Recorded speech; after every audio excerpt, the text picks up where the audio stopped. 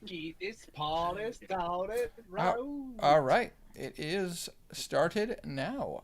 What is going on, my frosty friends? My name is Wintercasice, and welcome back to Discord Dungeons and Dragons with the Solaires. In this case, Tiny as Blue, Stray as Kazir, Walf as Garnan, my beloved wife playing Bimp Naughton. And of course, normally we'd have Herma here playing his character, but Herma is currently dealing with some weather issues and his internet and electronics being out. So we're gonna see, and fingers crossed he rejoins. Hey Winter, you never added the chat. I was just about to do that.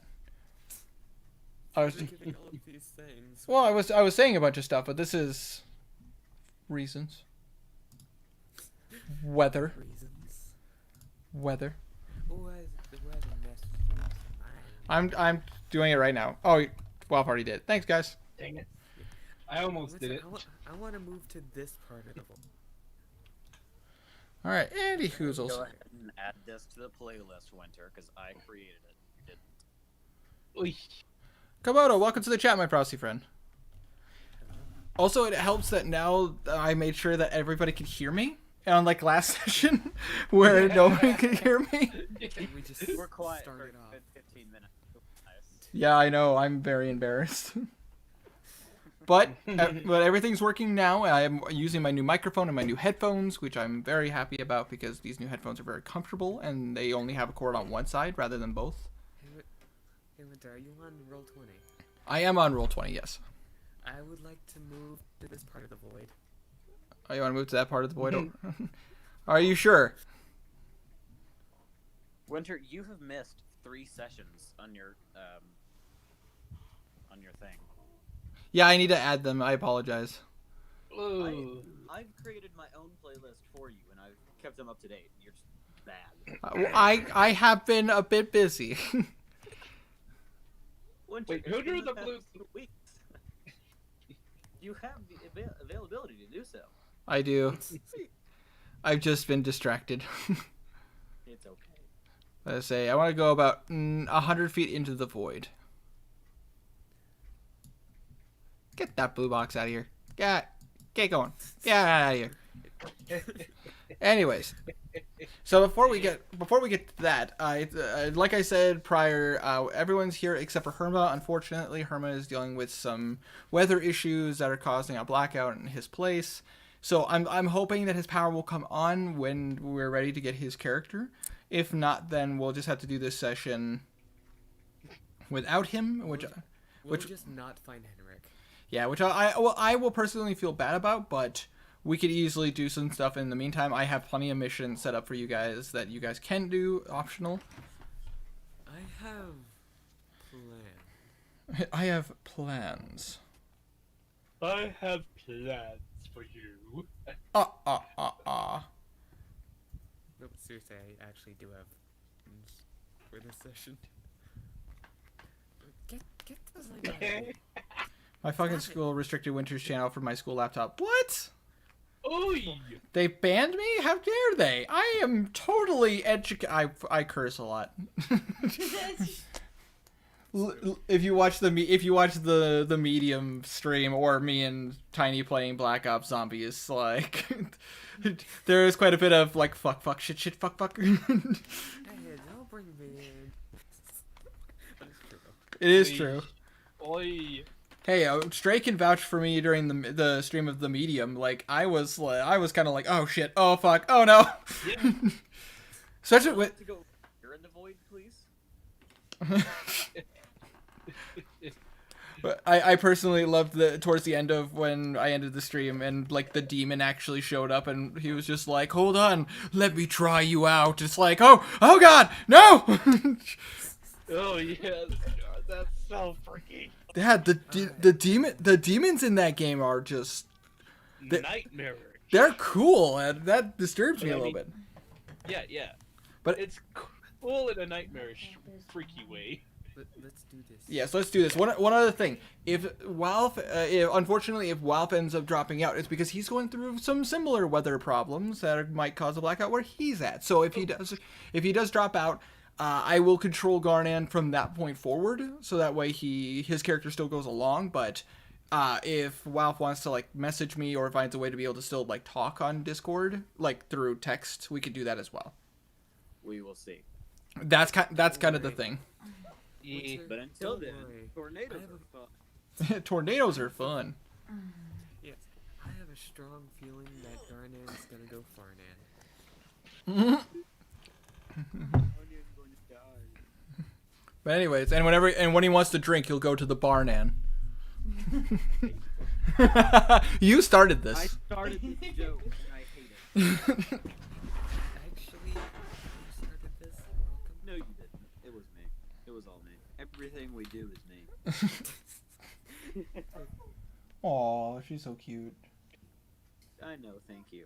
Don't know. There's a baby sleeping that's currently sleeping on Abby's chest. Okay, Winter, I know I'm cute, but you don't have to call me a baby. That's rude. Oh, babe. I still want to watch you. I still want you to play Monster. The Monster Prom. Oh, you want me to play Monster? Monster Prom. I would love to play Monster Prom again because I keep getting rejected, and also I still want to play Monster Prom Monster Camp. Do it, bro. I will, because then I get to play with my voices more. Yeah. I get to play with my voices more. And who's gonna win a third time? You shut up! Just because I got rejected twice. One because it didn't match the fan fiction she had in mind, and the other one because apparently I wasn't snooty enough. You gotta be more smooth. If you want to know more about that, you're gonna have to watch my Monster Prom series. It was fun as hell, but ouch. I was there. It was fun. It was fun as hell, but ouch. It was really funny though, and I really enjoyed it. But anyways, let's Because I got all the dates. shut up. Hey, Just because my wife can get a date and I can't. Anyways, last time on Let's- D&D. let's go ahead and get started.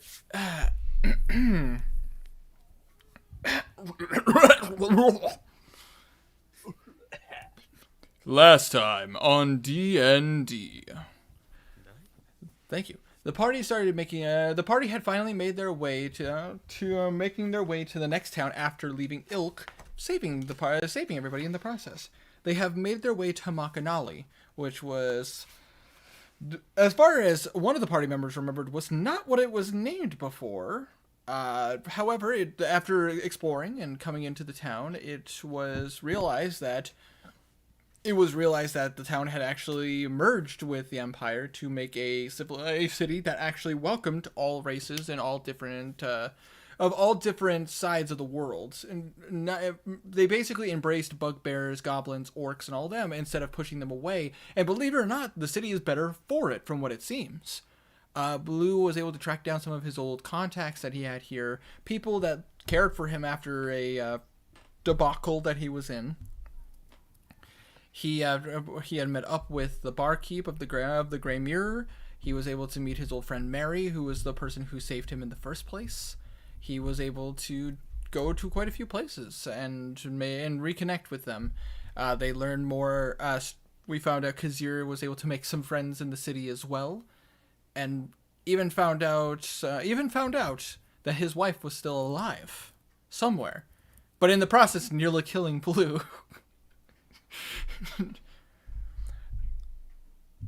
And at the end of the session, we saw that Skulven, the party's fighter, upon realizing his time was starting to come, decided to take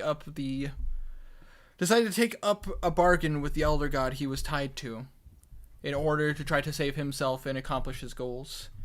Aligning himself with her, he became a Oath of the Shadows paladin, as well as being a fighter, which is a personal subclass that I created for the paladin. And the session ended with him running into the night, trying to complete his goals. And now we're going to come back into this. I would like everybody in the party to mute except for Walf. Oh, you know what? I'm going to change my profile picture for this one session. That's fine.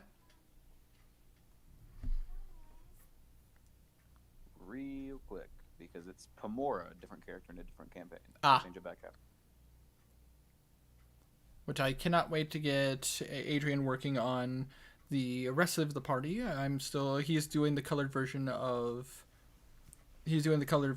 Knuckle right now, and I can't wait to see how that looks. Kill. But anyways,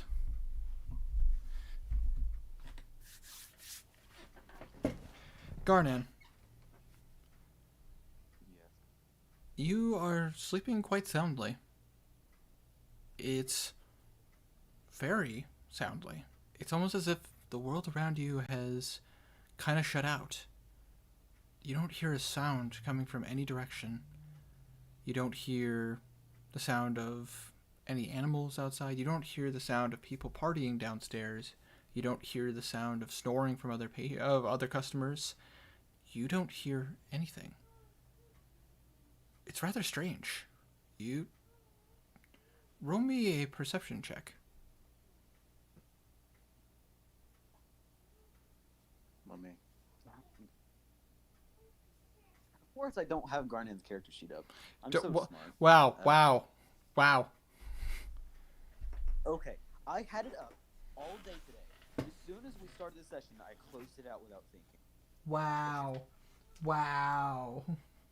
19. Don't feel bad. I actually need a certain book, and I don't have that opened yet. So don't feel bad. Yeah. Don't give me crap. Oh, I'll gladly give you shit. Screw you. Oh, I had it set over here, specifically for this. Oh, no. Let me just pull this open. Oh, don't worry. It's just something specifically for you. Here it is. Perfect. I just needed some certain things popped up just for my sake. Oh, this is gonna be fun. But with that perception check, that's a 17 plus. 2. It's a 19. It is too quiet. Your eyes jolt open. You try to say something. Nothing. You don't hear anything. What would you like to do? You're sitting in your bed now, and you don't hear anything. Like, you try to say something, and you can say, and nothing comes out. I'm in my bed. Yes. Can I see the door? You can, but with that higher perception, something out of the corner of your eye, you see someone in the corner staring at you. That's right by where the door is. It's a lot to the side. Do they look like they're looking at me? Yes, looking very intensely at you. And also with that high perception check, you notice one feature. You notice that the character is dressed in what appears to be like all black clothing. Maybe a few sashes, a few straps of leather that are kind of a darkish brown, but mostly dressed in black. A headband, but you notice that this person was wearing a mask. The mask appears to be that of a bird. A kind of like a plague doctor mask, but it doesn't cover the whole face. It's just like the eyes and then the beak going down towards its mouth, towards the person's mouth. Is this the Raven Queen? Nope. Not the Raven Queen. But the eyes. The eyes are not pupils. They appear to be light, like a whitish light, and there's like a whitish light mist coming off the side of the eyes. In your head, you hear, "Well, hello there. I knew you were in town." I narrow my eyes at the creature and think, who are you? Well, I do go by many names. You may call me Rashara. Do you need me to spell it? Do you need me to spell that for you? No, I didn't hear. You cut out because my internet going to do. Oh, I apologize. I'll repeat that for you. My name is Rashara. But Sure. yes, others. didn't- Go ahead. That was me. That? Yes, Cool. but many others know me as the Zetaruk. Fuck. Do you remember what the Zetaruk is? Yes, I do. Shit. She kind of walks a little bit towards you, but you noticed very carefully. She's now standing in the center of the room. I know who you are, Garnan. I've watched you from afar. We actually have very similar goals. She starts to look out the window.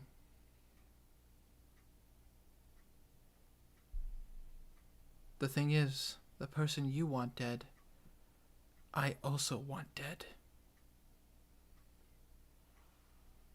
Garnan tries to hold it back, but a little smirk goes across his face.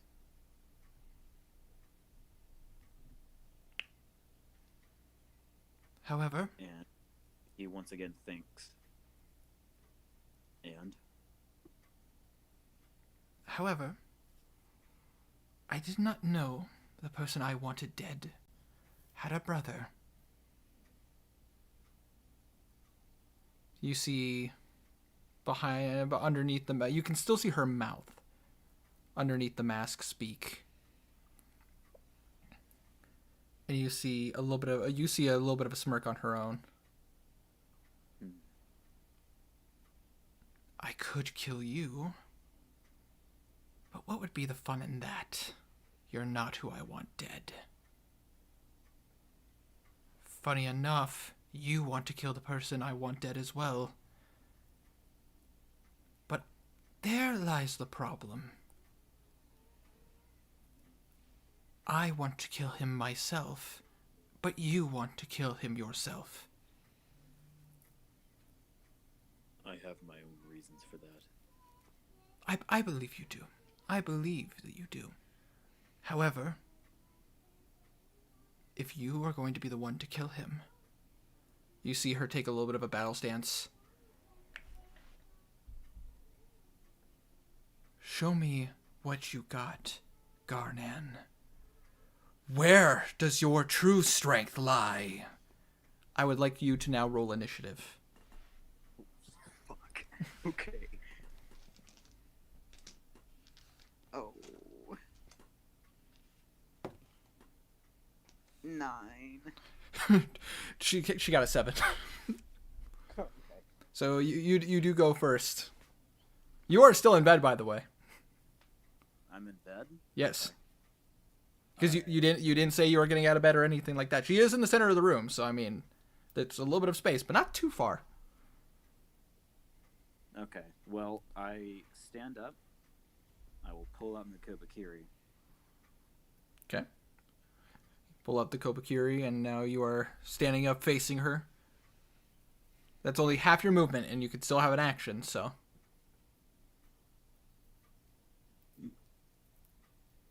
I do a growl, Okay. and I rage. All right. I remembered. You remembered. That's a good thing. You're going to need it. Quick question. Yes. What time was it? Based on, you're not sure. You only just woke up. Oh, okay. So I just woke up. Yeah, it's as far you've been able. I assume you probably looked out the window the same time she did. It's dark outside, so you probably assume it's probably the middle of the night. Middle of the night. Okay.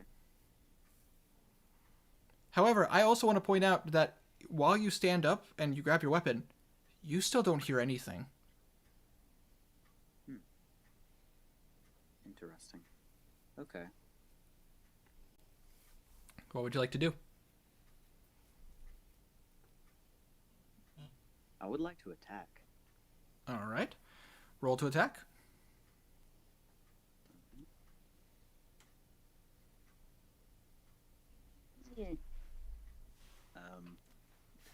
My phone's lagging. Why? That's a 14 with your what's your bonuses? Plus 7.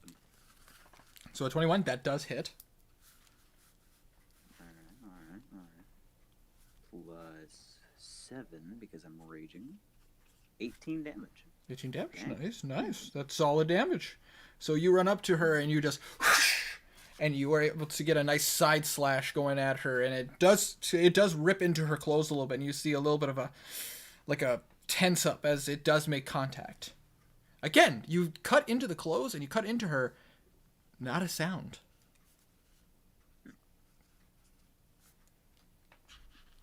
Could I be able to reduce this?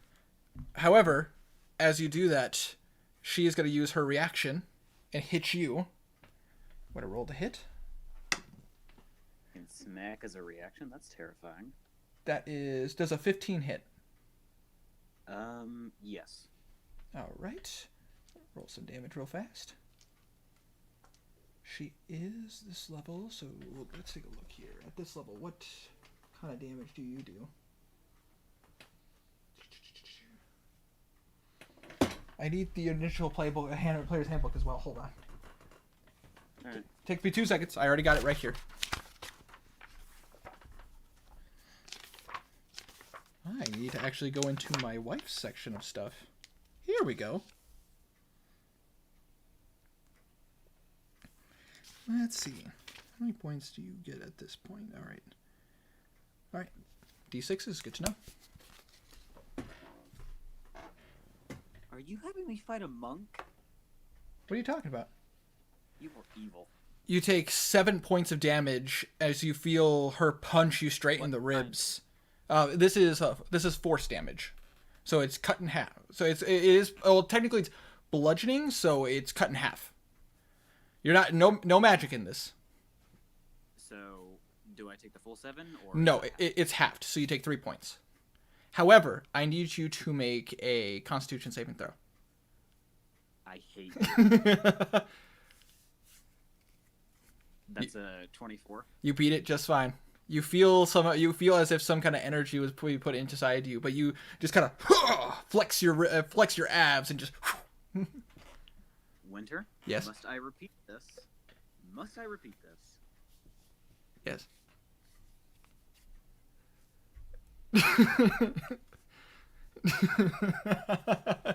Oh, I love this. But anyways, it's still your turn. You can still attack again.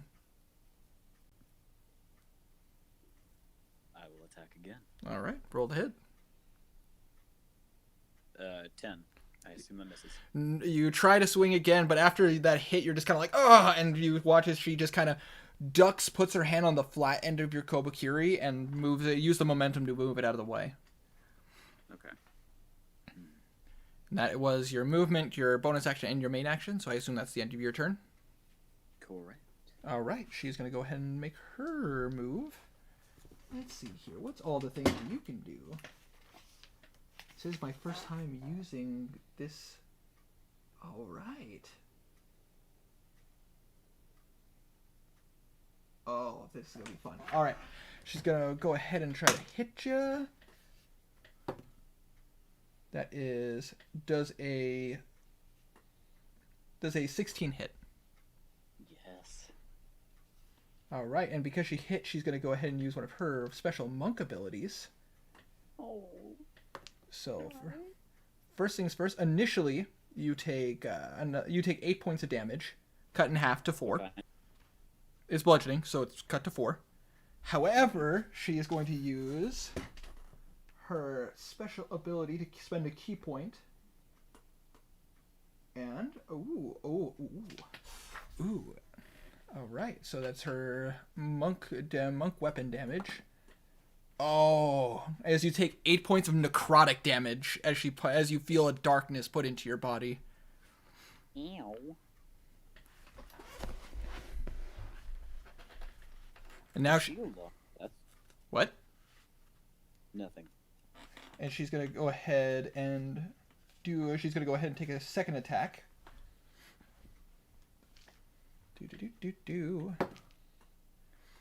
I'm gonna assume an 18 hits you. Yeah. All right. And Oh, low damage. All right, that's 6 points cut in half, so 3. And she is going to go ahead and use her bonus action to use patient defense. I don't actually know what that does. It means that she puts herself into a battle-ready position, so all your attacks have disadvantage against her. Well, that's rude. However, you're a barbarian. If you wanted to attack recklessly, you could balance that out to make that normal. But you would also leave yourself open. Yeah. Just She'll probably hit me anyways. So. Either way. up to you. Okay. Well, in that case. Just if you do use reckless attack, just let me know, so that way I can factor that in. So would every attack on that turn have disadvantage? I believe that is how it works. Let me just double check that real quick in my book, because I have the page open. Again, thanks to my lovely wife using this class. Alright. Oh, that's sorcerer stuff. What? Cover you up. Let's see. Nope, that's rogue. That's the stuff I use for... Yep. Can you cover her up? Yeah, I can cover up in a second. We're in a bit of a battle. You get in bed, sweetheart. I'll be right there. No, you won't. Yes, I will. You shush. Here we go. All right. Patient defense. You spend 1 key point to use a dodge action as a bonus action on your turn. Yep. So which means that would be the dodge action. So it would just be the next. It would be for the turn. So any attacks put against her would be at disadvantage. Okay, so all attacks on that turn? Yes. Noted. Okay. DM. I am DM. I have ruled it. All right. People can. My turn? Yep. People can at me in the comments. I'm going to look at one ability because I always have to do it beforehand because I never remember. All right. 1 second. No problem.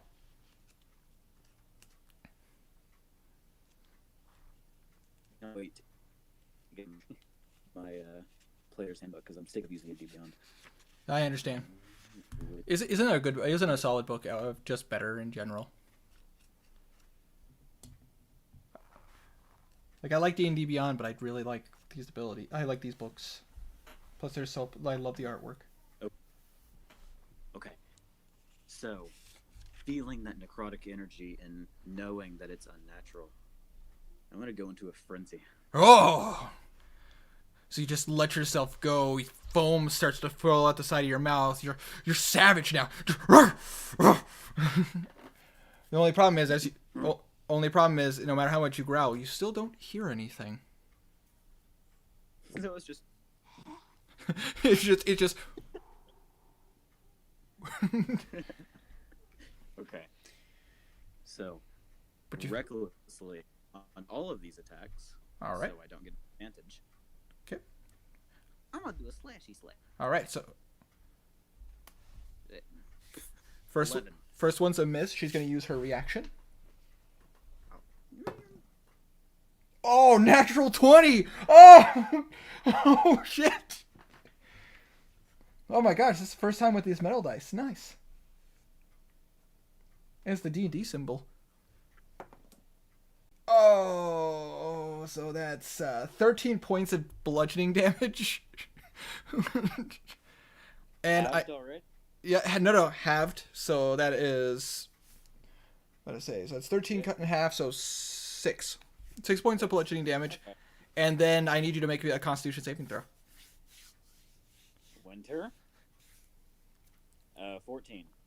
That does not succeed. As you go to hit her, she pushes the blade out of the side of the flat end of the blade away, and she goes for a punch straight to the sternum. And as you feel that energy go through you again, and then you start to get dizzy. You can't see straight. You are stunned. Oh, man. So unfortunately, that is the end of your turn. Because you can't do anything. I gotta remind myself what the stun condition does. The stun condition basically... hold on, I can pop that. I have cards for this. I have it right here, actually. I've got these cards for this exact reason. Here's the stunned card. A stunned creature is incapacitated. It can't take actions or reactions, can't move, and can speak only falteringly. The creature automatically fails strength and dexterity saving throws, and attack rolls against the creature have advantage. Yay. And it is until the end of her turn. Oh, wonderful. So she is going to go ahead. Well, she already had advantage, so it's not like anything. Oh, yeah, right. Because you're attacked recklessly. So she's going to go ahead and attack you. 21 will hit. That will be... Oh, meh. That's 7 points of damage, cut in half, so that's 3 points of damage, bludgeoning. And she's going to go ahead and use another key point. So she can use that ability again. How much damage did I take, you say? Or have you not calculated it yet? Oh. Actually, we're going to do this. She's going to, after hitting you, she is going to use she's going to use a key point to use a different ability. I would like you to roll me another Constitution saving throw, my dude. 9! Why, Avray? You feel that the darkness pull into you once again, but this time you feel sick. You feel like something has entered your system that it's not supposed to. Garnet, you're now poisoned. Oh, no. That just straight up gives me disadvantage. Mm-hmm. Why? She's going to go ahead and try to attack you again. That's a 2, so that's going to miss. Well, but she has advantage. Correct. That is a 16. That will hit. 11 points of damage, cut in half, so that's 5 points of bludgeoning damage.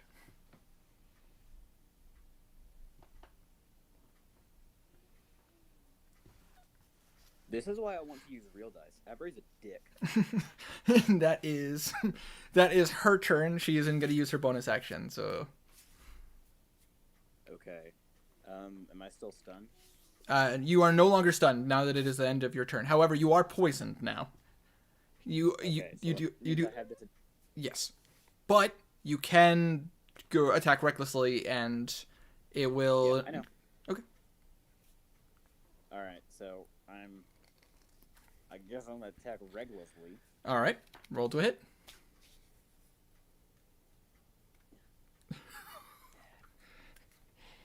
Can I get a new dice spot real quick? If you want to, in the meantime, I'm gonna roll for her reaction. 12. That does not hit. I'm gonna assume a 17 hits. Yes. That is 10 points of damage, cut in half, so 5. And I need you to roll a Constitution saving throw. I hate you so much. I'm sorry. Natural 20 is that, of course. You're just like, no. She tries. She once again. This energy seeps into you. You're just like, God, stop it, no. Screw the levitation. Screw your necrotic. Actually, with poisoned, would you have disadvantage on saving throws? Hold on. Nope. No. Attack rolls and ability checks, not saving throws. You're good. Actually, there is something I want to check real fast. With the frenzied condition. Let me pull up your barbarian stuff real fast. I think it's just... I think so too, but I just want to double check it because you... Hold on. Let me just double check this. Doing this for your benefit too. Okay. Alright, Path of the Berserker. Here we go.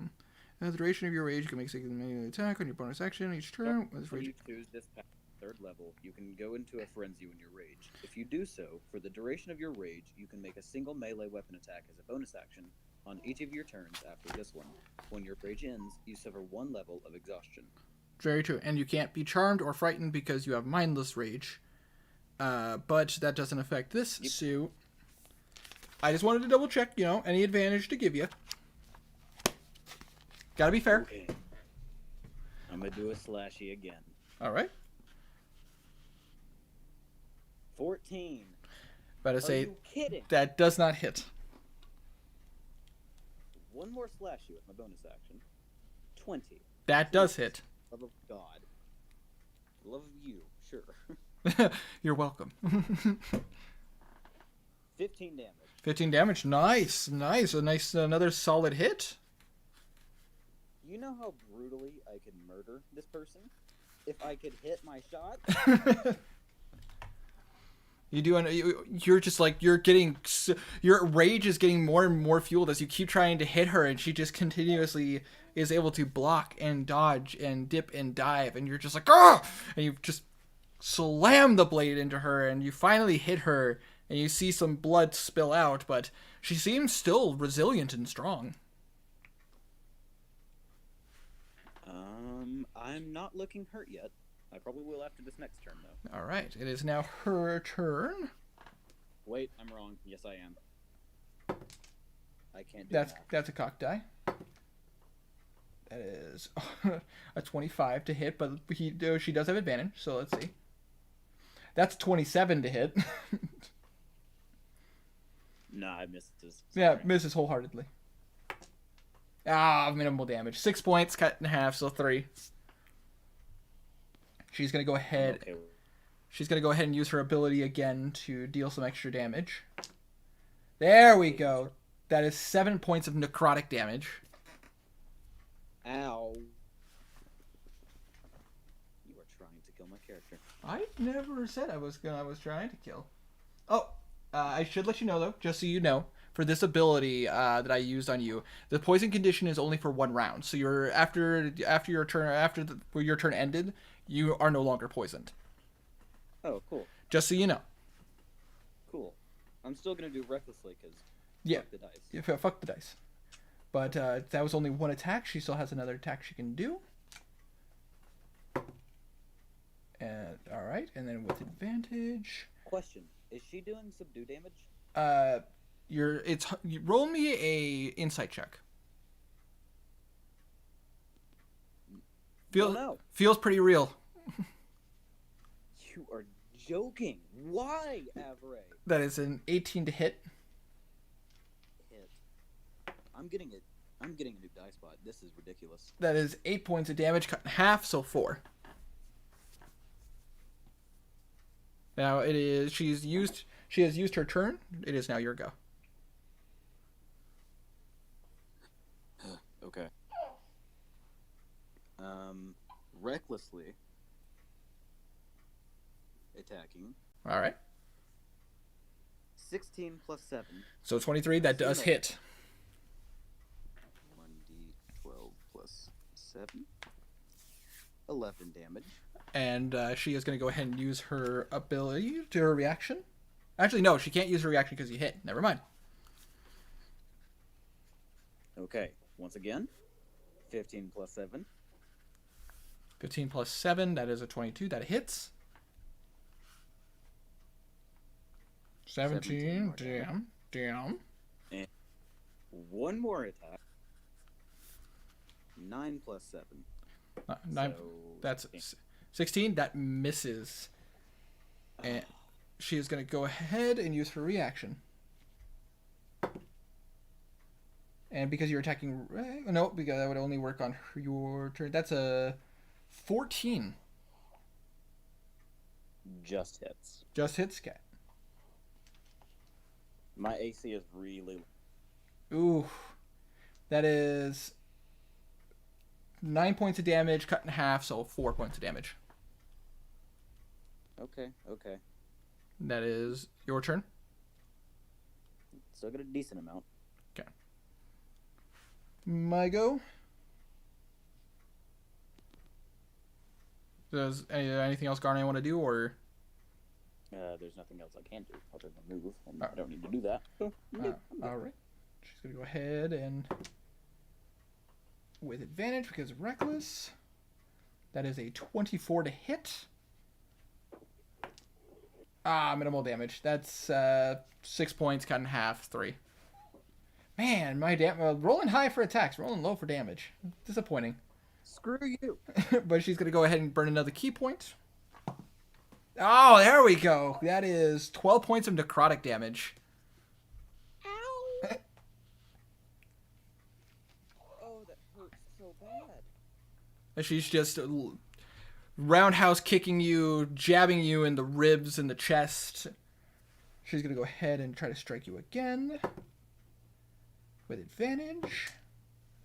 That is a 24 to hit. And that is 8 points of bludgeoning damage cut in half, so 4 points of damage. That all? Yep, that is her turn. Can I see what exactly she's doing? Is she studying me? Is she just fighting for the fun of it? You can absolutely roll me one more insight check. I'll give you that. I'm banned. You have no clue. I want to know. Actually, I need to check something real fast. You go ahead and you do your turn. I'm going to check something. I have most of her stuff right here, but there's one thing I forgot to write down. I just want to double check it real fast. I don't know what I want to do here. I'm really low on health. If I get hit once, I'm down. How beat up is she looking? She looks like she's taking some hits, but she still seems pretty good. Okay. So she still looks like she's sturdy and not... Yeah, she looks like she has some pretty solid hits down on her. Like, you cut her deep, but she's still good. She doesn't seem like she's bleeding that much. I don't think I could do this. So, what I will do... I will drop my rage and plunge the Kubikiri into the ground, taking a knee. All right. So you drop the rage. You immediately feel the exhaustion on your face. You put the Kubikiri into the ground. Again, not hearing a word. Not hearing a sound. You drop to your knee. Are you still facing her, or is your head down? When I first put the blade into the ground and took a knee, it wasn't, and then I looked up at her. You look at her. She looks determined. You see the glow in her eyes. Again, like light, light with mist trying to escape out the sides. You hear that voice in your head. Where does your strength come from, Garnan? I look her in her no-pupiled eyes. Trauma. Betrayal.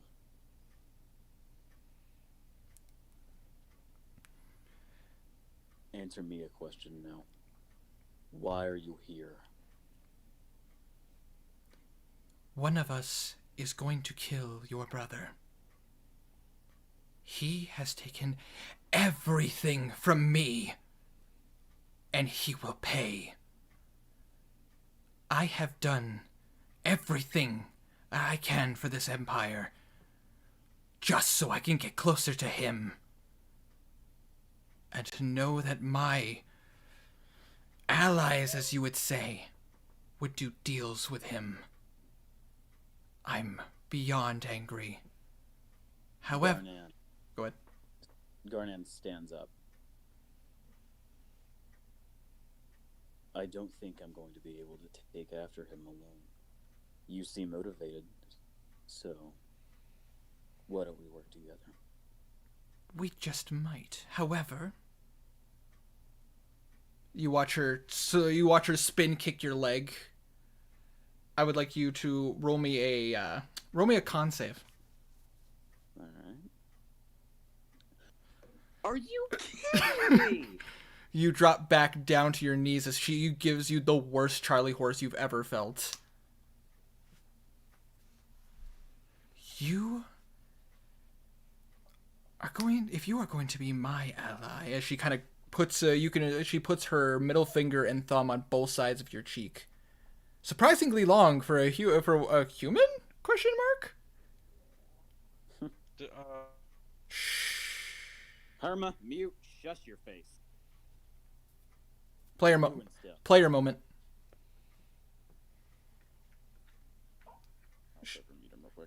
She lifts your face so that you are facing looking her directly in the eye. We can be allies. However, I have business in this empire. I am fucking your brother over every chance I can. You Good. You might be the one who kills him. But in order to do that, you must know where true strength lies.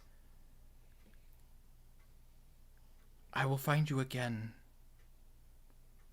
And when I do, we'll have a bit of a rematch. I hope by then, you'll know where your strength lies. She then spins, and you stuck your blade to the ground standing up, right? Yes. She spins. Yeah, that's a 22. That hits. And she slams her leg into the side of your skull, and the other side slams into your blade. Not the sharp end, the flat end. And you just feel this concussive damage to the side of your skull. It starts to go black. And suddenly... Best and just kicks my sword.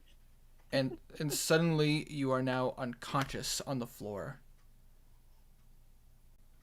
Was this a bad time to join back in? Yes, but just shh.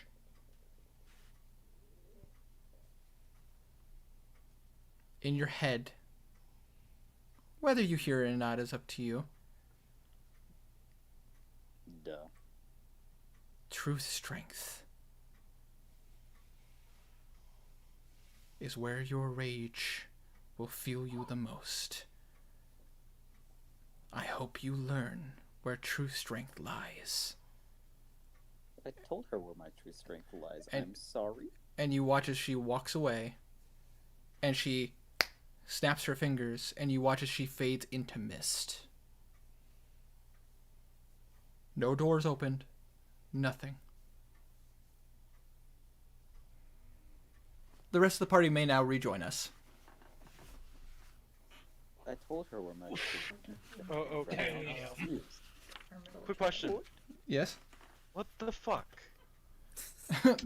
TLDR, Witch came in, wants Garnon's brother as much as Garnon does, basically. Whoa, we skipped a few steps there. Whoa. Okay. That's TLDR. Oh God. Stray. Wants to get... Hold on. Stray. Herma. Ouch. Garnon met the Zeta Rook. Angel of Death. Neato. She Yikes. wants Ezran as much as he does, for her own reasons. Alright. He came to What Garnon as... to test his true strength. All right, guys. You guys chat up for a second. I'm gonna go tuck my daughter in real fast. Okay, I'll be you right- do your dad. Yeah, you guys fill in Herma, everything that's gone on, and discuss amongst yourselves what you think. Oh, Lord. I But think I we think- could ban that dice bot. Yeah, No. I don't blame you. Hold on. That bot is Okay. freaking nuts. At times, it Nah. fucks over. At times. Now you roll well. Wait, guys, I can roll for the session. Oh, Wow. I think I got a 15 for this session. Yeah, I got a 15 rolling for the session. But yeah. I think Kazir is having a hard time sleeping because the entire room smells like burnt ozone. Yeah, probably because you Bozo? would It smells like burnt bozo? What happened? Ozone. Like when lightning strikes, you get that burnt ozone smell. That's really hard I don't to remember describe in Blue any other ways. exploding. I heard Bozo. Okay. Bozo burning. God, no, that's creepy pot. I don't remember Carnage's friend coming in. Shush. So, that wasn't supposed to happen. So, does anybody have a guess of what she was? Oh, The changeling. Changeling showing her true form. No, she isn't a changeling. No. To be honest, she was a humanish figure. Yeah, humanish. Yeah. But Someone describe her all the way out for me. I can do that real fast, just so you guys know, and in case anybody wants to take notes. She appears to be a slenderish female figure, dressed in loose black clothes. But I say she does seem to be wearing kind of a long sleeve, kind of tunic. Most of this is pretty tight to her skin. She does wear kind of a beadish necklace around her neck. She does wear a black and white headband, like a kind of like a belt that was tied to her head. She also wears a mask that covers her eyes, and then a beak that goes out from the nose to the nose, goes down the nose. She does not have anything covering her mouth, and instead of eyes with pupils, her pupils are clear. Her eyes look like light and mist escaping to the side. I think she's either an Azamar, or a feral tiefling. Quick question: Did we get a glimpse of her skin color? It appeared to be humanish skin, so like kind of a light tan. Kalishtar.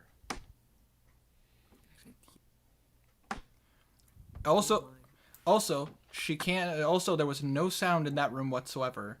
Garnet could not hear anything, but they were I am almost certain it's a Kalishtar. But they were communicating through the mind.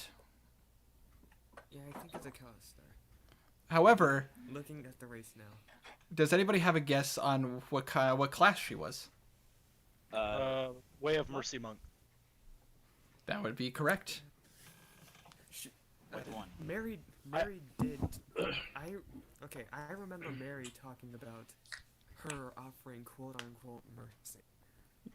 That was my hint. Honestly, the only thing that gave it away was the Raven mask. That's fair. I haven't played a monk. I haven't What, the Way looked of at the monk Mercy? class, so. Yep, Way of Mercy. I don't know. Yeah, Way of Mercy monks get a But- persona mask. Nice. Cool. Winter. What I was talking about was I believe that Kazir would have a hard time sleeping because the room smells like burnt ozone. Sorry, cleared my throat. But so just before we continue, wow, what did you think of that? I totally think I could have taken her if Avray wasn't such a little bitch. True. Quite possibly, you could have taken her. Be bad. But she actually still had quite a large amount of HP, so and a few more tricks up her sleeve. Yeah, basically Oh, because what do you think Avery about was that fucking you film? over, you had no chance.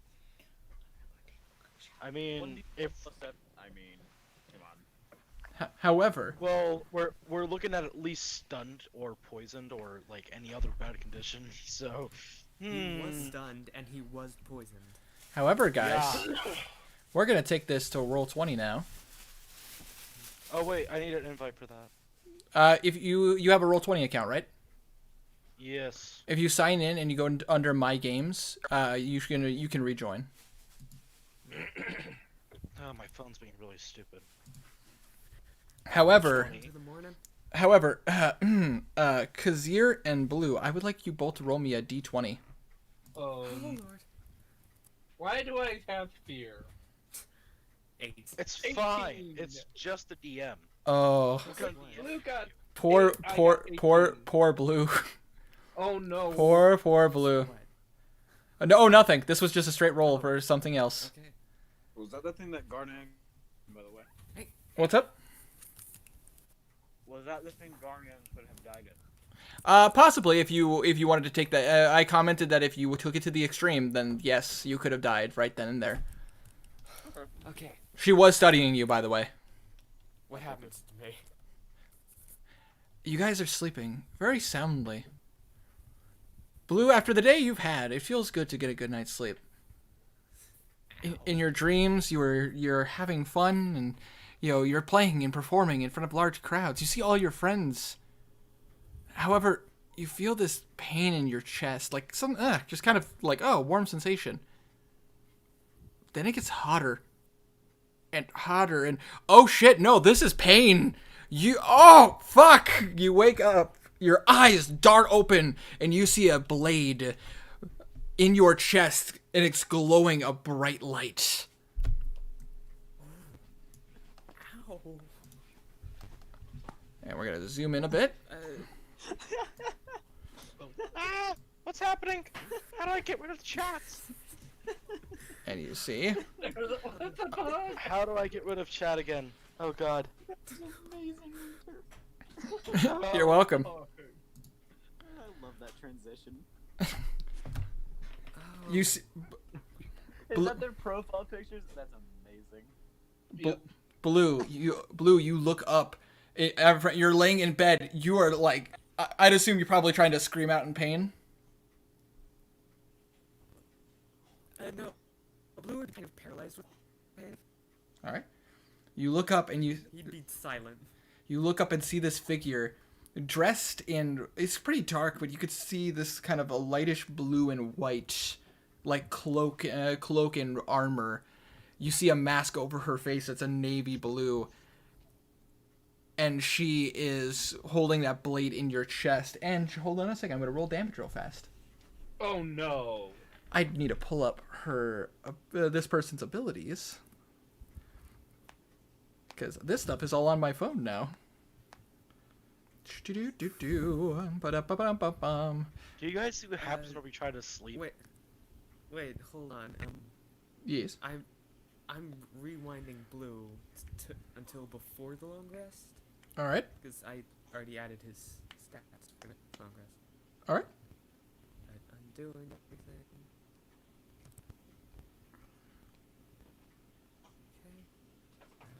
He is almost dead already. While he's doing that, No, I actually. answer there. What's up? I'm not actually almost dead. What was I supposed to answer there? Because I felt like what I said was the right answer. Oh no! What you answered is what your character would answer.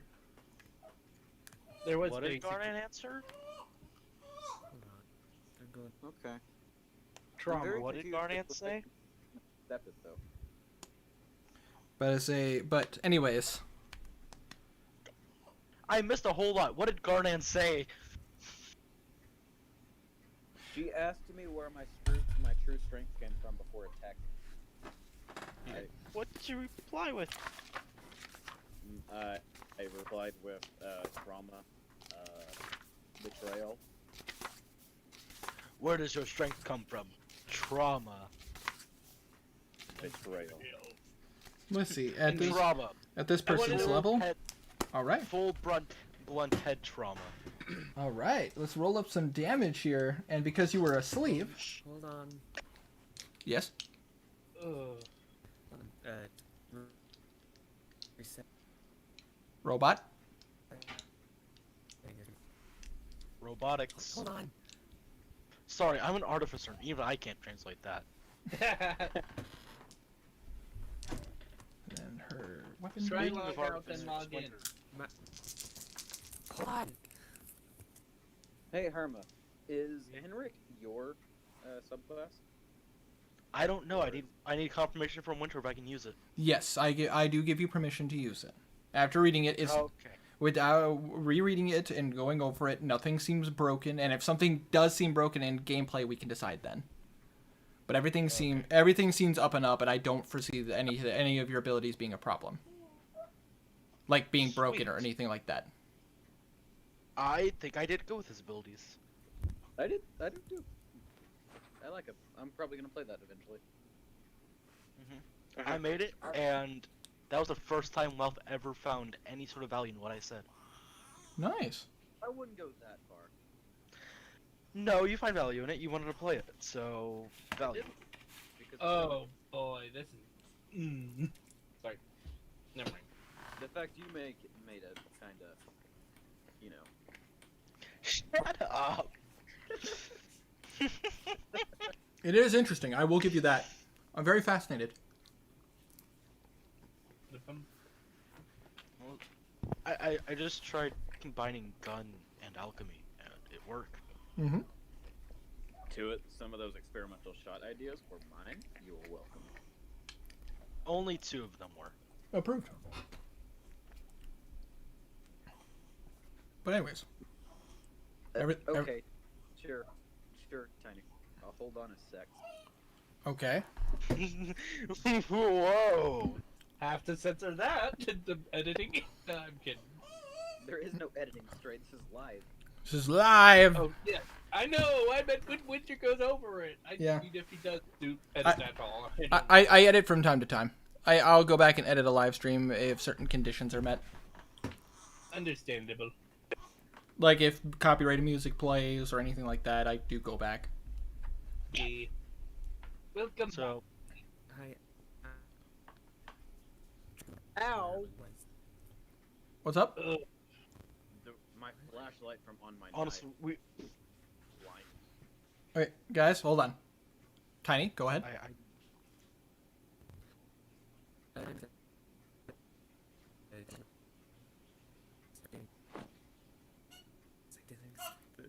You didn't expect this. No one ever does. For me too. Or for you guys too. But anyways, yeah, so Blue, you wake up with this white glowing knife that's giving off a little bit of a blue aura in your chest. You currently are going to take, let's see, 18 points of radiant damage in your chest. Oh. Okay, I have 45 HP. I remember, just trying to get my spell slots. Mhm. Back where it is. Hey, Karma. All right. me? However, Kazir, I would like you to roll me a perception check. Oh, good. I was hoping you'd ask for that. 12. Any bonuses? That's pretty high. Any bonuses to Oh, perception? Let me double check. I believe my perception That's perfect. is. Actually, I think he's expert in. Yeah, he has expertise in perception. So it's 7. Cool. Yeah. So- Perception plus 6. +6, so that's an 18. You're just kind of you're trying to get some sleep, and you're like, you feel a light kind of hitting you in the eyes. You just kind of lean over and look over where the light's coming from, and you see this hooded figure having a white glowing blade inside of your friend's chest. And with that perception, you do notice that she seems to be wearing some very light jewelry. Interesting. Can I Is my roll in loot a... anywhere nearby? All your stuff is based on the image you see on the screen. It's either in the chest or on your person, or on the side table. It's up to you. Blue. Always keeps. Hold on. Okay. I cast third level. Third level. Third level ghost. However, quick question: are there any verbal components with that spell? You never say. I apologize because of the fact that it is something that requires requires you to sing along with your. Oh. It does require verbal. You attempt to do that. Is all 4 of these speech? All the custom spells, to your knowledge, require verbal components. As you try to cast a spell and play your lute, not a sound is coming out. Blue, I would like you to roll me an investigation check.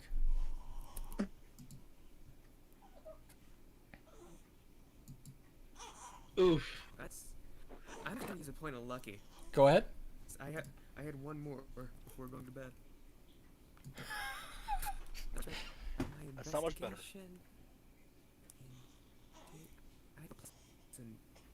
Hey, Winter, I just got a thought.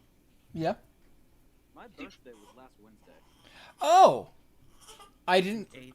I apologize. Well, in that case, for starters, happy belated birthday, my dude.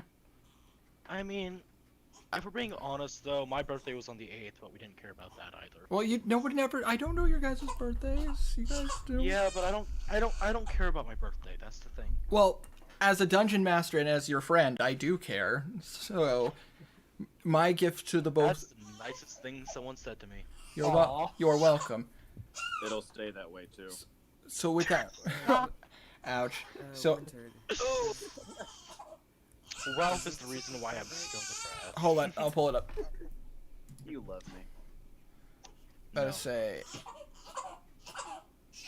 that is correct. Yes, I did award you a player inspiration for what you did with the demon because no, I was talking about the spell slots. yes, that is correct. He didn't get a full That is correct. He hasn't gotten a full rest yet, so.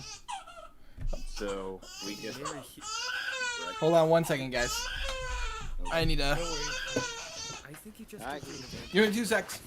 Talk amongst yourselves for a sec. No worries. I'm not sure how he rules out inspiration. I think he just gives advantage. Yeah. Inspiration gives advantage, yeah. Although in my campaign, I actually quite like the idea of giving it as a free nat 20. I think that's a little better. Well, you see, the thing is, in most other campaigns that I've seen, inspiration is rewarded very regularly to support good role playing. Yes. Typically, I mean, I'm not going to just go like, oh, good move there. Hey, inspiration. No, it's certain moments, certain things that you do.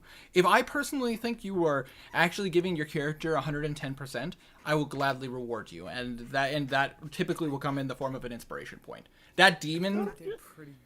Yeah. I did pretty good with blue. Yes, but because of the fact that it was both your guys' birthdays, for you, Ralph and Herma, I will gladly give you each 1 birthday inspiration. So Winter, my birthday is actually tomorrow as well. I have 2 because. Shut up. Hey, do I get another point of inspiration because it's my mom's birthday today? Funny. You each get 1 point of inspiration. Cool. Winter, Bacon. I'm playing Guardian 109%. I haven't gotten inspiration for him. Go ahead. I really want to know how this goes. Anyway, Can I cast another spell, or is that it? when you try to it would be your turn to cast the spell. But now that Kazir can see this, and you can see this, and the person is right there, I need you both to roll initiative. Okay. I was getting ready to attack anyways. That's a Question. 10. Oh, Garnet have fudge! gotten a long rest. Winter. They have not gotten a long rest. Would Garnet have by now? No, he would not have. Is this after Garnet? This is same Kind of time, nearing. but I say same time, slightly after. Okay. All right, so 3 health and a point of exhaustion. Awesome. well, she subdued you. Oh, right. I'm knocked out. Never mind. You're unconscious, and also Yeah. you wouldn't be able to hear anything anyways. Yeah, silence spell. Whoop-doo. But anyways, so it goes. Obviously Kazir and then Blue. Yeah. I got a 10. What did you get? Wait. Oh yeah. What do we add to the? It would be. Sorry, my It would. brain just- It would add your dexterity. Dexterity. Thank you. My brain just. Oh, so it'd completely be shut blue down on than me. Kazir. 6. Yeah. 6 dexterity. I think. Wait, no, 3 dexterity. Plus 3, so You that's a have a plus- 10. I. No. Yeah, blue would go first because whenever initiative scores tie, it's the person with no, Kazir. It- Because higher Kazir would dexterity go modifier, He not has higher 1 higher initiative. dexterity than me, but due Yeah. to the luck stone and Jack of all trades, I have a higher initiative. In that case, because of the fact that Kazir has a higher dexterity than you, Kazir would go first. Yes. Okay. All right, I was but thinking of his +4 initiative roll, not his but +2. before you guys go, the assailant got rolled higher than both of you. Dang it. We just rolled bad. You guys gonna die. Well, I Blue very might. much Mine's mind. Kazir. Awesome. Kazir's Awesome. not even. Been close to Zero. that. He's about to be. Just book out. Blue's the one with the dagger in him. All right. Not a dagger. She's gonna go ahead. Straight up glowing sword. She's gonna go ahead and pull out another. Sword. Well, it's not a sword; it's a dagger. Well, she's Oh, gonna she's gonna go ahead and pull out. I want to use every single fucking battle map Winter has. That is my goal tonight. You're not gonna be able to use all of them, but Yeah, you'll not you'll tonight, at No. least. but you'll be able to use some of them. Nope. I will use all of them. But anyways, as you guys about to say, she goes first, so she's gonna go ahead and pull another dagger from her side, and you watch as she just kind of stares at the blade, and almost as if triggered by her mind, the blade turns and starts to glow white, bright. The steel of the blade turns bright in a kind of a blue aura going around it. She's gonna go ahead. Go ahead. Winter, I'm sorry to interrupt you, but I just had this random thought. Yes. Would the Zeta Rope been able to read my emotions as well? She would have. I was about to say because of her abilities. Yes, she would be able to read your emotions. In that case, she would have known that Garnan truly had no interest in teaming with her. Fair enough. But either way, another bridge down the road. Anyway, yeah. Let's focus on what's at hand. Yes, please. So now she's holding a dagger in each hand. She's going to go ahead and use her main action to attack Baloo once again. Okay. And you are currently laying on a bed, so you are prone, so she has advantage. That's not a good roll. That's an even worse roll. Does a 17 hit? I'm gonna use cutting words. Does that require verbal? Hold on. I'm Yeah. looking. Music. Season. Yeah, I don't think Blue can. It I don't does. think. You can choose to use this feature. Yes, Tiny. Cutting words uses verbal. Yeah. Yeah, if he can't Anything that talk, has to he do with can't Bardic say words. Inspiration- Anything that has to do with Bardic Inspiration makes noise, so yep. Get barded out, you bard. The creature is immune if it can't hear you. Yep. Unfortunately, Stab right to the chest. you try to speak and try to say some disses and some bad words, but as you try to do so, I just kind of flip him off. it doesn't work. However, because she does have advantage, so she actually can use sneak attack again. Oh, wait. Oh god, is it a paladin rogue? It's a very special kind of rogue. Oh, fanatic, got it. That is correct. Yeah, I remember that. That was a really cool subclass. I'm glad you made use of it. I know, right?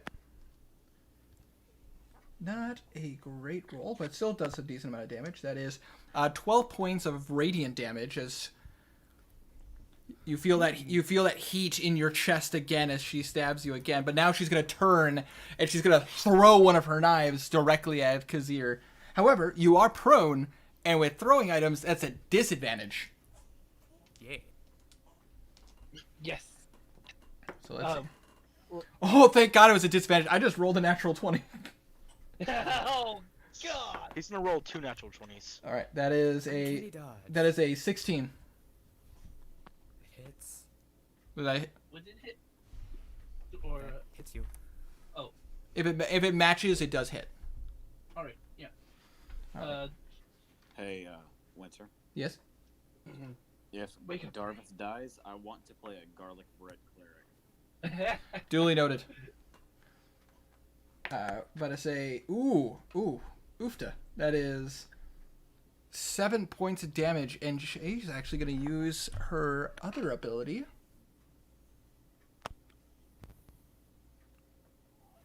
And she's going to use Stigmata on you. On Kazir or on Blue? On Kazir.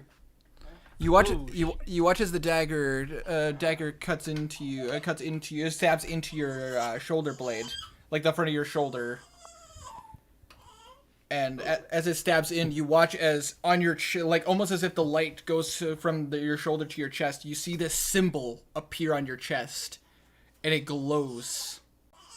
You have been marked.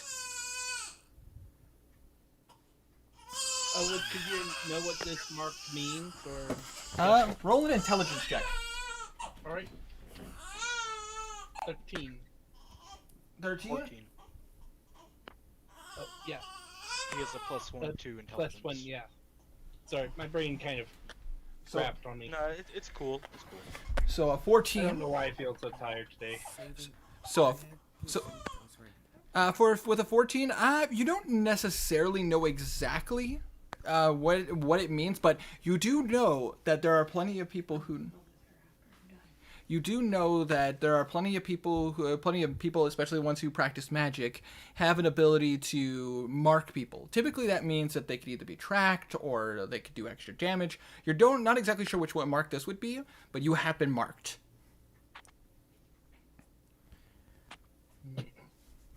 All right. With that being said, that is all of her actions, unless she wants to move, which she's fine. Kazir, you're up. Do I have to do an action to get my bow? Like you said earlier, that my weaponry might be in the box. I would say if you can walk over to it, I would say with a free action you can grab your bow, but you can only grab. But if you want to attach your quiver, that would take an action. So you'd have to only pull one arrow at a time. Oh dang.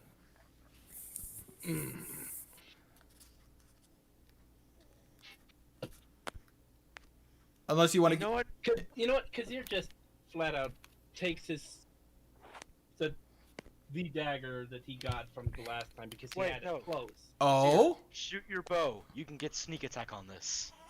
No, she knows. She sees him. Kazir. But no. Can't. Blue's within 5 feet. Oh. Oh I yeah. I am fighting. I am engaged. You are engaged. You are engaged. But anyways, Kazir takes the dagger that he got from last time and tries to attack her. Just like head on. Just slash at her. Just grab the dagger and Yeah. head on attack. Yeah. Oh. I believe I made it so you can move Kazir. So if you wanted to move her, move Kazir. There's a little thing. Wait, we should be Tasha's using Cauldron roll. added. Wait, should we use roll 20 for rolling dice? No. For dice you can use Discord. That's fine. But Okay. Just something I'm pointing out right quick because I know Kazir hasn't read the book. In Tasha's Cauldron, they added a thing where if you don't move, you can get advantage on your attacks as a rogue. Oh, Yeah. cool. Just saying, Blue has 15 HP. But yeah, that was Kazir's roll. all right, which was. Two plus. Natural 2. However, if you are going up and trying to stab her with your dagger, that you do have advantage because you'd be flanking. Oh yeah. Roll again. Cool. Wait, didn't Thank you say flanking was a +2 bonus? Oh, that's true. Oh, you know what? Hold on. Let me check something. Actually, Do it well, again. flanking itself is an Oh option. yeah. I was using And Sneak the +2 attack. bonus. Advantage or +2? hold on. Let me double Well, check. So, as far as my Really, knowledge goes on this, Oh. flanking is a optional rule. You do not have to allow it, and it does give advantage in rules as written, but it's a homebrew rule to allow a +2 instead of advantage, so it just feels a bit less wargamey. But the initial says advantage. I like the way the book, that it says Critical Role advantage. does it. In that case, we will follow the book in this particular case. So I would say advantage. Oh, Again. thank goodness. Don't mess up. 12. Yes. A little bit better, but I have a feeling it's not 12 high plus enough. 6. Now, So 18. my only question is, Kazir, Yeah. did you attune to this weapon? Oh no, I don't think I did. He wouldn't have enough time to attune. to the Well, yeah. this is later in the night. Oh, So yeah. I will say, and you got this midday. So I will leave this up to you on this one, Stray. Would your character have attuned to this knife? He had time. Would Kazir have known what the tuning is? You do have a magical. You have seen magical items, so you do know what attuning is. Okay, then yes, Kazir would have attuned if he knew that it needed to be done. All right then. This is going to be fun. Oh no! Then allow me to DM you the effects of this dagger. Oh! By the way, no, Kazir sees blood leaking out of the side of his mouth. Oh god! Hold on 1 second. He's been hurt. It's fine. It's just a flesh wound. Just a flesh wound. A mere flesh. Hey, Good Golden strong is voice. gone. Get the arrogance out of here. I'm being arrogant for Blue, not for my own character. Jeez. I want. Blue isn't arrogance. Yeah, He no, is. No, He's a well, bard. It's kind okay. of in the quota. Well, I mean, not arrogant. There's a difference between prideful and arrogant. Pride comes with doing something, whereas arrogance is, oh, I lifted this pebble, I can lift a mountain. I totally No, arrogance is trying to kick a boulder to make it stop, okay? Good point. That was a good point. That wasn't even arrogance. That was just stupidity. Arrogance is also thinking that because you were able to stop a boulder with the help of a magical ally, that you can stop a boulder going down a hill without a magical ally. Again, just stupidity.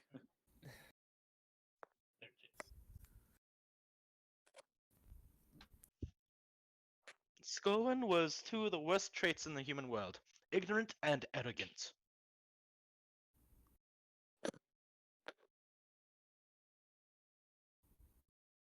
I will not miss Golden. I don't think anyone will.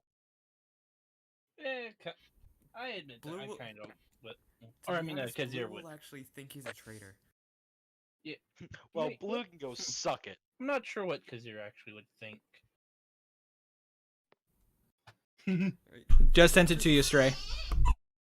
What I does see this it. Garnet doesn't care.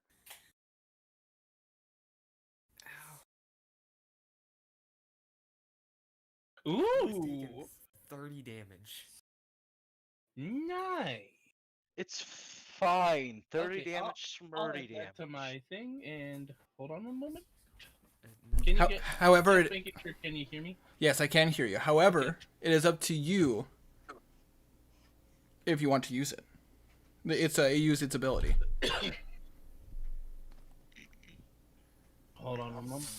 You do have advantage on this, and he isn't currently encountering with an enemy, so you do get sneak attack. Yes. Yeah, yeah, hell yeah. I got a feeling I'm gonna need to use that power. So you want to burn its effect? Yeah. Okay, well, let's start off with your sneak attack damage. All right. So Sam, because you're using a dagger, Oh wait, I already because rolled because, that. because you're using a dagger, it is a D4. So, I'd like you to roll me a D4. Okay. 4 plus 3d6. I'm trying to make sure how. Let- Yay. I'm let- trying to make sure I remember how to do this. no, it's all good. Let's start off with semicolon R Semicolon- 4D, yes. right? No, Okay. one D4. Semicolon R, 1d4 plus 3d6. Well, let's do this one thing at a time. So Yeah. Okay. R Sorry, my 1d4. brain's kind of- So 2 points of damage plus your 2 points of damage plus your dex, so that's 5. And then Yeah. now you can roll 3d6 for your sneak attack. Whose cat is that? Well, could you please mute whenever you're beating off your cat? All right, so that's 9 extra points of damage. So that is a total of 14. Now, because you're using your weapons effect, roll me the dice. Excellent. Alright, let me just make sure I get this Why did you say 3D. that? Why didn't you say this? right. 3D. Perfect.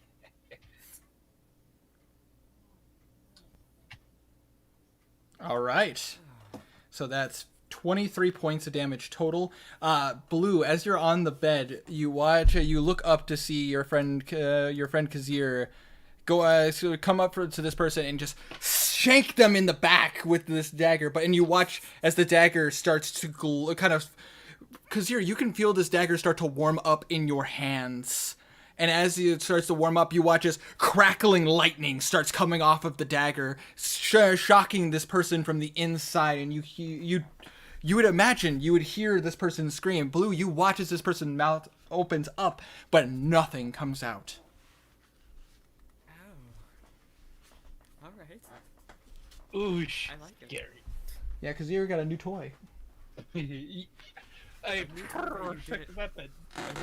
A new toy that you didn't tell Blue about before. Well, I got it just, at the end of the stuff, so it wasn't, different topic. He got different stuff from the one guy and That's a decent the amount of dagger damage. from the others. It's a decent amount of damage. Decent amount of damage. Yee.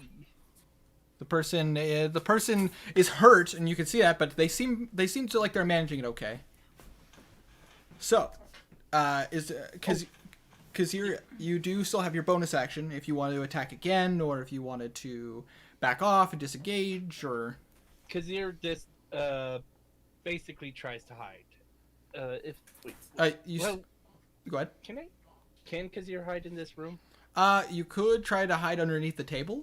However, you used half your movement to get up, and then you had to use the rest of your movement to get to the person. So I would say that you don't have any more movement. Leave me. Then I guess kind of ends the turn because I don't think. Wait. Can Kazir throw Blue one healing potion? I would say with your bonus action, you could easily reach into your pocket and just lob Blue a healing potion. All right, Kazir does that. All right. As you stab into this person, you watch the lightning crackle. You just kind of reach back into. Oh wait, you wouldn't sleep with your bag, so unfortunately, your potions aren't on your person. Oh yeah, so I wouldn't have done that. You guys aren't even wearing armor right now. Yeah, good point.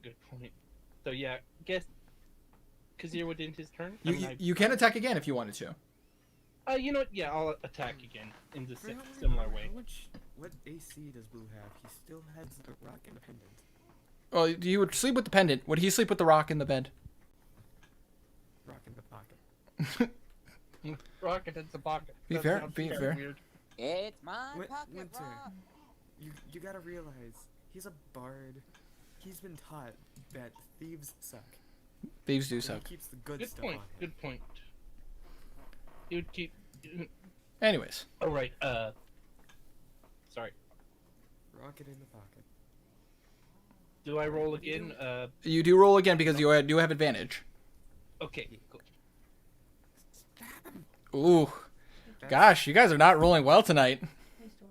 Kill the A3, however you say that. Kill it.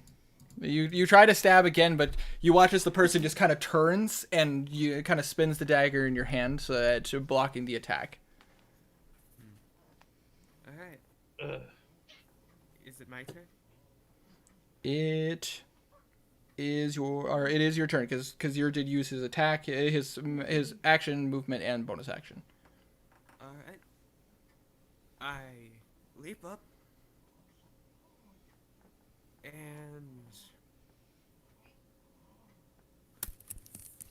I'd like to cast Eldritch Blast. Actually, no, that's too close for that. I still wanted to say that. Eldritch Blast. Eldritch Blast. Eldritch Blast. Eldritch Blast. Oh heavens, Eldritch Blast Blast. of the Eldritch. Eldritch Blast. Blast of the Eldritch. See how the shampoo. I want to cast my blast for the Eldritch. I'm looking for Blast him with my anything- Eldritch magical powers. Sounds good.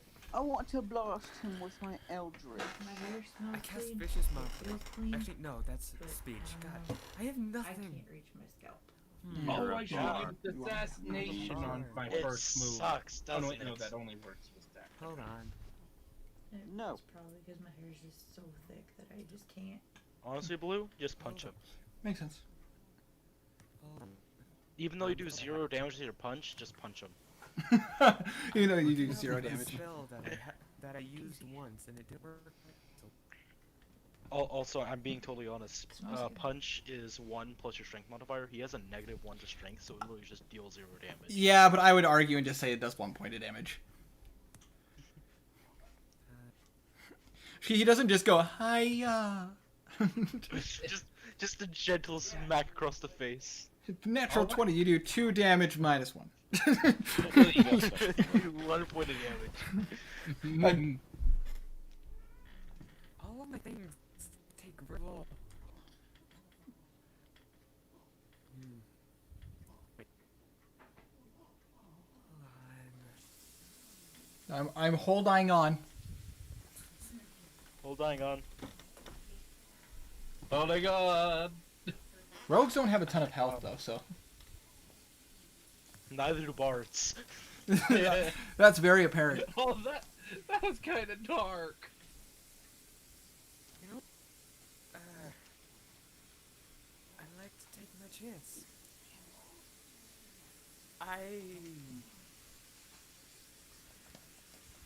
I'd like to reach into. You'd like to? Is there any? Is my bag nearby? Would you have? Like, Would you have put your? hanging up on the side. All right, that's perfectly fine. About to say the chests are there if you wanted to store your items there. If you were the one kind of person that would keep your bag like next to the bed or anything like that, that's fine. That's what normal Right, people would do. I reach in, pull out my rapier, All right. and I like to poke him in the butt. Yeah. All right. And you are currently, and this person is also. Are you standing up now? I am standing. Are you standing on your bed? I am standing on my bed. Sir, we do not affiliate with that kind of business in our establishment. Get out. Alright. Oh, hey, what'd you like that? He stands up and bonks his head on the ceiling, dealing 1 point of bludgeoning damage. Ow. Natural 20. Wow. Holy buckets. In that case, roll me some damage, and remember, all dice rolls are doubled. Hold on. What did he pulled roll out for? my rapier. Oh, rapier. Yeah, rapier. It's 1d8 plus 2. Also, Karma, welcome to the chat.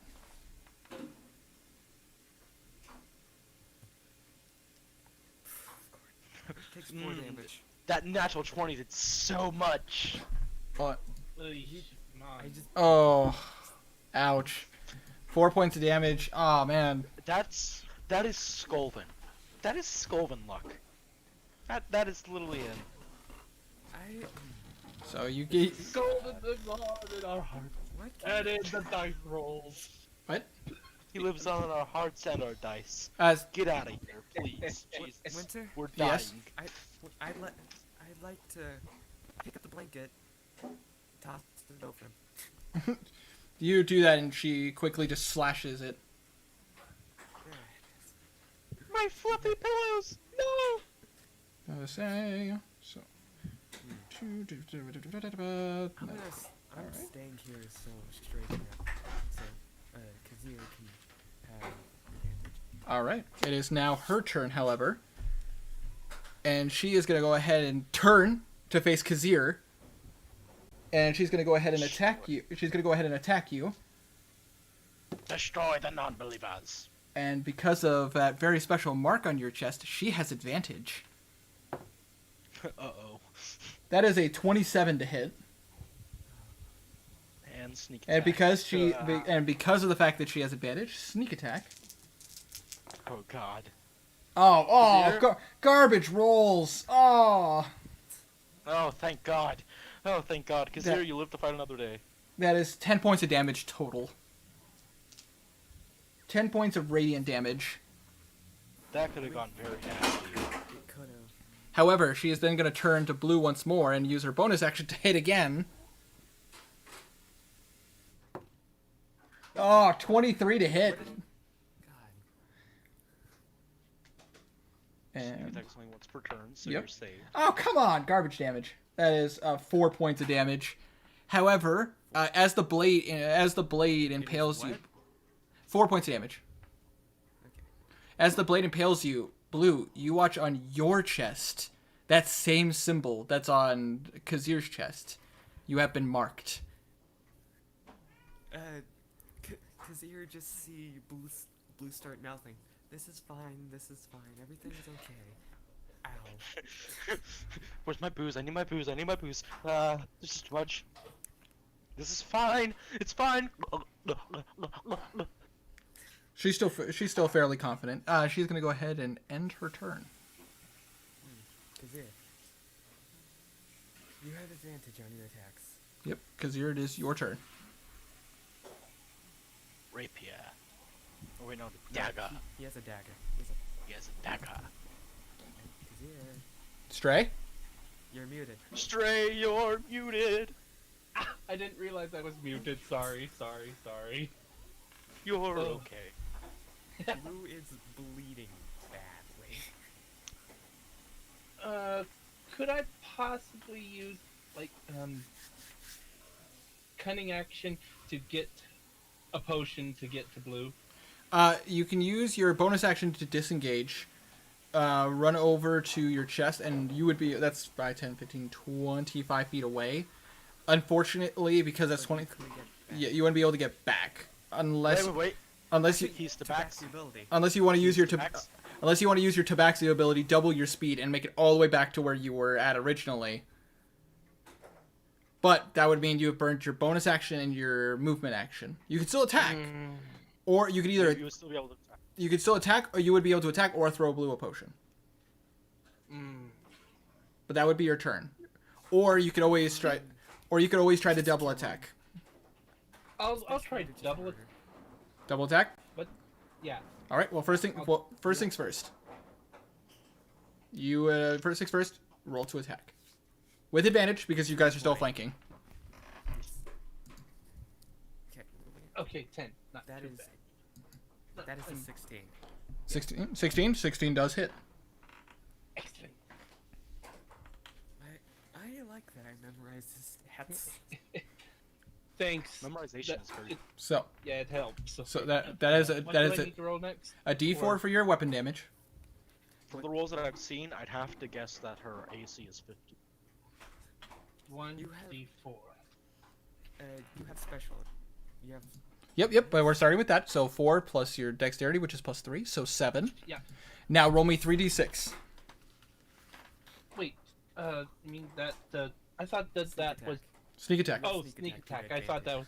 No. weird. Yep. Your weapon. You've already used the weapon's effect, but you still get your sneak attack. D3. you're welcome. Wait. Sorry. What did you want me to roll? Your sneak attack, which is 3d6. 3. All right. Nice. 11 Not too bad. 11 points of damage. 18 Nice. points. Took a total of 18. Nice. As you, Kazira, as you stab into her a second time, you actually get a little bit closer to some more of the vitals, and as you do so, though you see blood starting to come out, and you could actually see her starting to cough and struggle with this. Again, you guys don't hear a word, hear anything. This room is silent, but she does seem bleeding quite a bit. Hey guys, you're being a bit quiet. Is everything okay in there? But however, Kazir, you can attack again if you wanted to. Yeah, definitely. And you do still get advantage. So it's the same exact rolls I did before. Yeah, right? so 2d20. So 120. Then Didn't know Eldritch Blast required a verbal. Oh, yeah, you gotta say Eldritch Blast. 1d4. A lot of spells require you roll. have- You gotta roll 2d20. Roll again. Wait, what? Yeah. Hold on. You have. Oh yeah, I get. 20. Sorry, You I'm still have advantage. tired. You're good.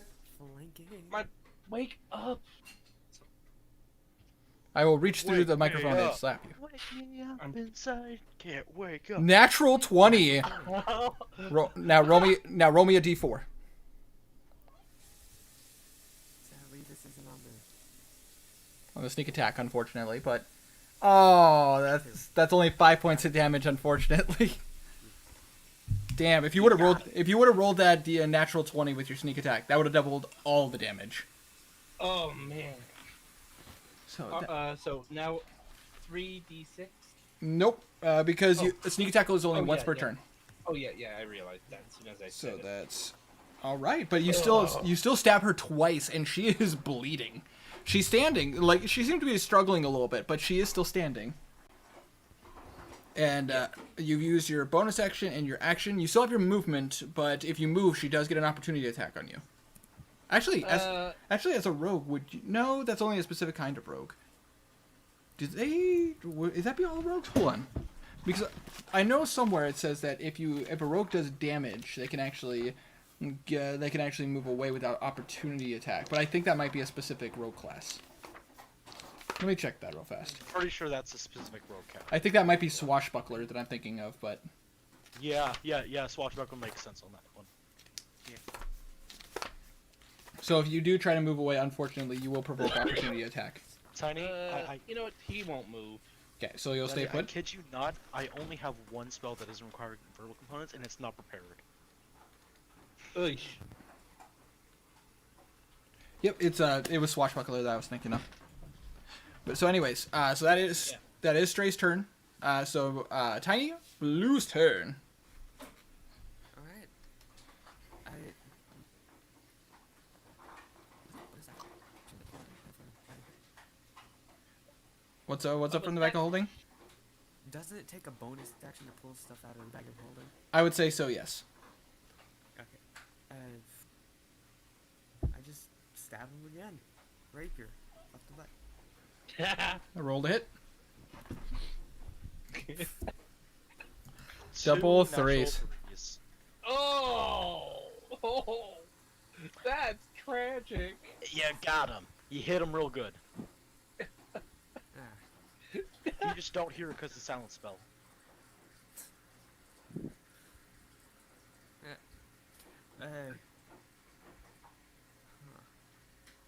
All right, but that is your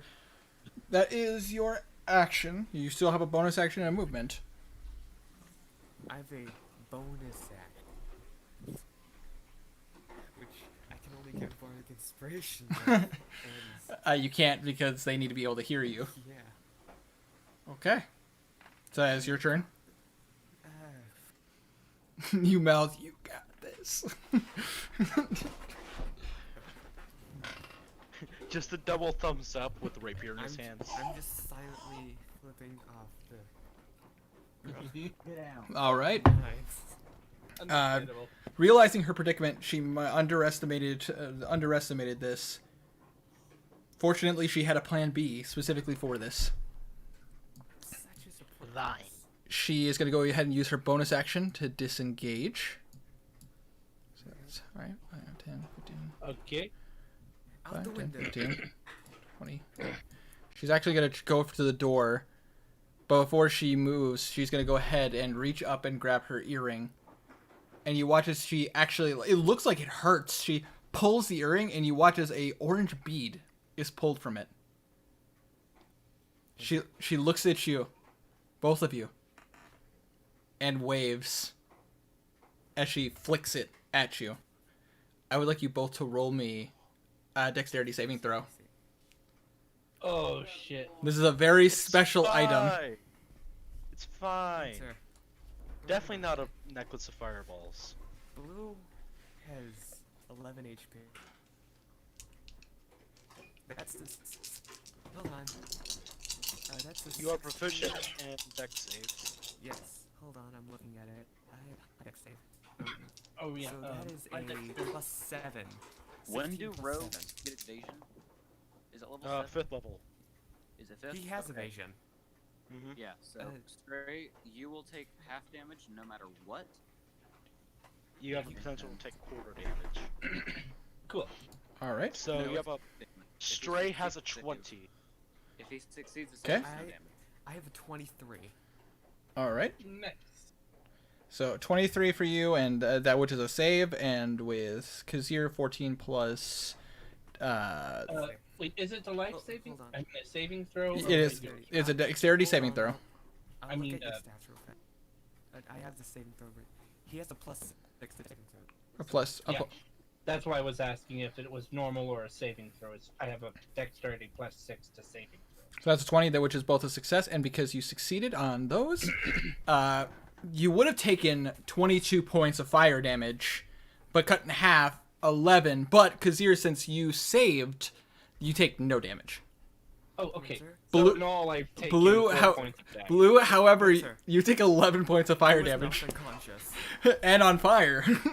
Yeah. As a explosion of fire happens. Hey, don't you roll it the way that if you take exact damage, you're not bleeding out, you're just unconscious? If you were at exactly, exactly 0.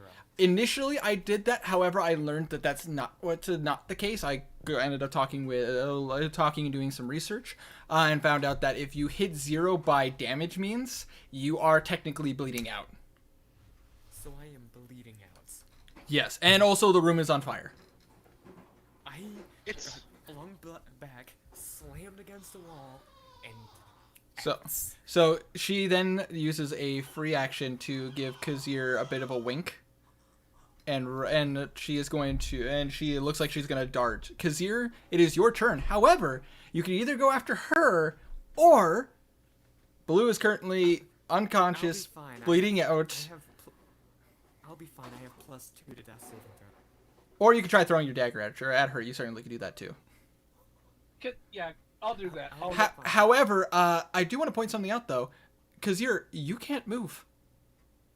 Wait, what? You used your tabaxi speed. Oh, Winter. yeah, I did. You are incorrect. You Oh. cannot use it again until you take. So the way that works,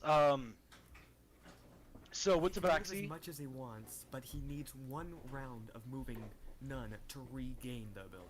Oh, fair Yeah, enough. Yeah. Fair enough. so he can do his 30 feet of movement. He just can't do the 60 feet until he takes 1 round of not moving. I have 2 Tabaxi characters on the ready. Fair enough. Well, either way. So that would, I apologize. I misread it. So in that particular case, Yeah. Kazir, you could either chase. You can still chase her down and try to attack her, take her out, whatever. You do your thing. Can I try to throw my dagger at like her neck? You could certainly try. Fingers You know what, crossed. bud? Roll to hit. Oh wait, what's that roll? That's a 19. That's a 19. That does hit. Excellent. So that's a D4 plus your dexterity modifier. Okay. So 1d4 plus 3.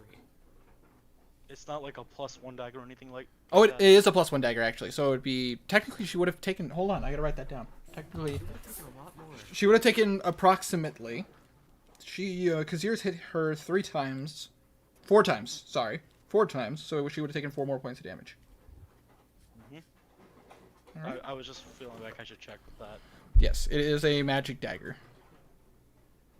Blue takes 6 points of damage. 6 points of damage. Nice. You throw it and you watch as it spins and it slashes the side of her neck, and you watch her grip it as blood is dripping. She is hurt, but she's still standing. Better than she ever did. She's looking like a true survivor. The song She's is feeling like a copyrighted. But how This is copyrighted. material. It's not copyrighted. It's different lyrics. So, anyways, Kazir, if you wanted to, you could easily chase her down. You could start trying to claw her. You certainly could do that. Or again, Blue's right there. Just I'm cat fine. claws. Would Dart. Blue and would Kazir be able to tell how close Blue is to death? Oh, I'm fine. Yeah, he looks 50-50. Oh, alright. No, 50-50. Oh, all right. I'll go chase her. no, I was gonna. Kazir just Blue- kind of Blue looks growls fine. at her and looks at her like, next time, as he Oh, runs and to dragging the get ballsy. Shut up. As he runs to get his potion to give to Blue. All right. So quickly goes We in. all said chaser and you didn't. Hey, you know what? Sometimes, hey, Hey, Kazir would. Blue could have rolled. Blue could have rolled a natural 1. Wait, Kazir, Imagine being a That's your team knife. player. no, she didn't grab the knife. The knife is probably like on the ground behind her or stuck in the Yeah, wall. it literally it slashed her. It didn't stab her. Ah, So- I I thought you 1, said you 2, grabbed 3, it. 4, 5. Grab So at the cut. It's Grabbed the wound. wound. Yeah. grab. Imagine being a team player in a team-based game. That's I not. want that's to not- roll just to see what I get. All right, go ahead.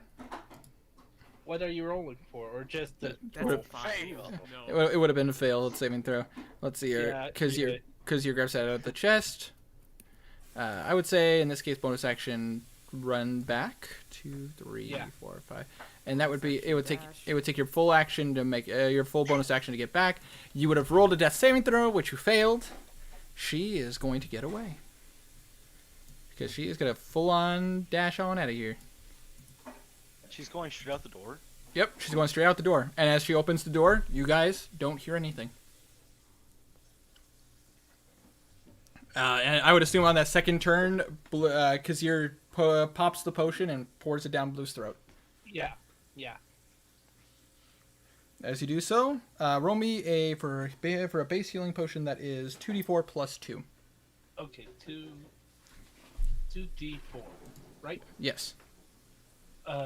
Plus what you said? Plus 2. Okay.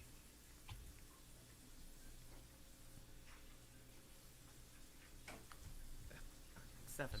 All right. So Yeah. It's not you bad. you It's feed not bad. you give Blue the potion. Blue, you wake up and with this, as you feel this energy through you and just. But I just want to point out the room's on fire. I'll just go back to sleep. It's fine.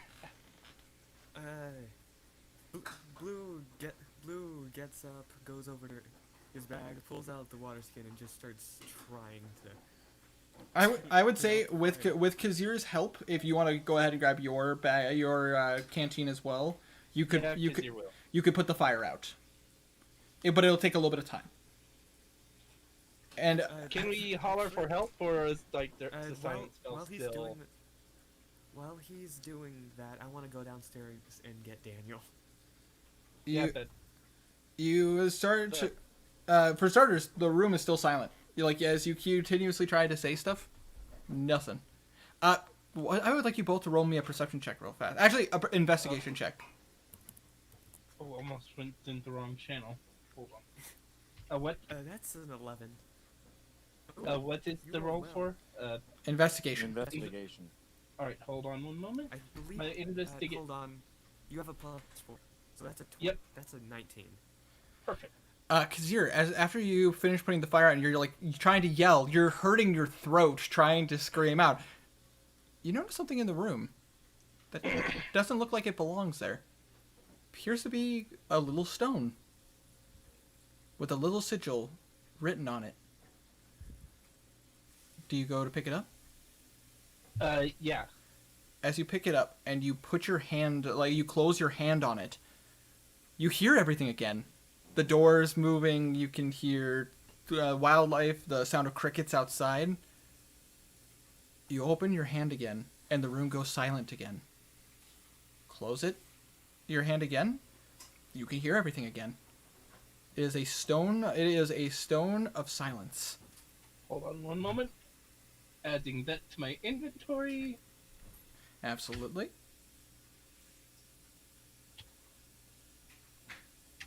Okay. And Blue is going to get Daniel looking hurts.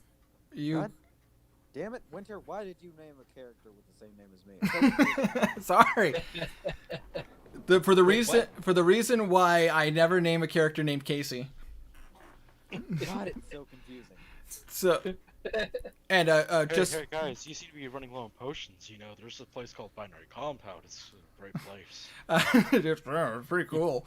I heard there's this cool guy there with white hair. He kind of looks like Geralt.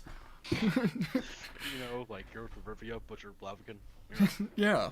But anyways, just so you know, and you can write this down, Stray. The Stone of Silence.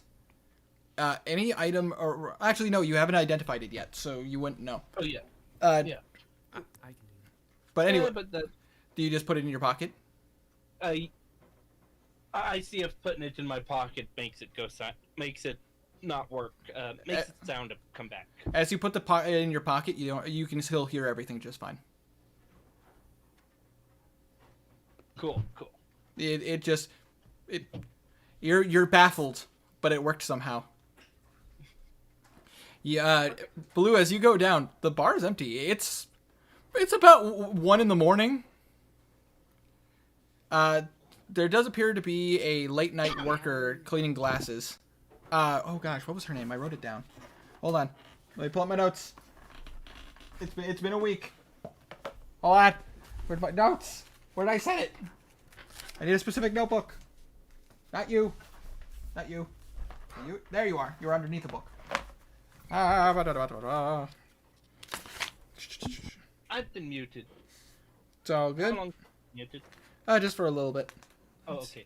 Let's see here. Yato, Tanaruk, listen, Isaac. Yo, that's all past town. Tuanina. Let's see. Tiny Rick. just disconnected, by the way. Oh no! Well, Let's I'm see not here. just about a few seconds ago. Super Dragon. And welcome back. Event Orc Tribe. Oh gosh. Blue. I was nerd. Tiny. What was the name of the assistant for Daniel's? I believe it was Sarah. Sarah. There we go. I have a list of names right here, and Sarah, the one that went back and waved at Blue as yes, Blue. I appreciate that. I have her name on here. I didn't write right where she worked underneath it. That was my bad. Daniel's coworker. Blue comes down, bloodied, burnt. You see, she's just cleaning glasses, and she's just like, "What is that smell? Oh my God, Blue!" And she walks over to I you, didn't and sleep very well. as she runs over to you, and she's just kind of like looking you over, like, "Oh my gosh, are you okay? What happened?" You know you're famous. People want you dead. Oh my God! And you watch. That sounds like Blue. Wait right here. I'll go get the guards. As you watch as she runs out the door. And I'd say within the next, 5 minutes, you see 2 guards come through the door. 1 orc in, full chainmail armor. And you see what appears to be a human, early 20s, but also in chainmail. And you watch the orc go up. What seems to be the problem? Are you okay? Where's the threat? They escaped. I woke up in my room with a knife in my chest. Ow. Have a seat. We must speak. I'd sit down. He turns over to he turns over to the human. Thomas, go check other rooms. You watch as Thomas just goes, "Absolutely, I'm on it." Blue speaks out in or it was a masked lady. She somehow made the room silent. You see his eyes open up and he nods. And he responds in orc. I know what this is. I appreciate you giving me information. Is there anybody else with your party that might be in danger? No names. No one. No one at all. Can't think of no one. Not a single soul. Perfectly There's a fine two- here. There's a vaccine in the same room as me named Gale. Gale. Me and him managed to escape. Chase her off. Don't worry, Thomas will go find your female friend.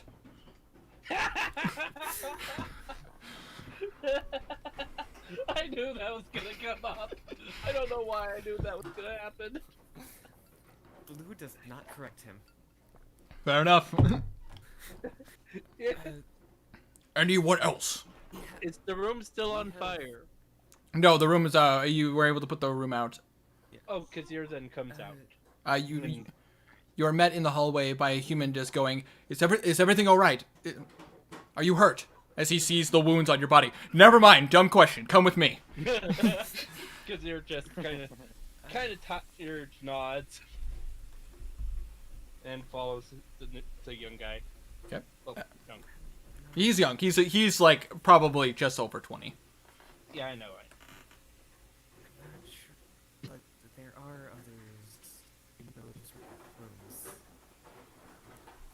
Thomas, check other rooms. Make sure everyone okay.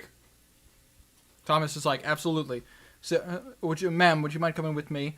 Absolutely, I'll come with you. No problem. Thomas, Blue pulls out his lute and,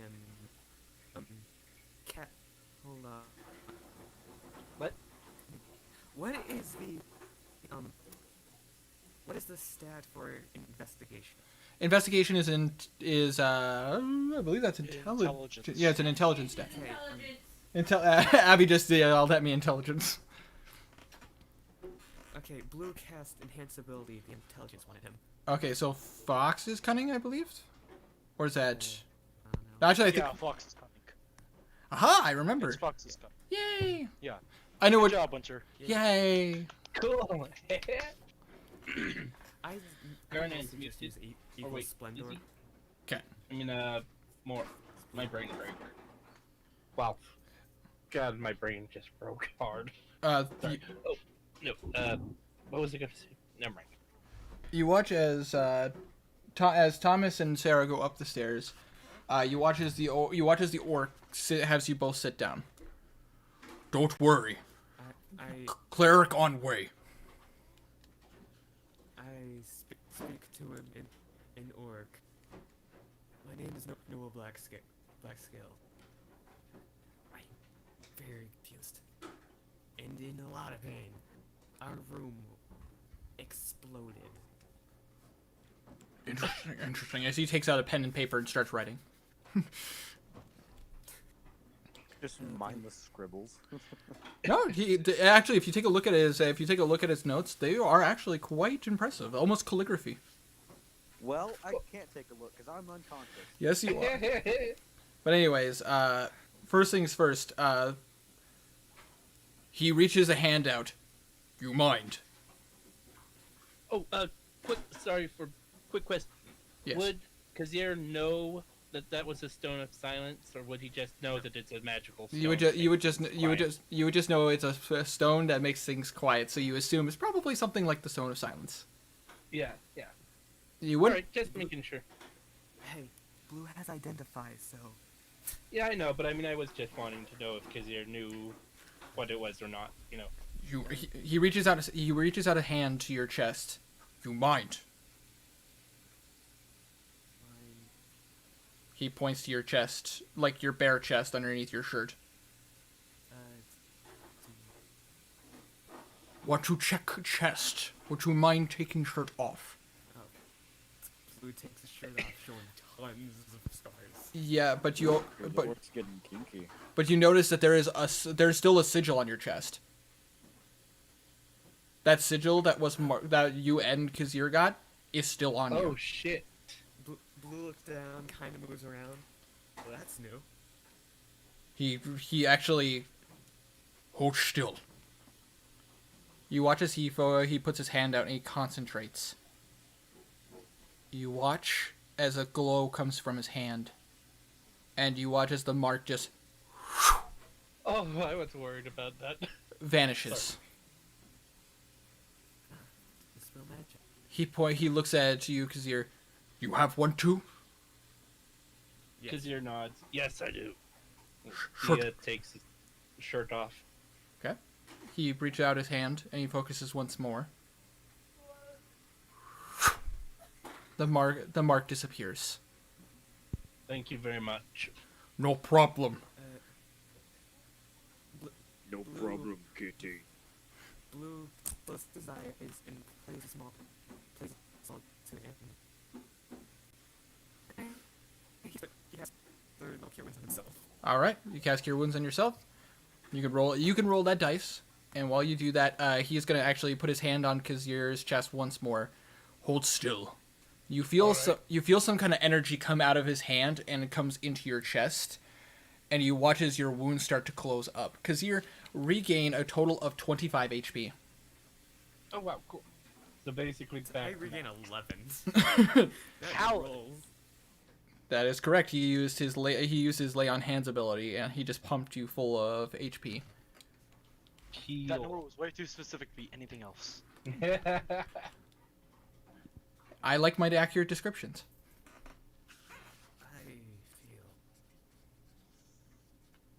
You need heal? I mean, I did get a knife to the. Si, senor. He slams his hand down on your shoulder and casts Cure Wounds. You take 1 point of bludgeoning damage in the process. Just, Hold on. Ow! Ooh. Gain 17 HP back. Nice. Hooray. Thanks. No problem. You are lucky to be alive.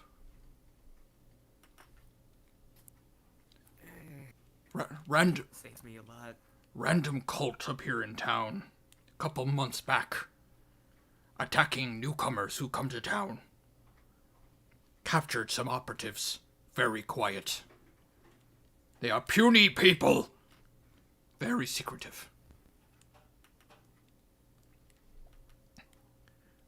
My question for you, just to verify, though what I've seen has verified for me, but just in case, the blade that they wield, was it glowing? That's what it looked like. Blow. Yep. Damn. And it got away? Yeah, it was.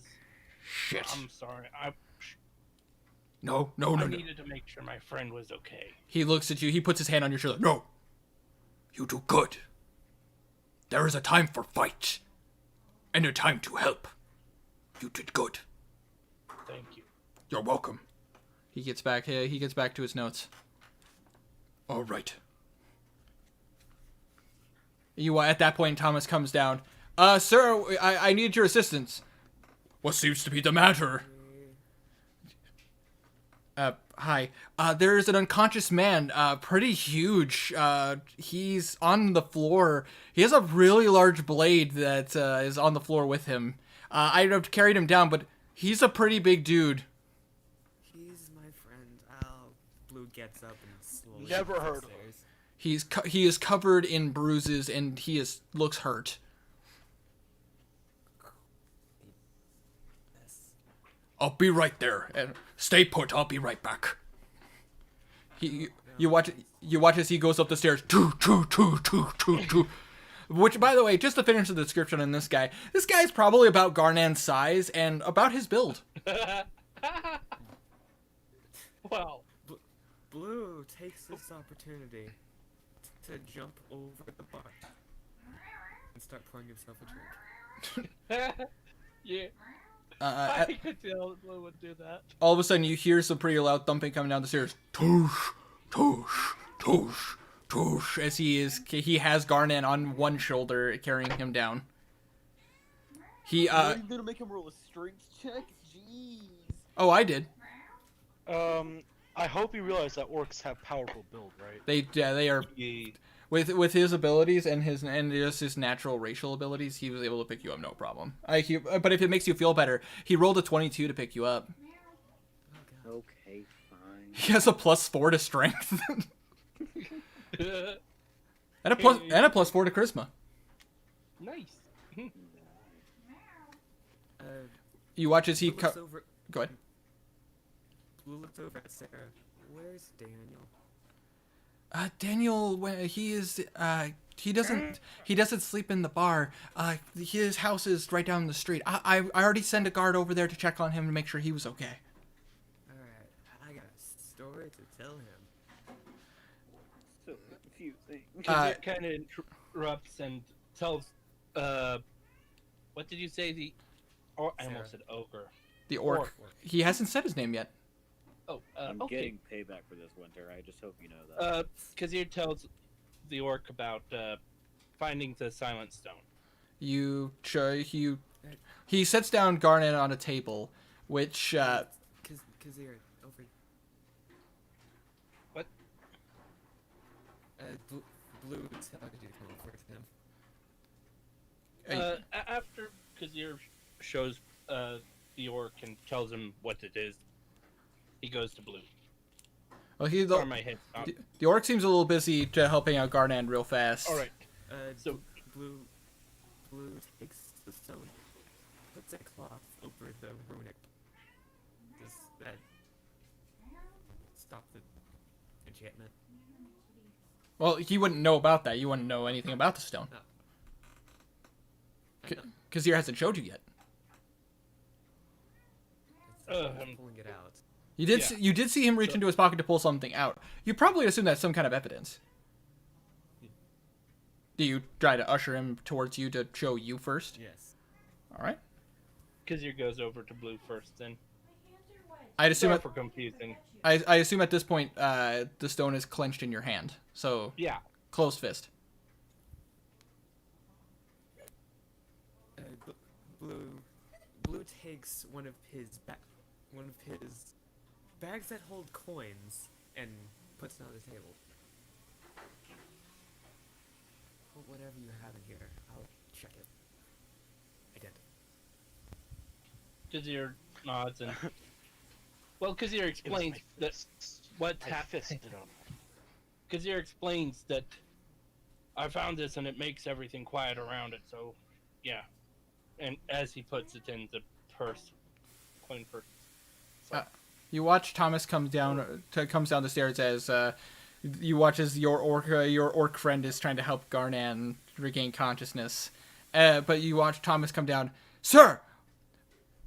Yes. We found another one as he gets close to the orc and he kind of opens his hand a little bit, and in his hand there's a stone. As he opens his hand, the room goes silent. And then he closes his hand and you watch as the sound returns. Motherfuckers. Blue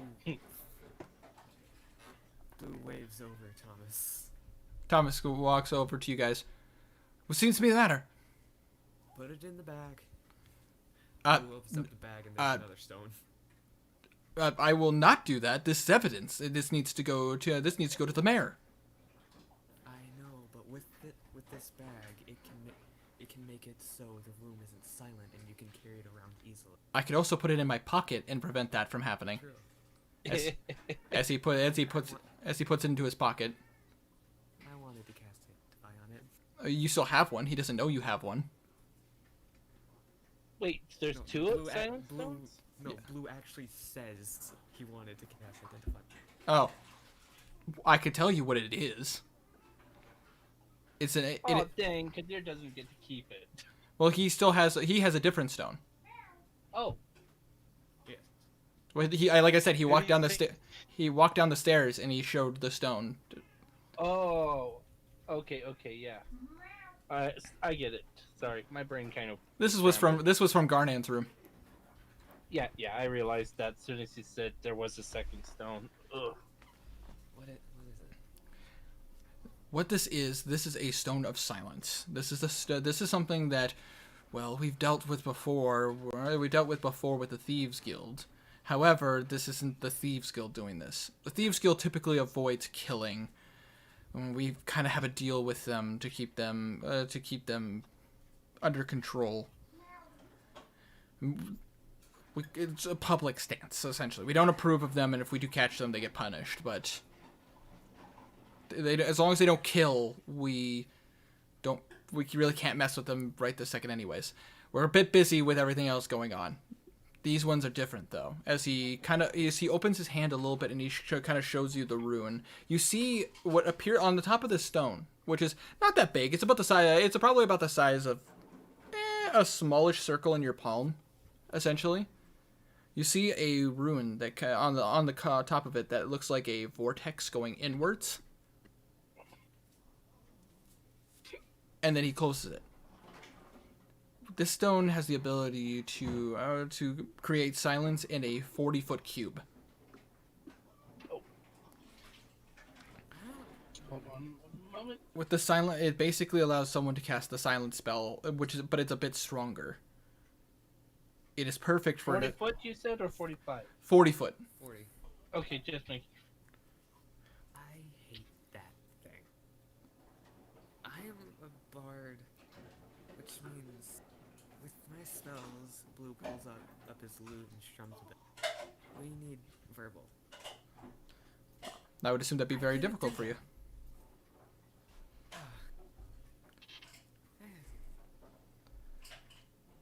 You guys watch as he kind of goes over.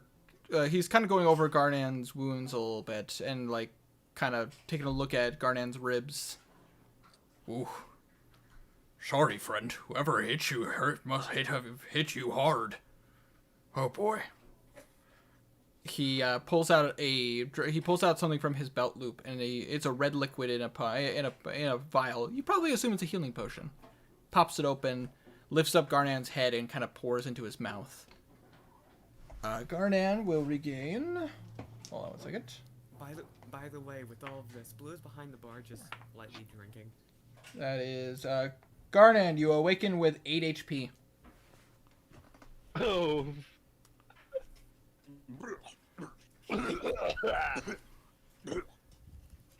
It's okay, friend. You okay?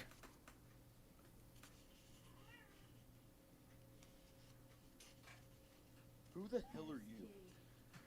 Oh, me? Apologies, I did not introduce myself. My name is Forsey, Paladin Forsey. Garnan gives him the side eye. And that is Vorzy, Vorzy. Hi, Storm. Oh, damn, he's fine. Sneaky butt. Hi, kitty. Love you. What happened to you? You look like you've taken beating. I tripped. Are you trying to lie to him? Maybe. Failed a deception. Roll a deception check. Bless you. Would it be with disadvantage because the wounds he took were not? from Yes, the that would be wicked disadvantage. Ooh. 12. Oh. Yeah, 21. He doesn't buy it at all. Slaps you on the back. You're very funny. What happened? I tripped. He then... Hard. You watch as his smile fades very quickly to a very serious, intense look. Your friends almost murdered tonight by cultists. Best answer question. Blue He peeks looks around over to and Blue. waves at Garnan. He's gonna... Looks over to Caleb. Blue is scorched. Yeah, Blue has, like, third-degree burns on his face. Garnan sits up all the way. Jumps off, gets off the table. It was the Zeta Rook. He gives you a sideways glance. The Zeta Rook. She came to speak with me. And you're alive? Hearing speak, Blue laughs. She wanted Holy... to test my abilities. Holy shit, you first person who survived fight! I almost got her. He kind of shakes his... Deception check. Crazy. He pulls out his note. Crazy people. You want a drink? I don't Yes. Oh, I guess. Huh. I just realized that everyone would probably think that Skulven was attacked too. Upon you guys waking up, the rest of the party, the rest of your party does start coming down the stairs as you see Karik, Filman, Alosa, and Bimpnotten come down after Sarah went to their rooms. Immediately, Bimp is gonna go over to you guys and check if you're okay. So is Karik. Filman's kind of looking around the room, not really understanding what's going on. Alosa immediately goes to Garnan, and she's going to go ahead and cast Cure Wounds herself. Because Garnan is still laying on a table with a bunch of bruises. He jumped off. Oh, you jumped off?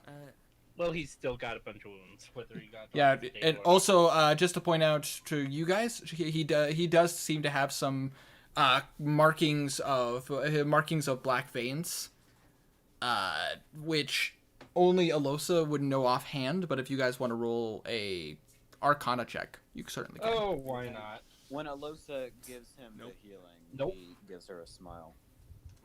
Wait, what Kazir?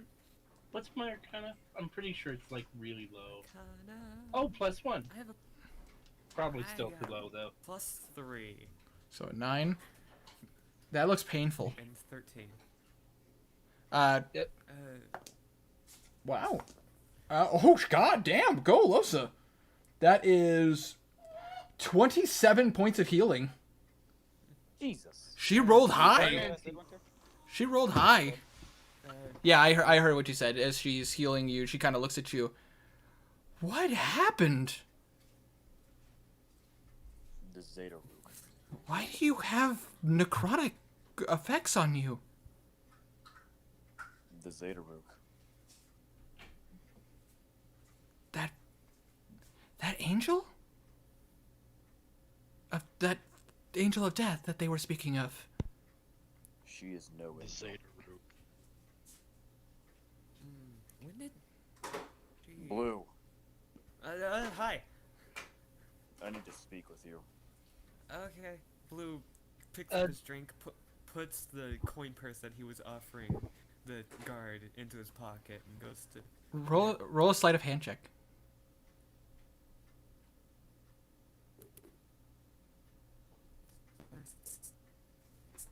So that's 10. I wasn't trying to be stealthy about it. He just. I know, but you are trying to do it without. But you are trying to get it without the guy seeing, right? Not really. You were trying to We get. just offered. You were trying to get we him just to look offered into the bag. coin purse. Oh, did Kazir score high enough to recognize what the marks were? Yes. Hold on 1 second. Yeah, he rolled. No, you're fine. Thomas rolled an 8. He's fine. Oh, okay. So, but yes, you would notice. You know what black veins are. You've seen some of you've seen some effects that people have dealt with before, and when you guys were in Belval, you saw that as well. That's necrotic damage. Oh yeah, yeah. That's necrotic. That's necrotic damage. Somebody Alright. somebody must have been really trying to hurt Garnan. And just for a point of phrase, just so you guys have an understanding, for the Way of Mercy monk's ability, her using her monk abilities, that's the equivalent of you casting inflict wounds on a target. Ah, It deals a lot of Not damage. exact. It even says in the book it is similar to inflict wounds. Garnan, Yes, while but Blue inflict was wounds does. coming over and stealing the Wasn't booze, stealing. he looks to shut up, yes, you were. He looks to Alosa and Bim and says, "You two." I No. stole it fair and square. It's mine. No, he actually wasn't stealing. He just forgot. He legit forgot it was in there. Also, hold on 1 second, Herma. Literally, the line in here: you use a key point to inflict wounds. Literally, right out of the book. Anyways, so Garnan pointing to Alosa and Blue, you two, And Bim. and Bimp. He goes into a separate corner, not far enough away. Just trying to make sure the guards are out of earshot. Shut up. Come with me. I know. Blue heads to the back room. All right, take it to the back room, no problem. You know which room it is. Okay. can Kazir roll to notice if Skulven is gone, or would that be something you need to notice just off the bat? That Skulven's got. Well, I would say that.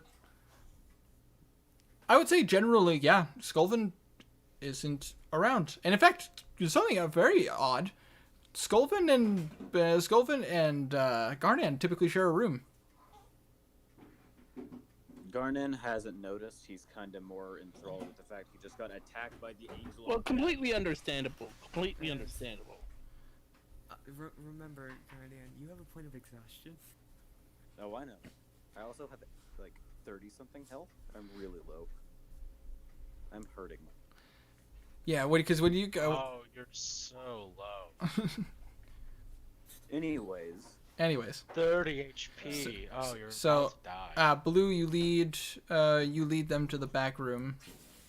There's enough room for the four of you. Philman is gonna go up to you, Kazir. Hey, excuse me, son. You wouldn't happen to have seen, Sylvan around here, have you? No, no, I haven't seen him. I was just about to ask around, see if anyone did see him. You watch the orc kind of walk up to you. Not uncommon for cultists to take captives.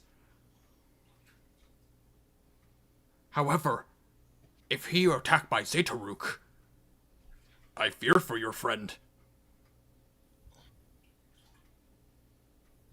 Kazir kind of growls that I'll get that bitch. You guys want to know? Want me to add insult to injury? Sure. The cultist had like 15 health left. Oh no! So if I went, I would have. Oh. You possibly would have killed her, but at the same time, that would have been at least 2 rounds, and she could have also gotten you, because she still would have got she still would have gotten advantage on you. Well, I mean, she only took 4 points off me in the whole thing, Right. anyways. Right. This is why we told you to go.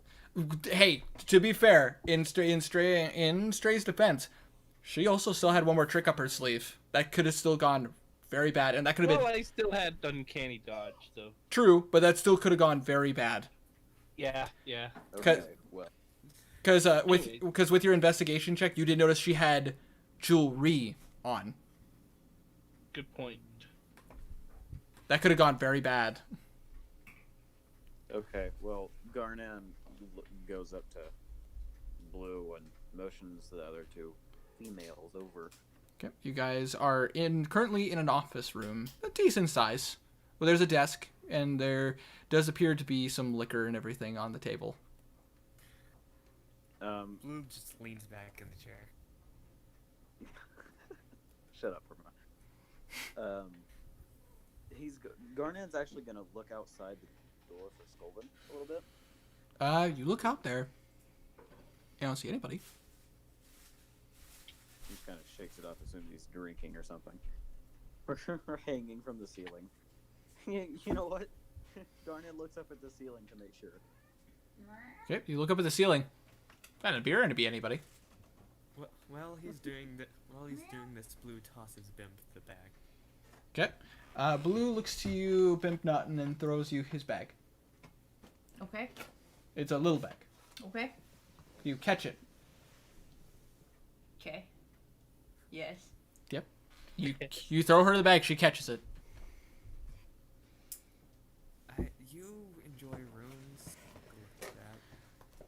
You enjoy runes. You open the bag, look in it. Okay. Okay. You reach into the bag. Yeah. You open up the bag, and instantly the room goes super silent. You guys can't hear anything. Garnan is trying to talk.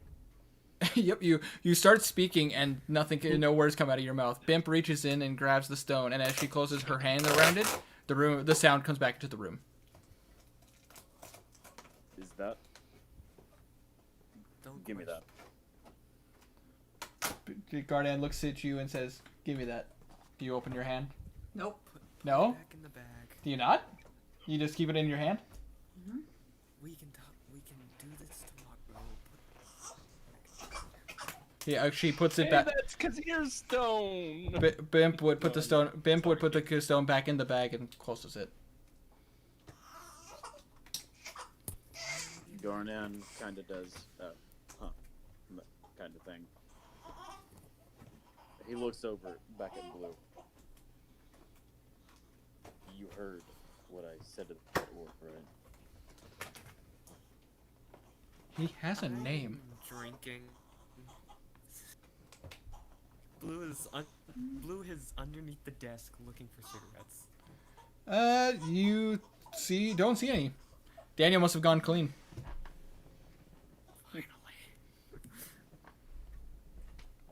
Finally. You did nag him about smoking. I did.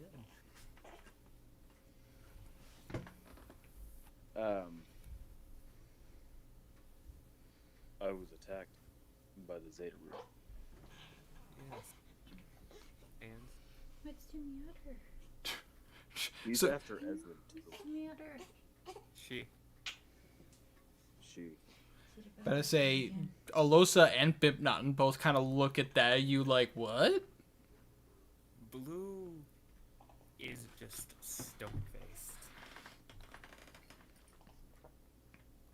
She also wants to So kill me. that had to be changed again.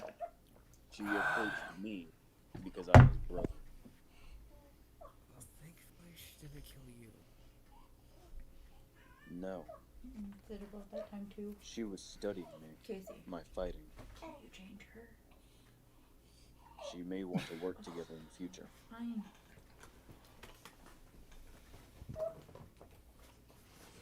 I don't want to be against it. She did kill Luke. Oh. Do this. Alosa kind of just scratches, kind of like puts her finger up to her chin. Why would she study you though? Your fighting style, you're and Ezrin couldn't have the same fighting style, could you? Or I mean, obviously you were trained at similar times, but well, your fighting style is a specific way. Is Ezrin's the exact same? No, I trained myself. Interesting. But she knows I want to kill him too. She was studying me, seeing if I was worthy, I guess. interesting. Very interesting. She asked me where my true strength came from. Alosa just kind of... That sounds familiar. Hold on. I'm going to roll a bit of a memory check for her. Natural one, never mind. Oh, Hmm. buddy. I can't think of it. I swear, I've heard that phrase somewhere before. I would say, actually, because this would be a part of her thing, I would say I'd give her advantage. I'm the dungeon master. I'm nice. Bardic Inspiration. There we go. That's much better. That's a 23. Holy crap. With the Bardic Inspiration?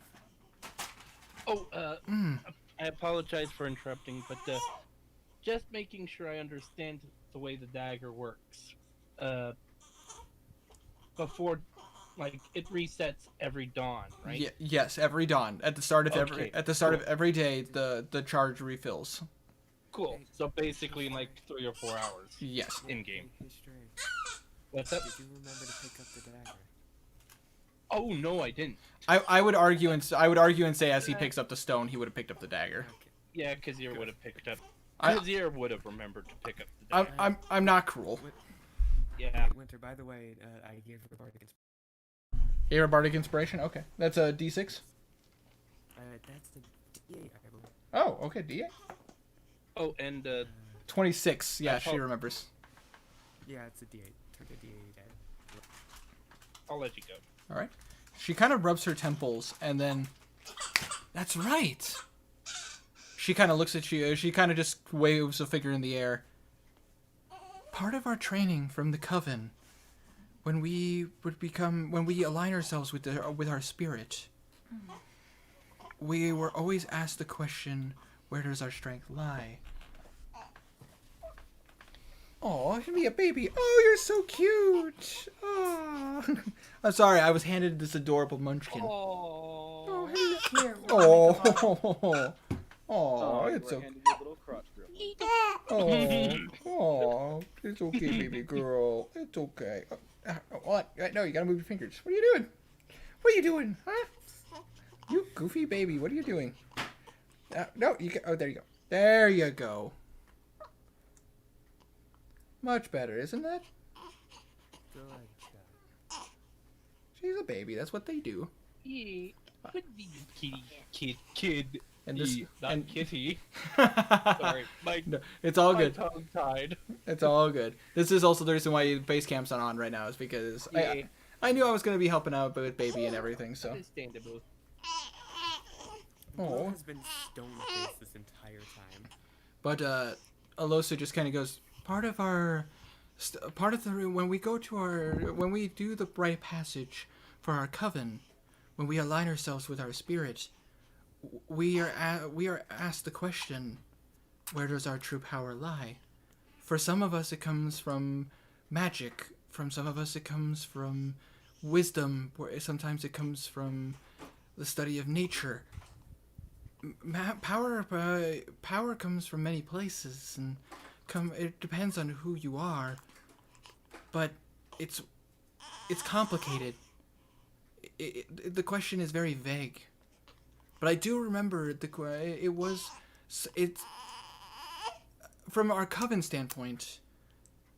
It's what we do to is a question the question is lifelong, and typically only our elders would know an answer like that. I'm still trying to learn where my power comes from, as she shows some of her magical effects. I answered with Ezra being it. Bimp just kind of nods. Well, I mean, you are fueled with rage. He just kind of snorts at that.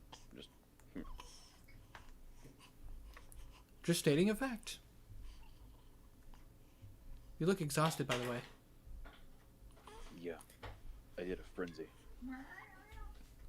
Hey, I think we all deserve a good long Blue is just drunk at this point.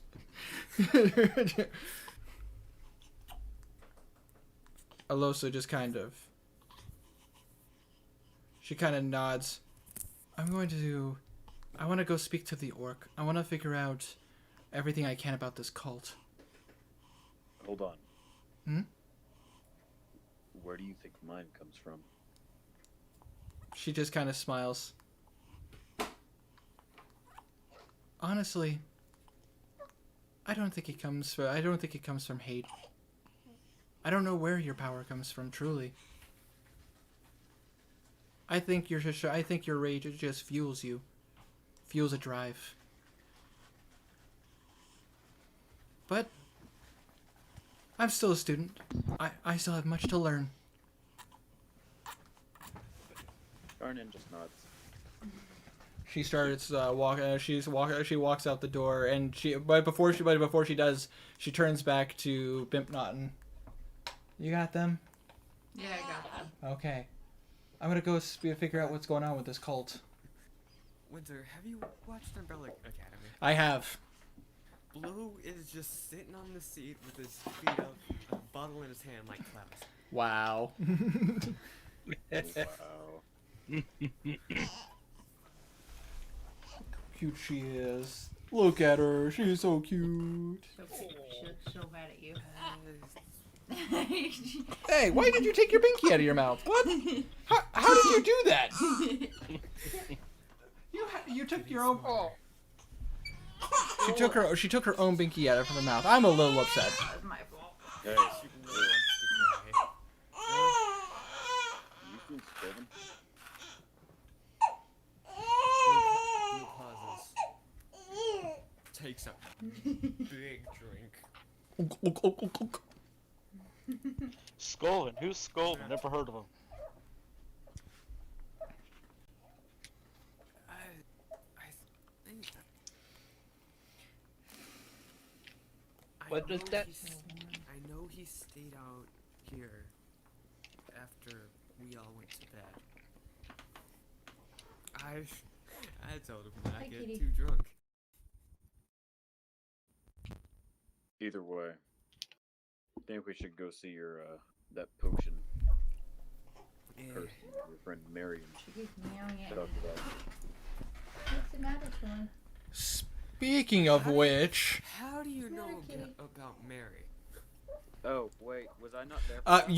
you actually did meet Mary. Mary met all of you guys Oh yeah. because she came to the bar. Know about him? I was on Did not stage. Ignore what I just said. You don't remember Mary saying about the. Speaking of which, you hear from outside.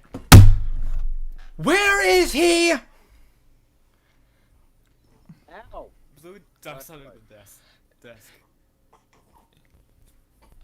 You guys hear? You guys roll a stealth check with disadvantage because you've been drinking. I'm gonna use my last skill slot to give myself Cat's Grace. So I get Get advantage. oh, Jesus Christ. Okay, it's a plus stealth, and that's an 18. What are you doing? He got a 24. But I say you watch as she walks to the center of the. She's in the center of. Okay, Kazir, for you out there in the dining room. Blue, you have exactly 5 seconds to walk out here, or I will cast Locate Person. Oh shoot. Because you're laughs. Somebody's mad. Blue walks out with his hands up. Fine. Also, Avalon, welcome to the chat, my frosty friend. But I say, Mary walks over to you, and she slaps you across the face. Oh god. Cure wounds. It wasn't me this time.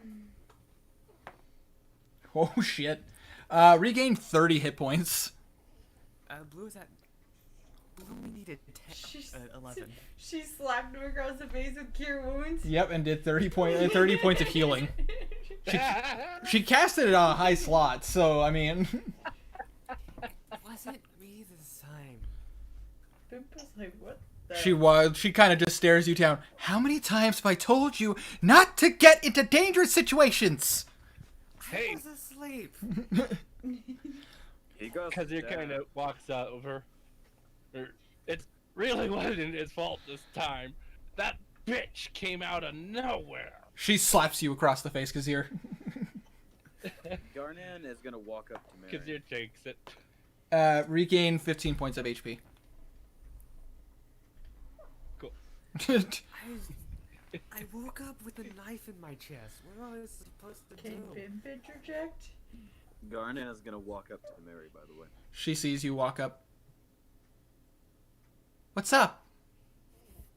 What do you know about the Zeta Rook? She's just kind of. I met her. She tried to I kill met her him. too. She tried to fight me. She just kind of gives you a little bit of a sideways glance. She notices the markings on your body. Yeah, that seems like her MO. However, it's not her MO for people to be alive, though. She goes for the kill. She doesn't go for knocking people out. I scared her off. And he kind of fluffs his shoulders a little bit. Roll a deception check. I won't say a disadvantage. I will just say roll a deception check. Hold on. 19. Nice. Blue has cutting words. Oh, wait. Am I naked? Does that work on ability checks? Hold on, I'm looking. I think it does. Cutting words. Reaction, roll the dice. Attack roll or ability checks. All right. And you use it on him or her. Him. Dick. We'll see how low this goes. Oh. Yeah. Matt, Still 6. but I say it matches. Ooh. She kind of looks at you skeptically, but she kind of nods her head. Fair enough. I can respect a guy who can hold his own. Kind of gives you a slight punch on their arm. Speaking of, I need healing potions. I'm hurting. Oh, Blue, I mentioned the place to you. There's a potion shop called the Binary Compound. I have a friend. Well, not really a friend, but more of an acquaintance there. He pretty much spends all his time there when he's not doing his own thing. It's a person named Henrik Bluethorn. You told me about. Yeah, he's a traveling guy who makes a lot of potions. Henrik Bluethorn must be something kind of loser. I say we He could go there never in be the an morning adventure. because I am tired. Yeah. Blue looks. Blue looks back over at Bimp. Hey, Viv. We're going to find this guy. And me and you are going shop. Blue looks at you and goes, "We're going shopping." Okay. Fabulous! Fabulous. Bless you. Blue hugs Mary.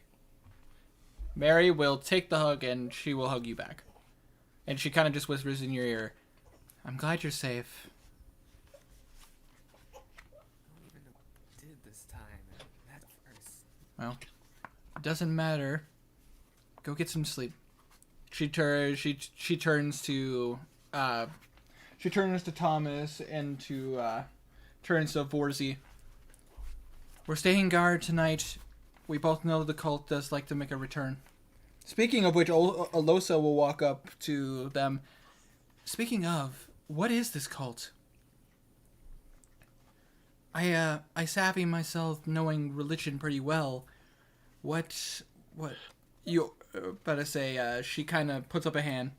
"Yes, you all deserve to know about this since you were attacked, and you might be potential targets. Did you already check them for marks?" "Yeah, I already checked them, and I dispelled them. They won't be a problem."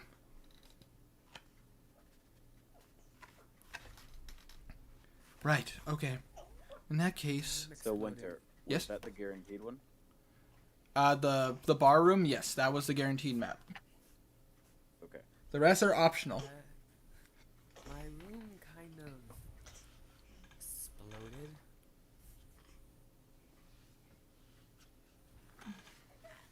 Do we need to set up some stuff here in the dining room? Ow, I'm stealing Daniel's office. That's fine. I can keep an eye on you from here. Turns to Kazir. You good in your room, or do you need another place to sleep? Yeah, that was your chin. on Probably my need shoulder. another place to sleep. That burned a lot of stuff in there. Garnan is already moving up the stairs and getting ready to go to sleep. He does Blue not hugs care. Kazir. Roomies. Because he kind of chuckles. I want that stone back, by the way. Hungry? I don't have it. Hungry? Wait, where did it Don't go? give me that face. I mean, I'm actually asking out of character because I thought that. Bimp Naughton is holding the bag. All Which you would probably look around and you see her. It's on her pouch, like it's on her belt. Blue puts Eh, a it can't- hand over his. Blue puts a hand over his mouth and whispers in his ear, "Don't tell the guards." And then goes upstairs. Don't tell the guard what. Wait, Kazir kind of shrugs off the stone, seeing that it's with Bimp, All right. and Did goes with Blue. any of you want to stick around to listen to what they're going to tell Alosa about the cult, or just you to trust her? Blue's just I'll- grabbing the. Blue's just grabbing his bag real fast and coming back down. Okay. So you run up, grab a Kazir bag. waits then. All right. In that case, she's going to go ahead and you watch Mary pulls out some notes of her own. This is known as the cult of the Neo-Naga. This is a group a cult group. Can I get spelling of that? Absolutely. Neo-Naga. Neona. Tracy, will you write down some notes for me? I will write things down for you. Don't worry. With this cult has been around for a little while. They have been doing random sacrifices, apparently trying to please some kind of entity. They've been people have been abducted and kidnapped. Some have been killed and on the spot. But the one thing we do know is that every time it's a person dressed in exactly how your friend describes, what appears to be some kind of leather robing, blue and white, and wields a blade that's glowing. You watch as she reaches. Yes. Did the Angel of Death look fuckable? Oh God! Yes. Why did I? Oh God! Why did I? Oh yeah. Why do I have a feeling? If you need a comparison, she's the equivalent of if you're talking about like that kind of outlook. She has the body of similar to Avantika. Oh. Oh, man. If you You need don't know a, who that is, Stray. but You have no but idea who that is. but well, if you know Okay, you sure. know who I- I'm talking about, I don't know why. I must be tired. and Herma knows what I'm talking about. I want to say, if she stuck around, Garnan was very much aroused. Fair enough. Duly noted. Oh, God. Fairly noted in TMI. Yep, Put yep. man with a blue boner. Oh, yeah. No! Also was Wait, Jax. no one wants a picture of all my... Oh God, too far. Well, you're tired. Kit, do something. Hentai harvest! Moving on. Sorry. Moving on. Moving on. Above these chips. Anyways, yeah, moving on. Yeah, she reaches into her bag and she pulls out a knife that seems to be sheathed. She pulls out the blade and you watch as it's glowing blue. And That's what stabbed me. yes, Kazir and blue, you recognize the dagger. This is a light blade. This is a blade with a magic enchantment that allows the user to be able to do radiant damage instead of regular damage. In other words, if this person would have gone after Garnan, they could have changed their damage from normal damage to radiant, and That's terrible. Garnan's rage would not have protected him. Yikes. Horus would have been fine, though, because he's resistant to literally everything. God, I'm resistant to everything. Horus is gone. He is never being played again. Aww. Horus lives on in our hearts. Yep. Yes, he does. And in Karma's current campaign, but we're not going to talk about that. Oofta. It's But- about to be over. But anyways. Yeah, but anyways, she looks at you and kind of goes, "This dagger is very dangerous. It has the ability to mark the target. With that, they can whoever gets stabbed by this or damaged by it can be tracked for a week by any person who knows how to track that mark. We've done thorough investigations on it. We've actually captured somebody from the Neo Naga, but the moment we went to interrogate, they killed themselves. We didn't expect it. A mistake I won't make twice. However, they've stepped up their efforts to not get caught. They started using these stones to keep themselves quiet. We've used some contacts and we haven't been able to figure out where they're getting the stones. The Thieves Guild aren't selling them. They don't sell them. So there must be a third party involved. They're dangerous.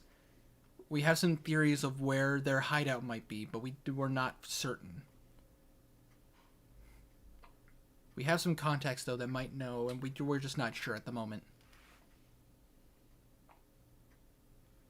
All I know is they seem focused on either killing their victims or kidnapping victims, or a little bit of both. We're not sure.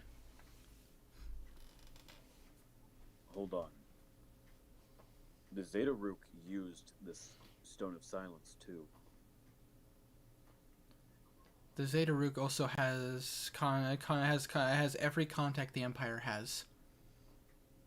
She could have easily just gotten it from the Thieves Guild. Garnan, you would know that the Thieves Guild have a very good connection with people that don't necessarily follow the law to the fullest extent, like people who go around it. It would make sense for somebody like the Tanaruk to be able to get their hands on some Thieves Guild contacts. However, they're probably not on the best of terms now. Speaking of, would I have met any of them beforehand? No. The Thieves Guild, possibly. But if you're asking about any of the Rooks, no. Okay. But, Because, I know people that know people. So. Yes, but you do know you do have contacts in the Thieves Guild, but they're not exactly strong contacts. Garnan isn't exactly a. No, it's all good. Garnan isn't exactly a. I'd like to get to know you person. You don't know that. Maybe he's really insightful. Really? No, he isn't. Hey, Welf. No. Would he? Would he have contacts in the Thieves Guild? I don't know, Winter. You're God. That's fair. I would say he might know a person or two that are involved with them. I wouldn't say that he has good connections with them. Yeah, that's what I thought. Yeah. trying to scare me Shut of up. my knowledge. The only two people who might really know is never mind. However, there is somebody in your party who actually does know some people from the Thieves Guild. Yeah. Okay, well, this is very intriguing and all, but man, you guys should probably do stuffs. Anyways, moving on. We don't really know where they get their supplies. We're trying to figure that out. We've doubled up our inspections. We've been checking our things. That's why we have missions on the board trying to get adventurers to help us. We're spread pretty thin right now. I'm one of the few active clerics that are actually going and helping out in the investigations and everything. A lot of us are just trying to make sure that the wildlife stays at bay, hunting down some stray targets, working on some developing problems, and that's also not counting some of the people that were taken by the Rooks for their battle that's going on.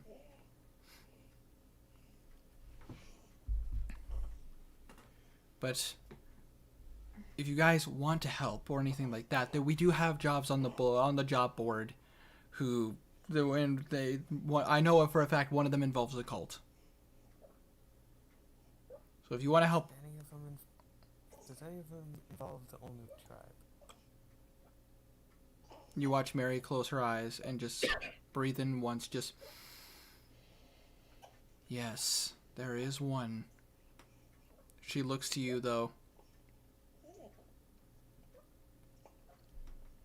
It is a dangerous mission for a stray group. There was a stray group of the Ulnuk tribe that were able to get away. They sacrificed their own people, and the Zedaruk caught them. The Zedaruk didn't pursue them because they left. However, the mayor put out a bounty on them. We do know roughly where they are.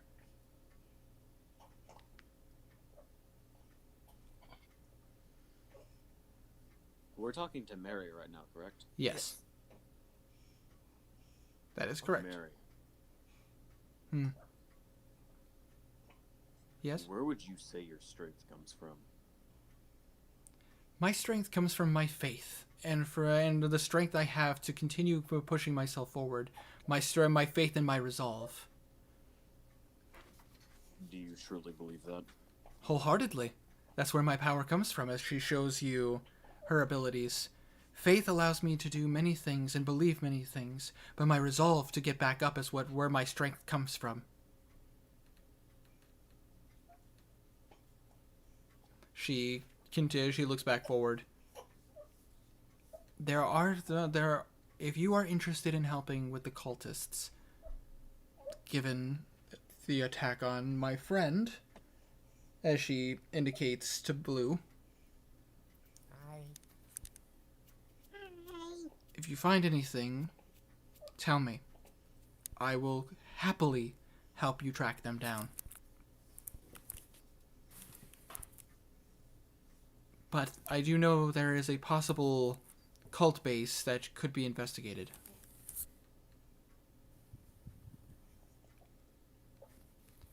However, if that's up to you. There are multiple missions that if your party wants to get involved in. All I know is that I will be having Daniel double up on security at night. What? Oh, God damn it. What? What's up? My name again. Oh, sorry. Yeah. Well, Daniel's the owner of the Grey Mirror Inn. Yeah, but that's my name. I'm sorry. I'm sorry. Well, at least, hopefully, this will be the only Daniel we'll encounter. I will make sure that that's. I hope so. I'm about to say I will do my best to make sure that name isn't used again. Please. Uh, I'm gonna confuse the shit out of you. Have a Casey or two. It was Casey. Huh? Oh, fuck you, Elf. Fuck you, Alamar. Alright, Blue claps. We deserve. Lights on. Lights off. Poo. Well, Garnan is heading up and going to sleep. All right. You know what? Never mind. Because Herman being hurt, I'm just gonna say Garnan is up, thinking. He's gonna do the thinker pose and contemplate life. Well, Herald Not- of not- falling no asleep longer like that. as It's a thinking. thinker. Blue goes into Daniel's office, lays down a bedroll, and passes out. Kadir does the same. All right. Gotta say, as you guys go to pass out, Alosa is gonna go ahead and double check each of your wounds one more time, just to be on the safe side. Is she doing that to Garnan as well? Yes. Okay, I'm she would at have to full. go into his room for that. Yeah, so she would do Garnan last. Yep. She would do Garnet last before she went to bed. Okay, I want a roleplay opportunity with her then. Fair enough. She walks into the room. Well, let's just say for this purposes, Blue, she has some salve and everything, some herbal salve that she puts over your 3rd-degree burns. Actually, Blue still has healing power that he would use. Yeah, but she would still use some. A while She ago. she would still use some of her herbal remedies to try to help you.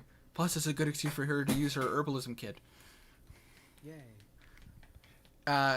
Kazir, she's gonna go ahead and go over your knife wounds, and just make sure that all of it is disinfected. Kadir lets her, well, Okay. After that, she will start making her way up. Yeah. Everybody seems to have gone back to bed. You'll also notice that Knuckle hasn't come down. oh, Yeah, he's a robot. He's fine. But she goes up to Garnan's room and gives a knock. It's open. She opens up the door and she just kind of, hey, oh God, the fuck, what was that sound? Good one. Tiny, stop filing your nails or sharpening a blade next to the mic. Yeah, that's what it sounded like. Alright. She walks. Garnan is laying down when she comes in, but once she opens the door and everything, he sits up a little bit. All right. She walks in and goes, just wanted to double check your wounds. It seems you got hit by some necrotic magic, and I just want to make sure you're good. Yeah. She hit me after I missed an attack on her, and it, I guess, inflicted wounds on me or something.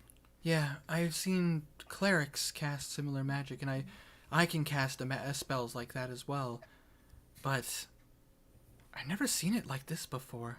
As she kind of inspects she kind of reaches out a hand to where you were punched. May I? Garnan nods.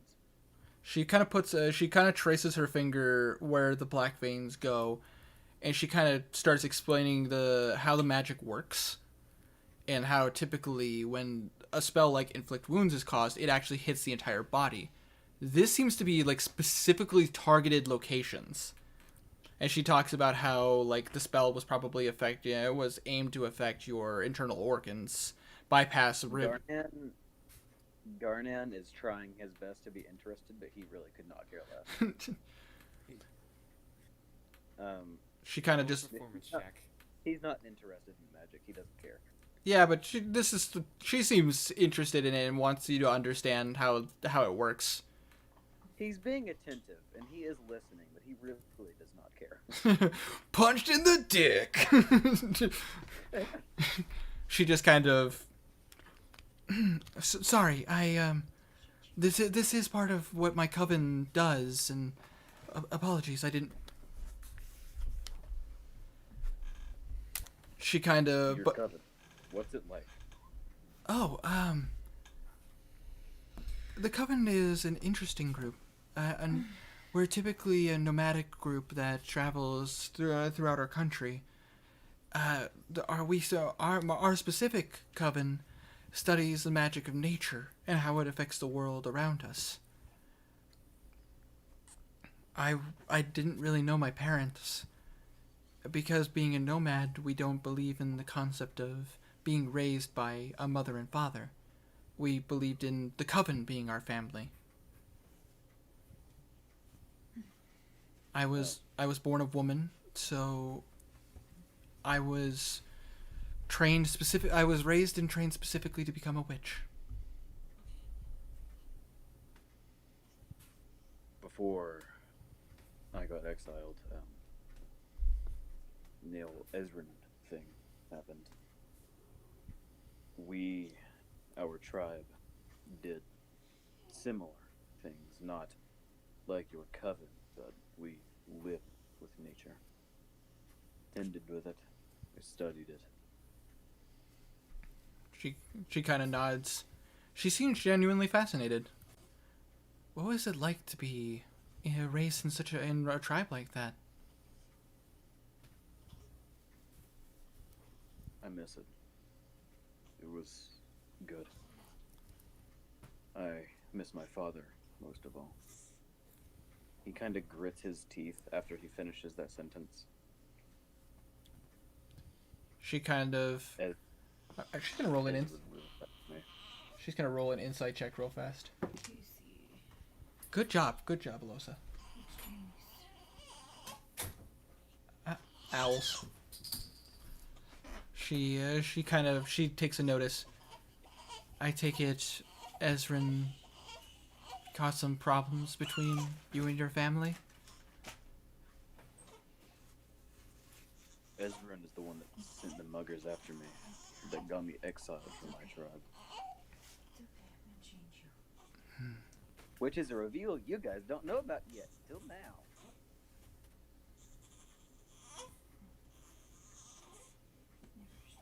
So he sent muggers to take care of you.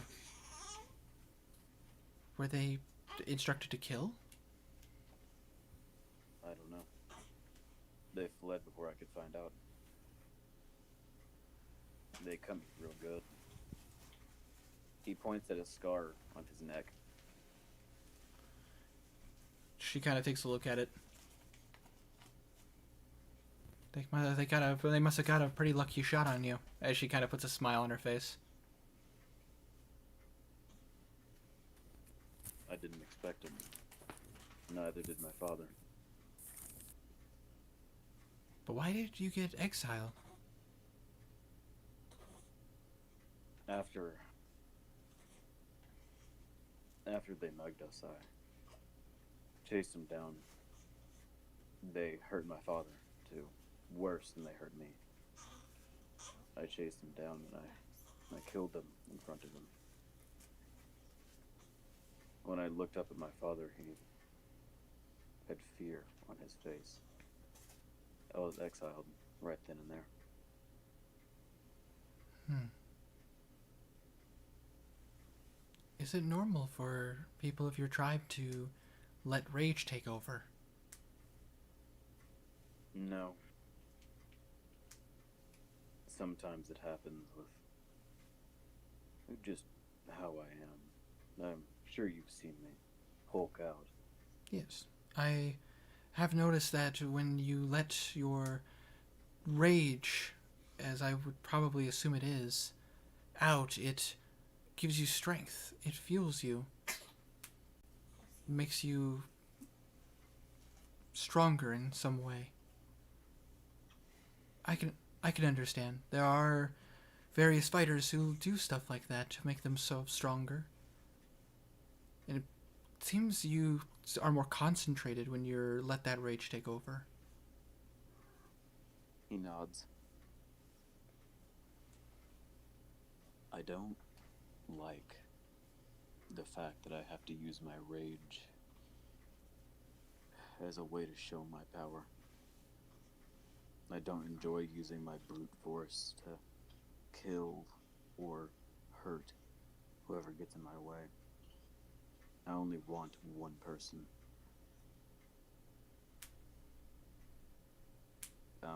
Tiny? Good one. That was Okay. weird. That was indeed. I only want one person. Ezra. I can understand. And you'll get him. I'm not worried about that. But getting to him might be harder than anticipated. I don't know much about older magic. I study like she kind of puts in a shrug. I would assume ancient nomadic magic, which is practiced by witches and all that, like hex magic. But was that your way? Hold on. Was that your way of asking me to burp her? No, she's already burped. Oh, you just threw a burp cloth at me? What the frick? In case she needs, in case she spits out cheese. You know, there's a thing called words, so you could go, hey babe, You're could you? talking. You just threw a burp cloth at me. The frick? All right. Anyways, You were in the middle of talking. I wasn't gonna interrupt you. I'm pretty confident throwing a burp cloth at me would interrupt me. Me. Anyways, Alosa just kind of looks at you. She seems confident in her words when she says, I have no worries about finding Ezran, and I'm not really too worried about being able to catch him. But I do worry that he might be dabbling in things that will make him much more dangerous than he was before. I don't doubt it. Knowing that Fucking blue. Molly? Oh, Molly. Knowing that he's done something with Baphomet, I want to be able to end his terror. Well, fortunately you have quite a few allies on your side. And hey, she looks at you, and once again you can see that spirit of nature kind of show up as her shadow. If there's anything I can do to help you, you know that I will. Garnet nods. She reaches into her pocket and she actually hands you what appears to be a kind of a roundish container with a cap on it. He looks at it. This is an emergency salve that I made myself. If you put this on, if you rub this on you, specifically around where a wound or a poison might be, it will negate its effects on you. Essentially, she's handing you a topical anti-poison. Oh, cool. It's good for 5 uses. You're gonna have Tiny write that down for me because I'm thinking and not typing right now. If you wouldn't mind. And if you get into a fight with somebody who can do that to you, as she points to the necrotic damage one more time, make sure I'm around. She shows you, she kind of pulls up her sleeve and you see what appears to be, she appears to be kind of a paler skinned humanoid, but you can see some black markings on her body. It appears to be, basically to explain like what they look like, it kind of appears like she has like tattooed runes on her body, I'm trained to handle that kind of damage. So make sure I'm around when that happens. Okay? I have a question. Hmm?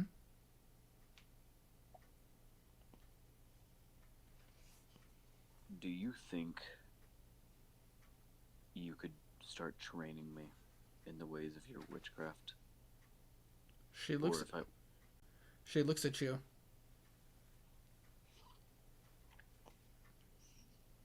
She pulls out her weapon. If you would like to go down that road. Arathame? Yeah, an athame. Close enough. She looks at you and goes, I can make you one. And I can show you the ways of witchcraft. I want more to offer than just anger. Who just farted? That was the baby in my hands.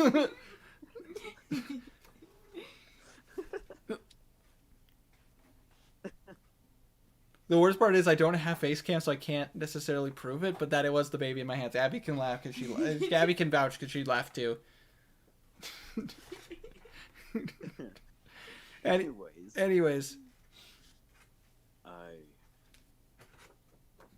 I don't want my rage to define me. It has for these past, how long? Like 6 or 7 years? Roughly, about 7 years.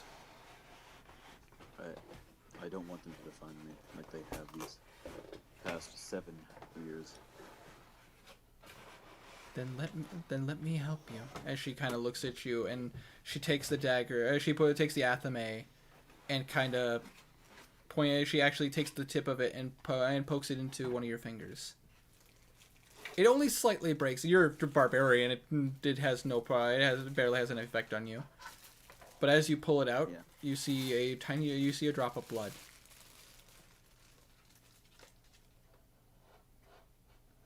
With my help and your help, we could turn that rage and turn it into something different. Something more powerful than maybe either one of us have seen before. But for right now, she then takes the athame and she cuts her own finger a little bit, and she politely puts her cut finger over yours. Let Jack keep an eye on you too. Oh. You all of a sudden feel. Roll me an insight check. Okay. Fuck. Hold on. That's my insight. It is +2, 11. You feel something weird. Once you make contact, you're kind of like, oh, this is cute. Like, oh, she's trying to make a Whoa. You feel kind of a coldish sensation go through your body. You feel weird. Roll me a d6, by the way. These 5. This is gonna get interesting. Noted. Oh, you can't just no. Oh, I can because I'm God. This is gonna get interesting.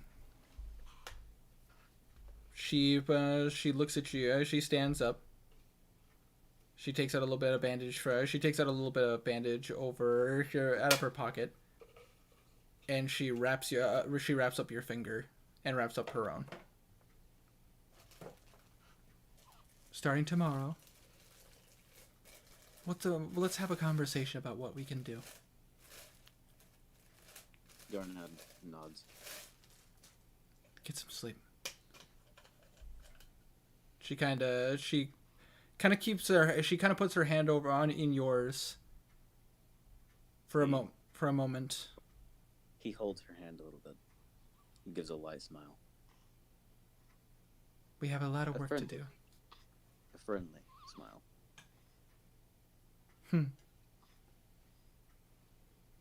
Good night, Garnan.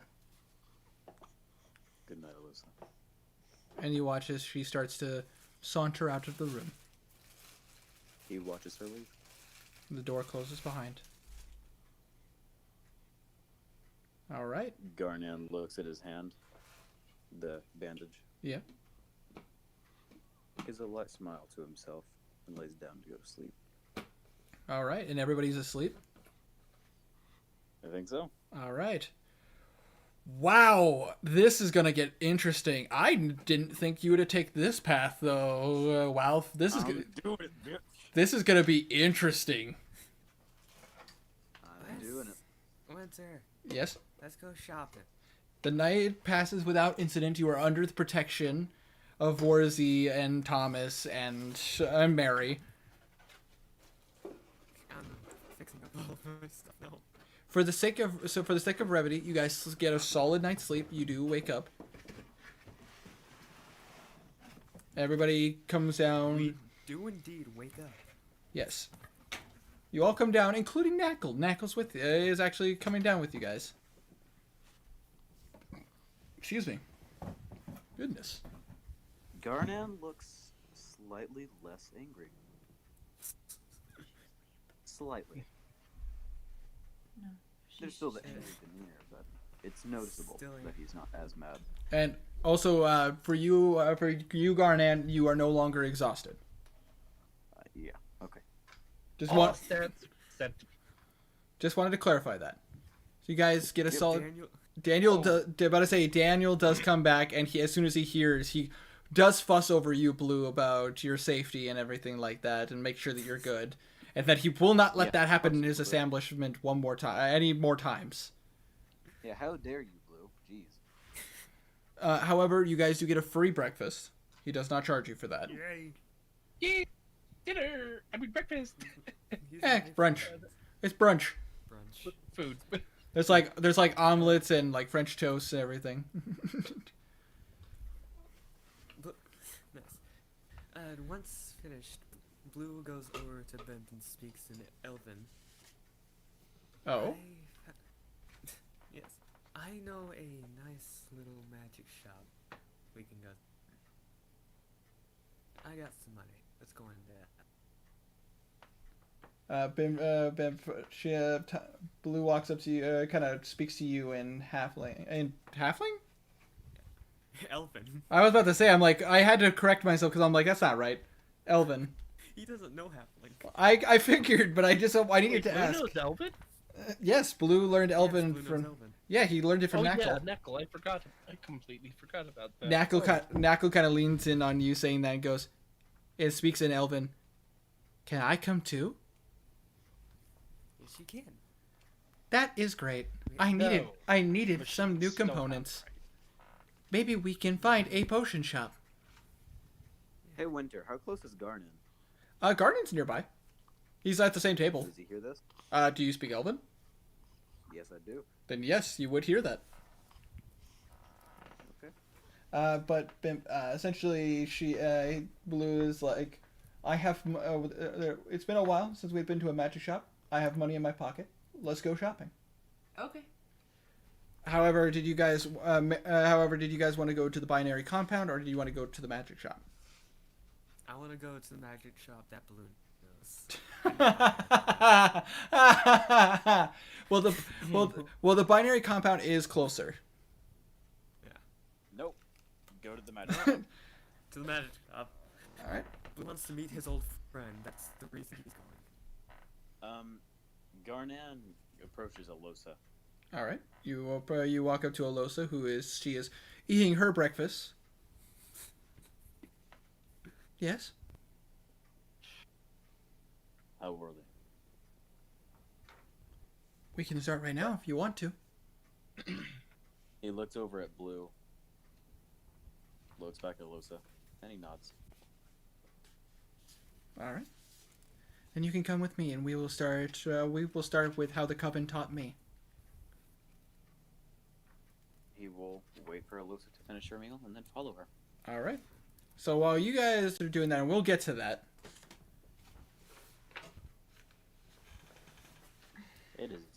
3 in the morning right now. I know, and I feel so bad. Like the encounters went a bit longer than expected. It is perfectly fine. I am enjoying this. Good, I'm happy to hear. This is Yeah. good. But That was a good round. Kerma is so mad. Yeah, I don't blame him. I mean, not. You know, I feel bad. I did not expect those encounters to go as long. I'm Kerma. I muted you forever ago because we were in the middle of something, and then I forgot to unmute you. oh, unmute You're him unmuted now. I, Oof.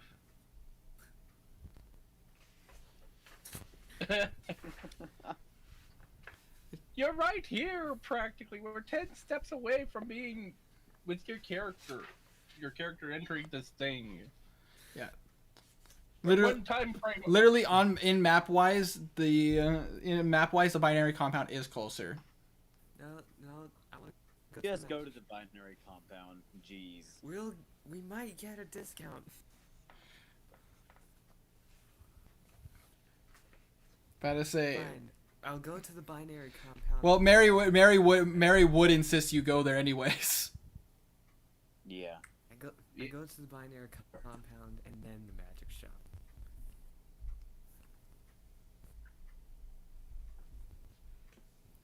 Get away from my store. Get off my lawn. Get away from my store, Blue! Now you're just Uncle from Jackie Chan Adventures.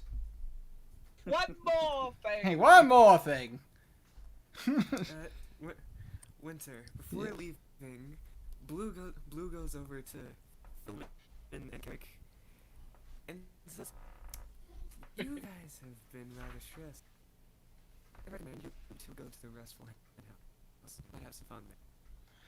Karik and Philman will kind of look. Karik and Philman will look at each other. Seems like a good place to get some information. Philman just kind of looks. Right, information. Lights up a cigar. I'm always pretty coital. All right, Only a handful of people will actually get that joke. let's go to the binary compound, then the magic. All right.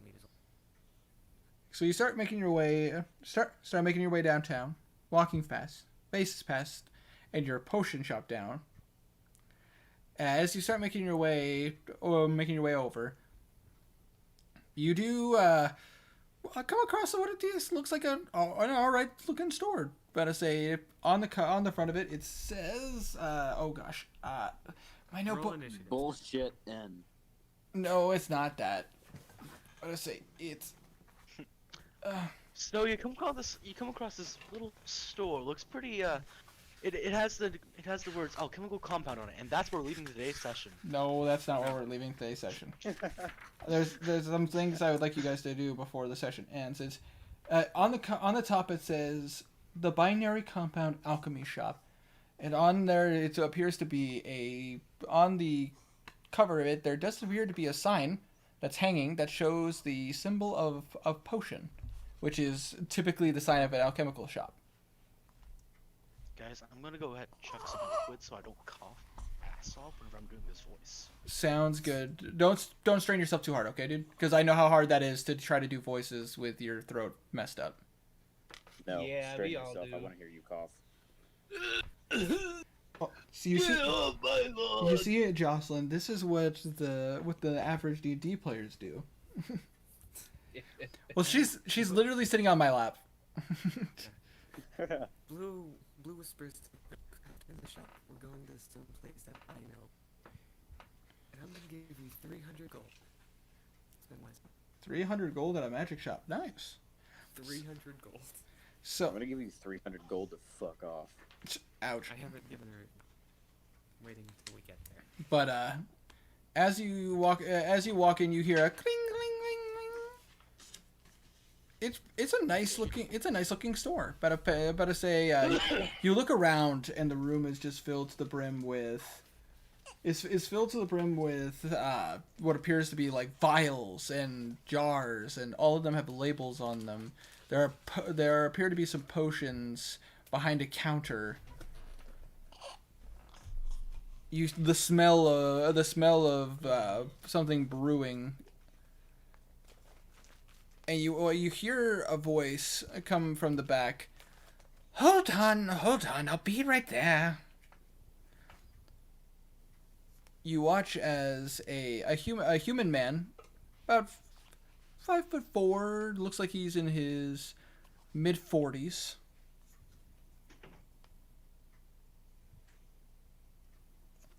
And Henrik. no, Henrik's in the back, currently working on some potions. And I was working on a potion of my own out here, as he points to a beaker that appears to be, it has this brownish liquid in it, as he lifts it up and pours it into a mug.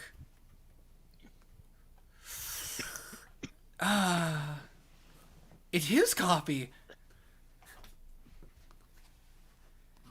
Anyways, how may I help you? My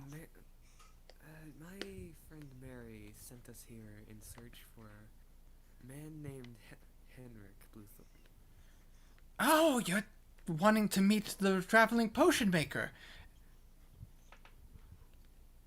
Yeah, she's. No, She we said came he- here to parlay. Here, try. Nobody else say parlay. Parley! Parsley! Well, I love Pirates of the Caribbean. I know, right? Well, here, I hadn't seen that. well, in years. here's the thing. He adjusts his, which, by the way, to the description of this guy, older-looking human wearing pretty large glasses. I'm just watching. Jeez. The truth is, I actually don't own this shop. I am the uncle to Timon, one of the owners. The name is Reggie. Pleasure to meet you. As he sticks out a hand. I shake it. What's new, man? Name ready? Haven't seen him. Yes, I just moved here. After all the good things that my nephew has said, seemed like a pleasant opportunity to get away from the hustle and bustle of the city. That's about right. Mary said that Henrik might be willing to come with us on our caravan. Oh, well, let me get him, and you can speak with him.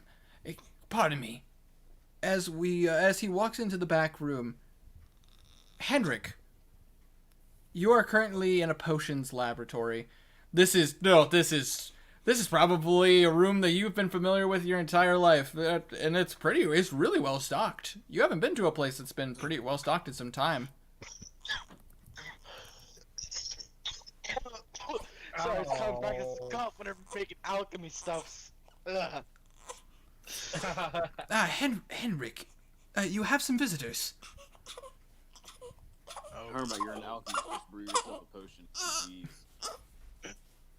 Give me a sec.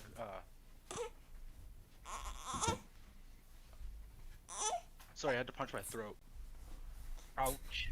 The baby is mocking you. Oh, the baby is fussy. Yeah, I'll be right out there. Sounds good. I will make sure that they know. Oh, a quick question. Quick question. I'm working on this potion, and like you kind of goes into a little bit of a conversation that kind of takes longer than it should. Basically, asking you about some of. So he's working on some tactics to make better brewing potions. To better brew potions, and you kind of just go over the fundamentals of how potion making works and tell him how ridiculous he's being trying to do it that way. And then he's like, right. I'll. You guys have been standing there for about 10 minutes while they've been having this conversation, and then he starts making his way out there. He'll be right out. He's currently working on some potions of his own.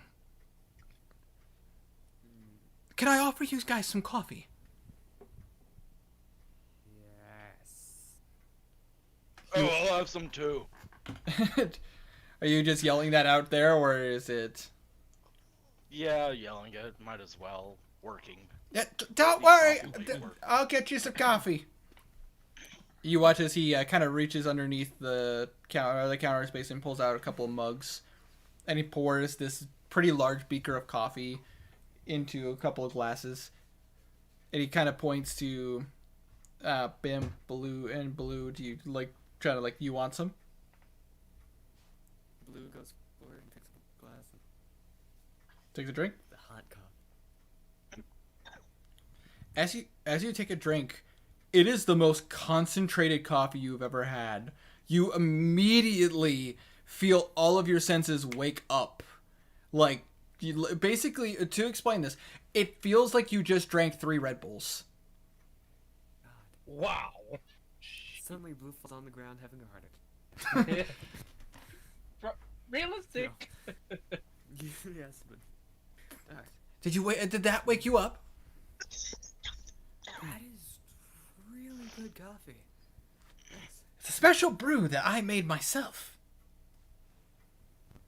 It's called it is called the Wake Me Up coffee. Very neat. Very, Which- very fitting name. He basically explains it to you that it actually is a coffee that will temporarily make you immune to the sleeping condition. Nice.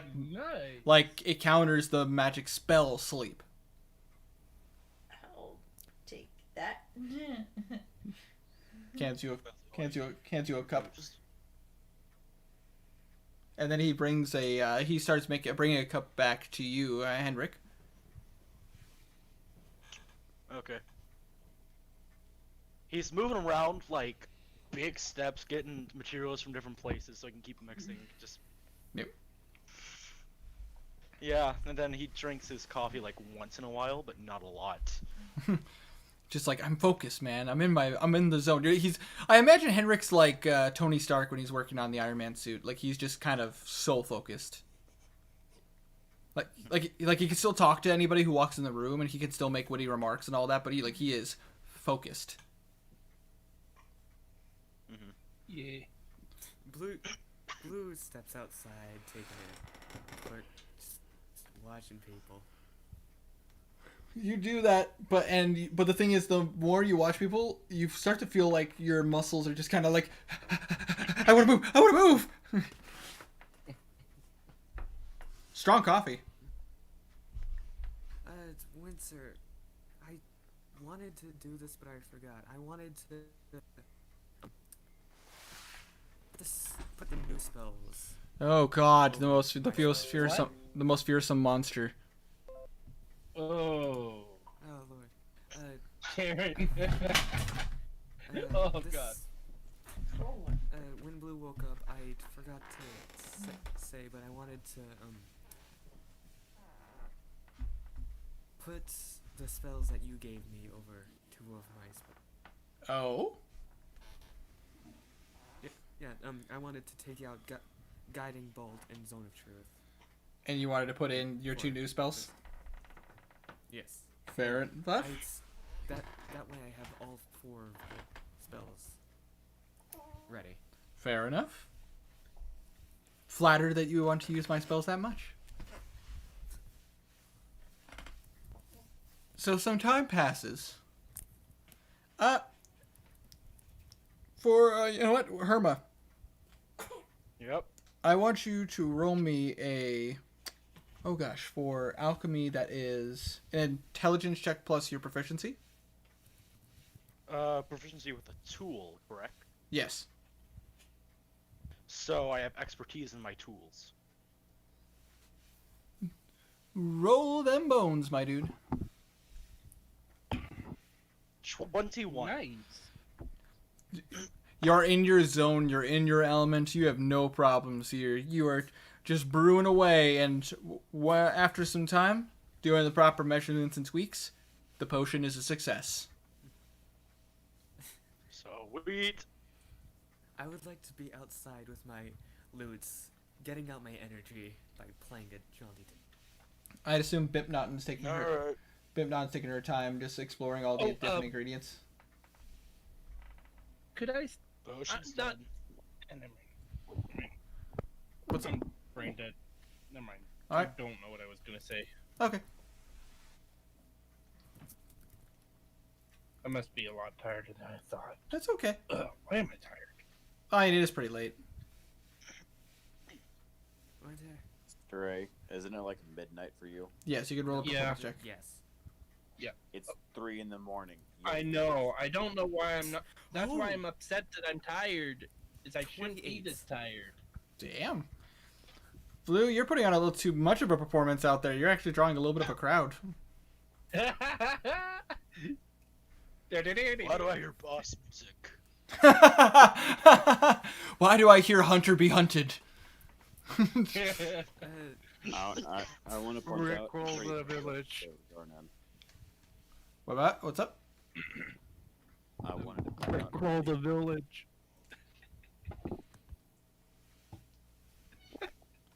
I don't know Wait. what I'm thinking. Which, by the way, I don't know if anybody got the Hunter be hunted reference, but I should. I feel like I should, but it's a gaming reference. yeah. It's a song on the Witcher soundtrack. cool. It is a song for like a very scary boss fight. Oh. Oh god. Oh god. Like What? Ah. Like why is that Hunter be hunted being going on? What's happening? Not again. About to say, Blue, while you're performing, you actually get like 10 gold and 15 silver. Nice. But anyways, you finish the potion. What potion were you making, by the way?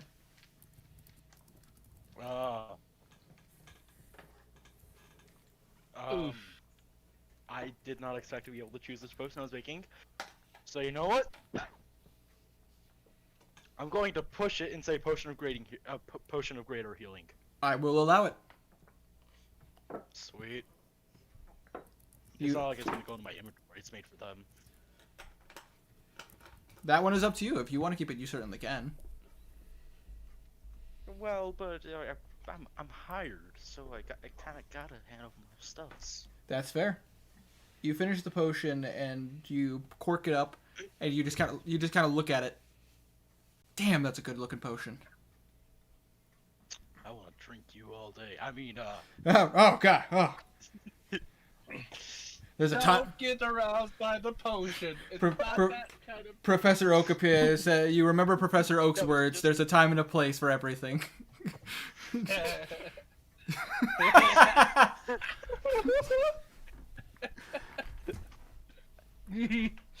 that was purely a joke. Henrik does not have a thing for potions. It's his dick in the cap. Oh no! Got my weenie in a bottle, and I can't get it out. Oh no! The secret ingredient is his sperm. Too far, too far. Wow. Get out. Well, go. Shoo. Well, go. Using the fertilization to heal others. Aw, Welcome to the fertilization station. Anyways, you finish the you finish the potion, and I assume you bring it out to the front desk. Yeah. I already forgot his name. Uncle Dude's name. Uncle dude. Blue's just drumming up business. Uncle of my boss. Here's the potion. Oh, let me take a look at it. Oh man, this is a very well crafted potion. He reaches it down. The payment, just like you were promised. As he drops a little sack of gold in your hand. Thank you. Absolutely, it was an honor to have you help out as much as you could. I know that you had a very busy schedule. very busy schedule of doing nothing. Oh no, I'm just kidding. No, more of a very busy schedule of beer bomb. Oh! Okay, if Henrik would have actually said that, he would have got an eldritch blast in the face. Just Well, just putting it- anyways, you do. Besides party and fighting, Pip Naughton looks at you. See across the desk. You do see a gnome standing on the other side, who's looking at you, going, "Pardon me. You wouldn't happen to be Henrik, would you?" yeah, I'm Henrik. Oh, Have a job for me? we actually may indeed have a job for you. We were told by Mary you were trying to make your way to Starlam. Yeah. Hometown place. Yeah, we were actually going to be heading there soon, and we were curious to know if you wanted to travel with a group instead of traveling by yourself. It would mean extra protection on the Ravage Path, and probably an easier way to get around the Empire. Sounds like a great idea. Anything you guys are doing right now? We're... Yeah, no problem, member. Woohoo. She... Cuttlefish! We're going shopping. Pip Naughton reaches out a hand. Pip Naughton, a pleasure to meet you.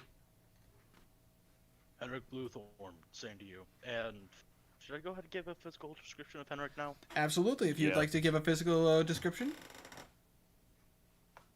Henrik, he has white hair. He has like a full beard, and all of his hair is tied back into like a bun right now. Just look at fairly your profile fairly picture. long hair. For now, I guess you could, but some things are definitely changing about it. For Winter's thing. Yeah, but whatever. Moving on. He has these yellow eyes. They're not like the they're just yellow eyes. If I'd give the best representation, I don't know, yellow like the sun or something. He wears a white long sleeve shirt with some like sort of surgical gloves that are black, and he wears the sleeves rolled down, and he has a sort of like brown vest over it. His shirt is buttoned up, seems to be kept up nice at least. Sorry. he wears some brown pants and some leather boots as well.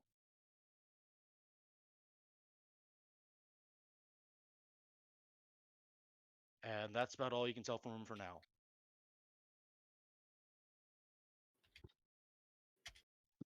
The Blue comes in and slams his hand on the table. Do you want to get paid? First of all, hi.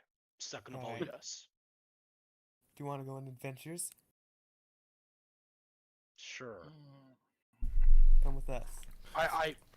I feel like you're proposing something to me. Are you a salesman of some kind? I am not a salesman. I am a part of her group. You watch Bimp is just kind of put her face in her hands and just kind of shaking her head. Oh, that's He what I sort of was just gonna like say. he sort of just like peeks around Blue and looks at him. Does he do this very often? He's our traveling bard. Yes, he does. That explains a lot. I would assume Blue is used to that. Yes. Plus he's on caffeine, so.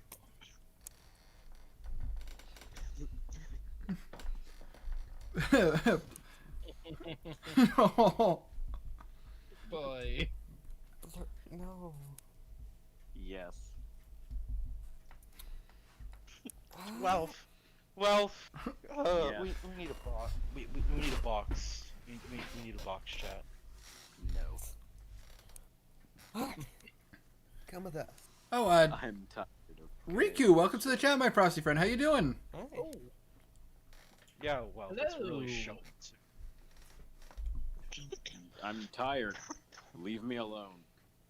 It's very obvious. Anyways, Shut Okay. your Anyways. ass Bimp Naughton just continues to look at you.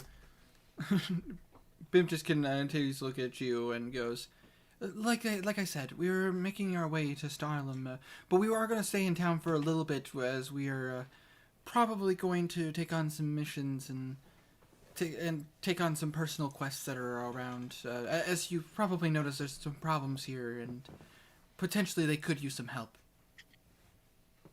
Blue is still kind of charred.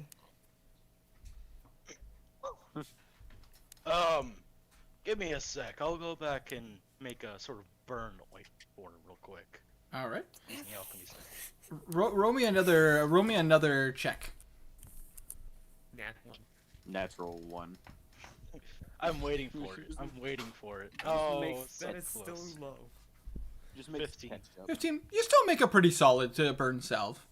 As you bring it, as you kind of take a look at some stuff, and you're like, this is it, and like you bring it out, and it's a good burn salve. It's a quality. As a alchemist and a studier of alchemical elements, you would definitely be able to tell that this was a good salve. Yes, please.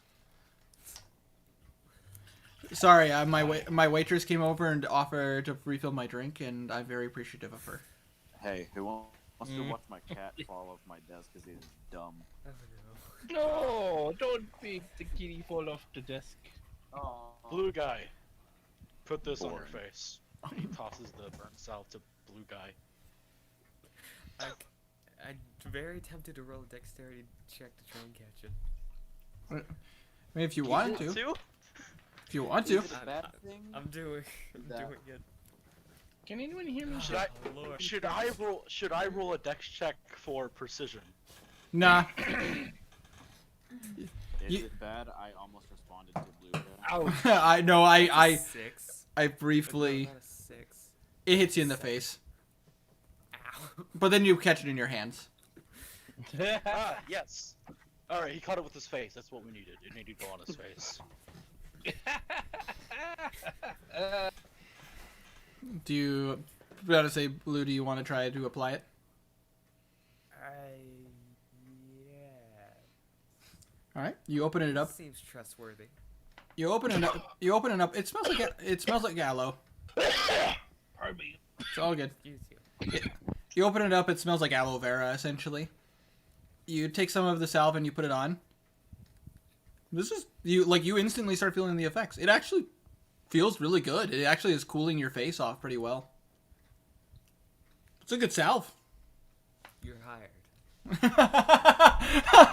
Just one condition: you're hired. You mean me with the One sunburn? potion. You're hired. Me with the sunburn? Yeah. That's Well- about the response I get. Well, I mean, technically, Blue has third-degree burns on his face. This actually did help out quite a bit. I know, but me with Hit by sunburn. a fireball. But Bimp, Even though my sunburns aren't that severe. I'd assume Bimp would inquire about healing potions. Correct? Bimp will look at Uncle Dude, Uncle Dude. which is his new name. I dubbed it ever since it was mentioned. His new name is Uncle Dude. Reggie. I know it's Reggie, but I wanted to call him Uncle Dude. No, Uncle Dude is much better name. Uncle Dude Reggie. Agreed. Uncle Dude Reggie. With Reggie in parentheses. Yes, with Reggie in parentheses, but his new name is Uncle Dude. Oh, No, his real name is Uncle Dude. Yes, his new name is Uncle Dude. Alright. We call him Reggie for short. He looks He at sounds like that cool uncle that does really shady stuff behind everyone's backs. probably Uncle Dude. hey man. My nephew told me about this place, man. I heard it's like a really good place to get some drugs. But anyway, It's a good place to get some drugs. I want all that drug. Alright, back on track. Anyways, I'm curious to know about some of the potions you have on sale. He just kind of goes on and he looks into his. Well, we have a wide variety, but unfortunately, my nephew and his wife and his significant other are a bit predisposed at the moment. 10 gold pieces, and I'll look through the ledger for you. All right, you look into Henrik. You pull up the ledger, and you notice that they appear to have 6 potions in, 6 different potions in. Aside from the one that you just made, which is not on the record yet because you just made it. Because But you notice. sorry, cut down. No, it's all good. But in there, you'll notice that there are a total of 4 healing potions, standard. The second potion that appears to be in the second set of potions that appear to be in there is a potion of resistance. One of the it appears to be in this batch. It was a potion to resist cold. Another one, there was a potion of water breathing.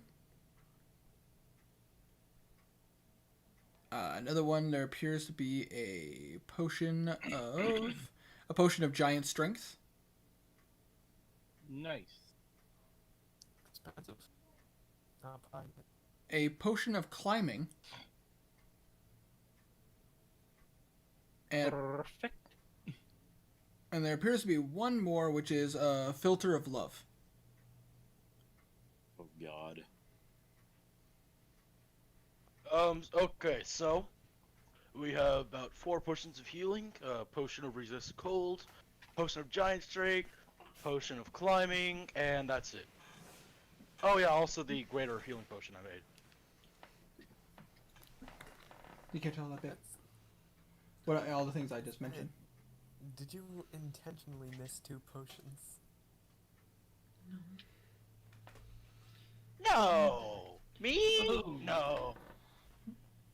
No. Inside check. That was okay. Roll an insight check. We can't have. Too bad we can't do IRL rolls. I'm No. using a point of Like luck it's for like, this. can I roll a second try on that? You got me. You got me. Should I roll a deception check? Yes, roll a deception Against check. this? 10. I got a +1. Ripta. He's not telling you everything. You know he's flat out lying like a dog. You know the truth, Blue. Do not be fooled. Blue You know the bends over the truth, boy. Blue bends over the counter, putting his elbows on it and crossing his fingers. What else? Look, we have a filter of love, but I don't feel like giving you it because I feel like I'm gonna exploit people with it, okay? I know bards. That's a fair response. You watch Bimp go raise a finger to. No, he has a point. How much? It is actually worth a decent amount. This is a pretty potent potion. It's about 750 gold. Oh. 800 gold pieces. Family tax. Just for you. Just for you, I'm cutting you a deal and selling it to you for 800 gold pieces. Normally it's 850, but... But because it's you, Blue, a bard. I think we can bargain it down just a bit. Do you now? I would like to try to persuade him to lower the price. I mean, I guess. Blue, roll me a persuasion check, and I would Henrik roll me a insight check. 14. Casey. 14. Casey. Natural 1. Really quick. That's tragic. Yeah, I can hear. That's tragic. 14. Okay, how much you thinking? 14. Hmm. That's sad. Well, seeing that you're gonna be coming on the road with us, and I will huddle with her again when I come back. it could help us in a pickle. Hey, Bimp, how much? Bimp we're gonna roll an Arcana check, and Abby will yell at me if I get it wrong. Bardic inspiration. Okay. She, Be smarter. Brum. Make it. I don't know why every time I hear bardic inspiration, I instantly dueling banjo starts in my head. I have no idea why. oh wow, she rolled an 8 on that jam. That is, yeah, with her Arcana check, that's a freaking. That's like, babe. What is Bimp's Arcana bonus? Ignored. Oy. I believe. Wow. She does not. I believe it's a +9 to her Arcana. So that's a. Proficiency. Oh wow. It's either a +7 or +9. I don't remember. One or the other. Either way, that's a minimum of 27. Because of the bardic inspiration. She kind of looks it over. She actually does know what this potion is. She does know what it does. However, she kind of looks to you, Blue. Blue, you gotta understand this potion is actually does use some rare ingredients. This isn't a common potion. I would say them giving us a discount and at best probably like 600. And I feel like that's being generous to us. I just like. Well, would you like to know what the filter of love does? Yeah. I'm just. The next creature you see within 10 minutes after drinking this filter, you become charmed by that creature for 1 hour. If the creature of a species and gender you are normally attracted to, you regard it as your true love while you are charmed. Literally, you can convince them to pretty much do anything. It is a potentially very dangerous potion. See why I wouldn't want to get into a bard? But it is a rare. And because of the fact that it would regard you as their true love, and you can convince them to do things that they normally would never do. It's basically a very potent charm person spell. Or a very good suggestion spell. Exactly. Don't worry. I'm But it is 600 gold messing. at best. I just like messing with the people we're gonna have join. Alright. But there are other potions. Plenty of other potions, yeah. Is that it? You didn't mention the water walking, by the way. Water breathing. Water breathing. Yes. Yeah. Yeah, water breathing. Fine, I guess I can mention the water. For price. Only for you, though. For price wise, just so you have a basic understanding, potions cost their normal, which is 60 gold pieces per potion. The greater healing potion would cost, if I remember correctly, that typically costs about. Was it? I believe it was 100 gold pieces. Trying to remember. Hold on, let me pull it up. I believe so. I think it was normal health potion 50, greater health healing potion 100. And then greater than a freaking standard, greater, and then a potion of supreme healing is like freaking I believe 300 gold pieces. But anyways, so yeah, it'd cost 100 for the greater healing potion. For the potion of giant strength, that would be about 350. For the potion of water breathing, it would be 295. And then for the potion of oh gosh, hold on. I was a potion of Cold resistance. the potion of cold resistance, which that one would cost about 425. And last but not least, the potion of climbing, which that would give about 200 gold pieces. Pardon me. Blue looks at them. To be honest, I just wanted to know all this stuff because I believe we plan on doing some missions for this town, and I might come back. Which is perfectly fair, and they might brew more potions in the meantime. Of course. How much longer are we going? Probably just a little bit longer, if that's okay with you guys. Yep. Fine with me. All right. Henrik, we're heading over to a magic shop. Wanna come with us? Yeah, sure. I know the guy there. Alright. Then we head over to the Oh yeah, before I go, Uncle is my job. You're done. Oh, Or anything else? yes. You have filled some of the potion requirements. We appreciate your time and service. Thank you so much. Yeah, no problem. Wasn't the magic shop the Scourged Hornet? There are two magic shops. I meant to. I apologize. For you, Herma. I had that written down in my notes, but I didn't have it typed up yet, so I didn't send it to you yet. I'm pretty sure that the magic shop that Blue knows is the Scorched Hornet. That is correct. That is the one you know about, but that doesn't mean it's the only one. Blue. That's the only one Blue wants. No. Suppose we start heading in that What's your direction. arcana? What's your arcana bonus?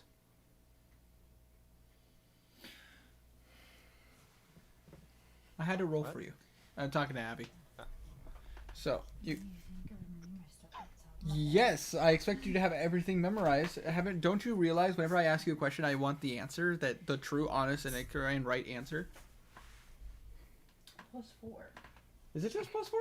Because 4 was higher than that. +4, +3, so 7. 7. Okay, I was right then. Yeah, you rolled a 27 on your arcana check. I rolled a nat 20. Well, no, because Blue gave you Bardic Inspiration. Oh. And you rolled an 8 on the Bardic Inspiration. Yeah. So it was a 20 plus then your Arcana, which is +7, so 27.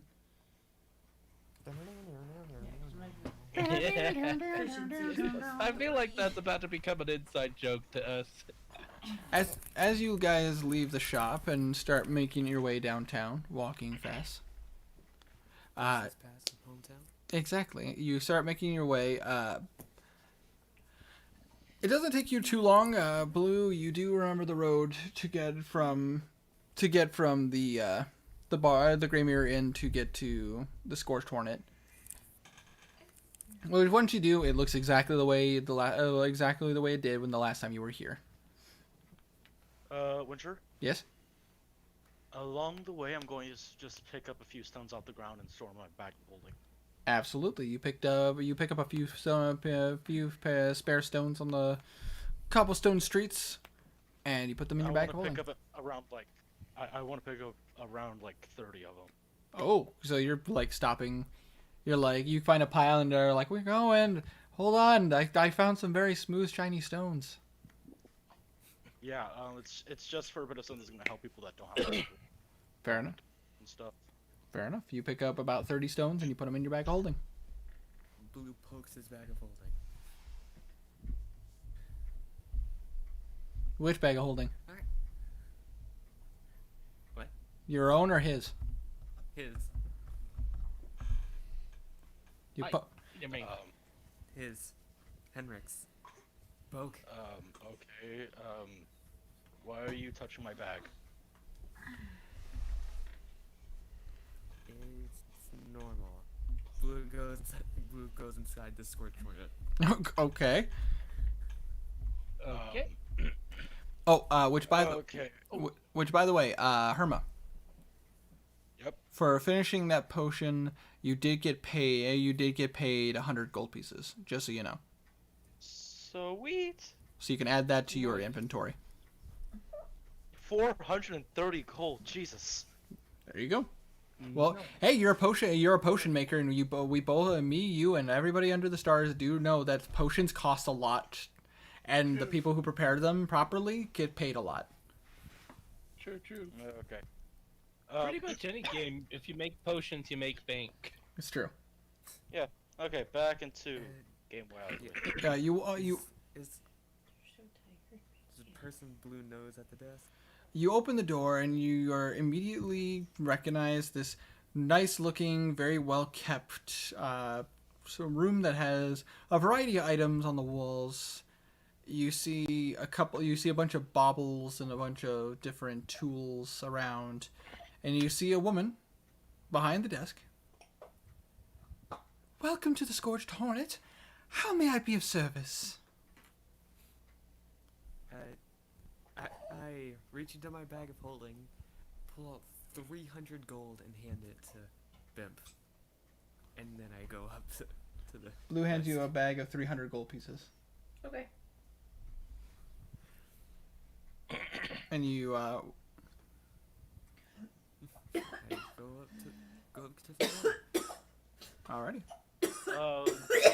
While they're doing all that, I'll just be in the corner, taking those stones, using my magical tinkering, and make them emit light. So they emit bright light for 5 feet and dim light for an additional 5 feet. So basically, Congratulations, you 30. created a light bulb. So A portable light bulb. basically, Infinite if I light just throw bulb, all I these think, stones, from understanding. basically if I just throw all these stones out against the ground, we have 300 feet of light. Jesus. Which is good. Winter, Yeah. does Blue recognize this person? Yes, you do. This is the owner of the Scorched Hornet. You are very well aware of who this is. I personally am not, because you never gave me the name. Really? I could have sworn I gave you the name. Hold on. I swear I did because we went over it. Ah, gosh. I had to ask afterwards. But I can't remember. Hold on, going through my notes.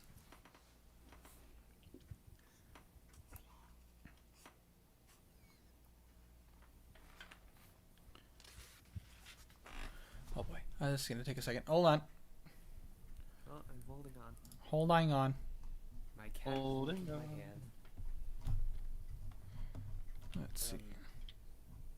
I don't know, because I can, I'll just go make a poisoner's kit too. Just make a poisoner's kit. Yeah, I can do that because I'm an artificer. I don't know. Wait, really? Yeah, I Wow. can just make tools. It's true. Cool. Pardon me. Let's see here. Going through my notes. Apologies, guys.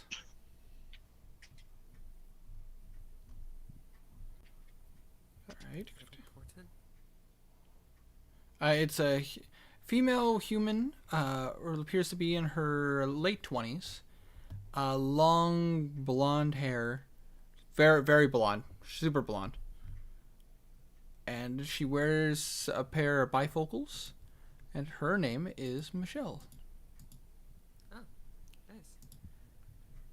Alright.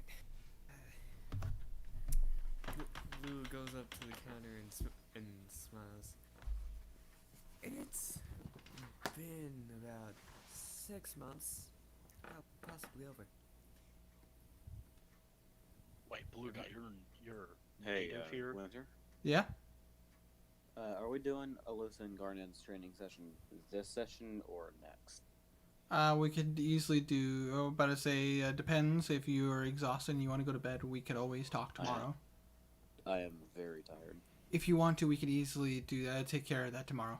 No, not do take care of the training session tomorrow, but we can talk about other stuff tomorrow. You can go ahead and get some sleep. We can do your stuff in the next session. Alright, I'm gonna go ahead and hop off. You get some sleep, Alright. man. Okay, see you guys. Sleep well, man. Night, dude. See- But anyways, you see the woman is. What were you asking more? Nothing. It's not important. She seems to be dressed in she seems to be dressed in some nice looking robes. Appear to be kind of green with a little bit of trims of red. Welcome to the Scorched Hornet. How can I be of service?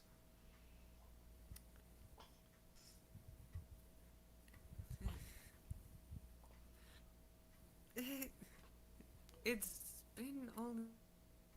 You believe you don't remember me? Blue makes the dramatic pose. She kind of looks you up and down. Oh, Blue. She kind of looks over at you. You let your hair grow out. Hi.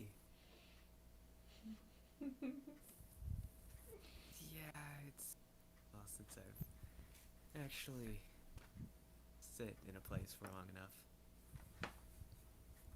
Well, hopefully things are going better for you since you How's left. business been? Business has been good. About to say, plenty of people that are looking to buy some magical items.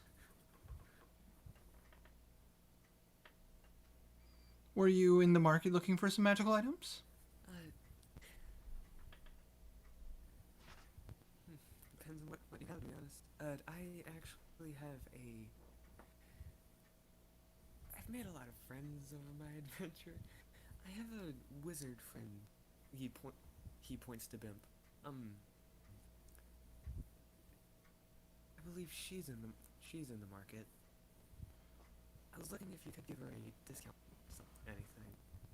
Well, typically I don't give discounts, but you were one of the best stock counters and one of the best people to help clean up my store. I'd be remiss not to remember that. Let me show you what I have in stock currently, and maybe we can talk. Alright. Would you like to know what I have in stock currently? Yes. So basically, she's going to go over some of the items that are on the walls and everything, and they're typically like very basic magic items, ones with very simple enchantments. Like some of them are just +1s, and some of them are just, novelty items that do like little small effects. The current items that are actually a bit of pride and joy. I have 5 magic items that are worth talking about. First things first, she reaches underneath and she reaches into a bag and pulls out a staff. And she sets it on the table. What's this? Let's say this is a staff of force. The wielder of this staff, once attuned, can burn one of its effects in order to do a decent amount of force damage. Doing a decent amount of blast of force damage. Basically explains that it does about 2d8 force damage. And it can do that 3 times a day. Also, it gives the wielder a +1 to armor class.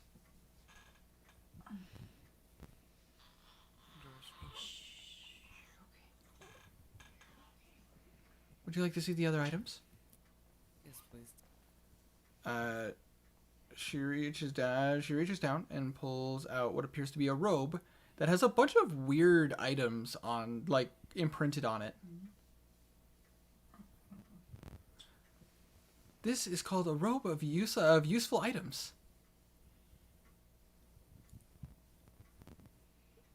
You simply focus on the artwork that's on the robes and you can actually pull it out. How much is it? I actually have to grab the price on that. This was a magic item that I found, and I am actually really excited to be able to use this in... Tiny, you know exactly what I'm talking about. Yes. I have talked about this before, and... Hold on, I actually gotta pull out the info on it. It'll take me 2 seconds, guys. Give me 2 seconds. Okay. Holding on. Holding on.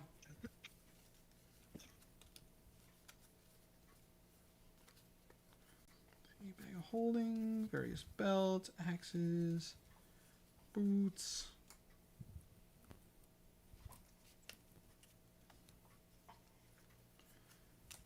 And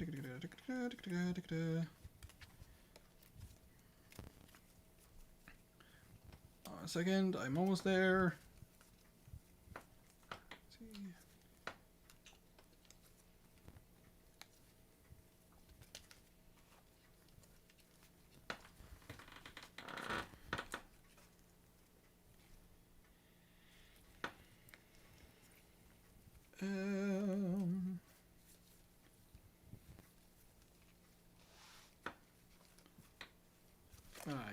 can't find it on here, but that's okay. I can just use my phone. It'll take me 2 seconds. You need help finding it? Yeah, I can't find it on in my cards. I should have had it set aside.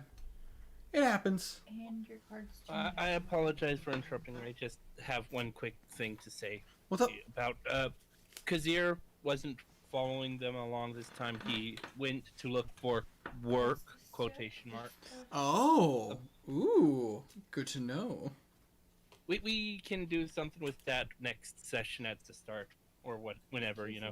Just wanted to add that droplet. Sounds good. I will keep that in mind. What was the item? It's a robe of useful items.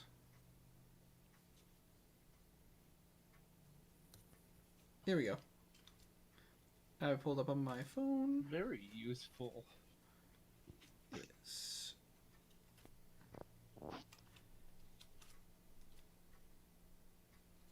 Let's see here. Ow! What the hell? It'd cost. Normally, I would charge about $350, but because you are a good worker and have helped me in the past, I would be willing to drop it to $200. And the only reason why it has that is because I filled it with some fun items.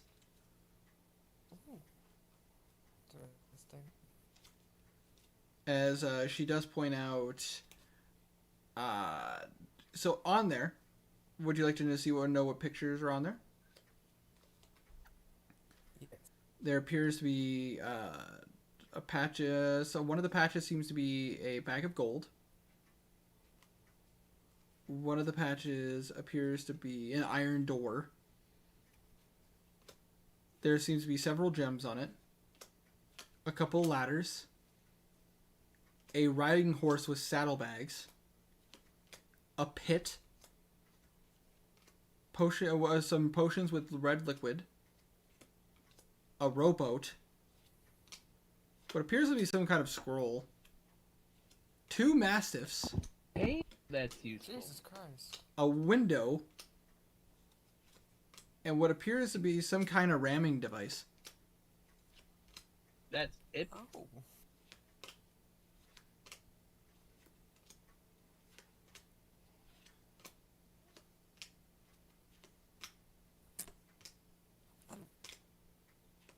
Well,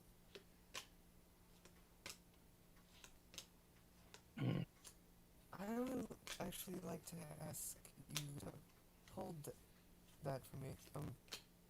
I have some money right now that's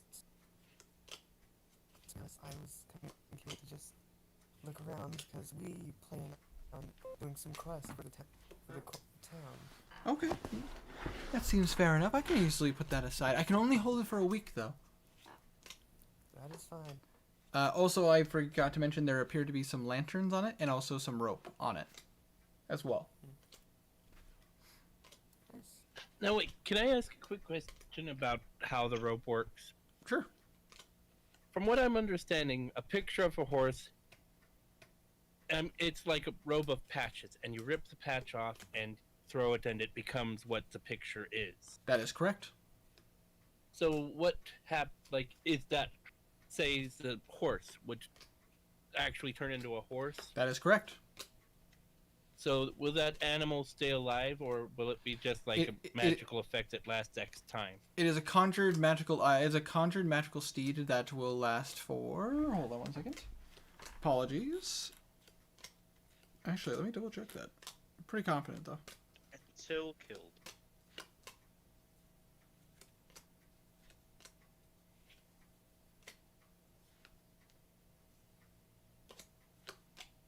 Oh no! It actually becomes an actual riding horse. Never mind. Oh, That's a real animal. Wow. So basically, that's a bunch of different animals. Cool. That is correct. 2 dog patches and appears to be. Hold on 1 second. Roll for that. Damn.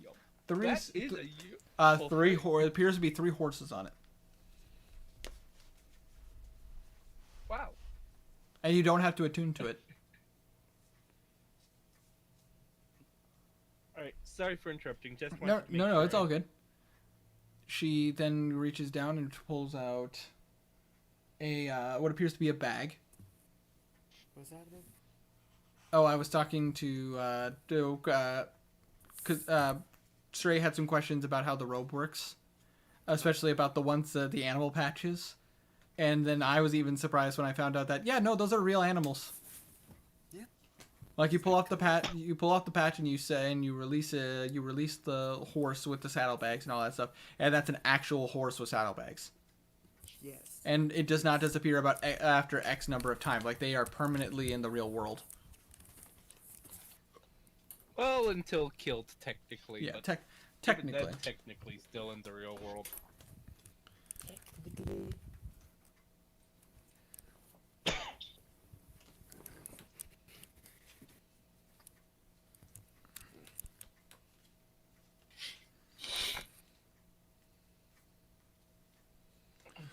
But anyways, she folds it up and sets it aside. That's better.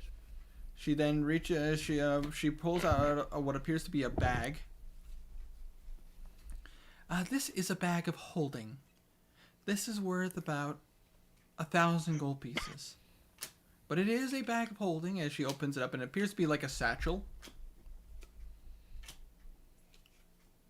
And it goes on to explain what a bag of holding is, which obviously you know.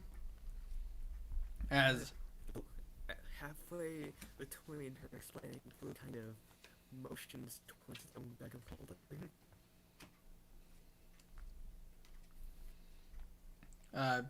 she I could have one too. show off your bag of holding, and Blue shows off his bag of holding. I mean, since we're backing our hold. Bag. God. All right. Or would it be holding our bagging? I think it'd be holding. Holding our bagging. But anyways, she does explain to you that obviously you know what that is, and that it is worth 1,000 gold. She then reaches down and pulls out a little box and opens it up, and there's a ring. This is a ring of elements. You can focus on it, and once you focus on it, you release a spell that does elemental damage, but it is done at random.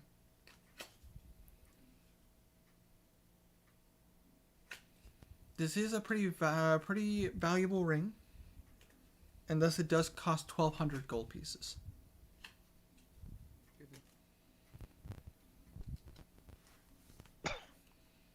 She then reaches down once again and pulls out. No. Freaking phone freaking out on me. Oisha. She reaches down and pulls out what appears to be a rather gnarly looking longsword. No, not a longsword, a great sword. It looks to be a serrated blade. This is something that came into my possession.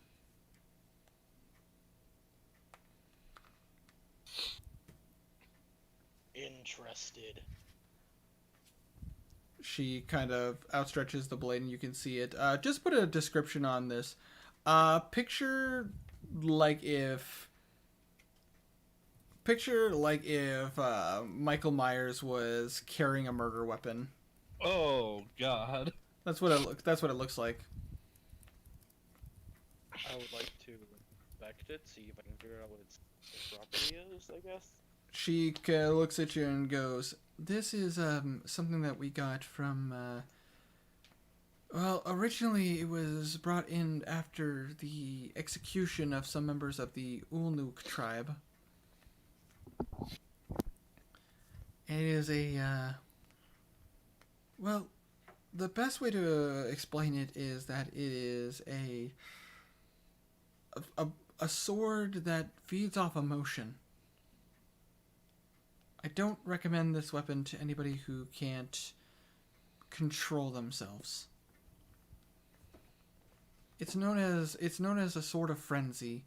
It has a real name, but it's in Orcish, so I don't understand it."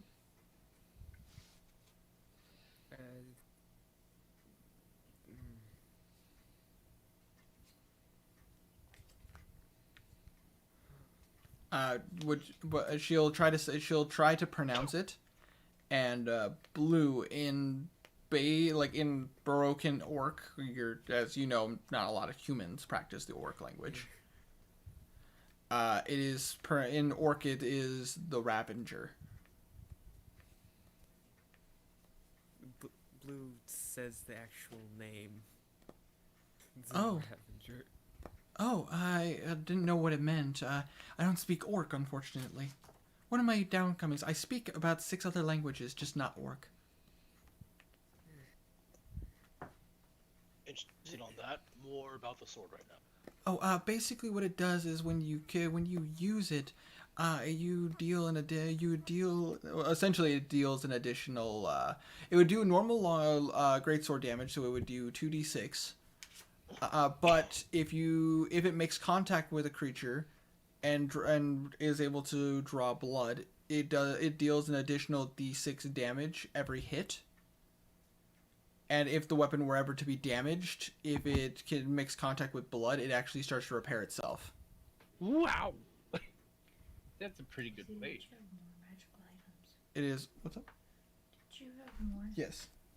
I have a whole nother large stack right here.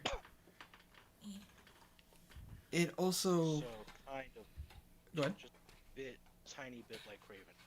Tiny bit like. Kind of. Tiny. Also, if you kill somebody with it, she seems very uncomfortable to talk about this. If you kill somebody with it, it gives you something called retaliate, which if there's another target nearby, you can attack that target with it as well on the same turn. Ooh. Basically, it gives a freebie attack. Nice.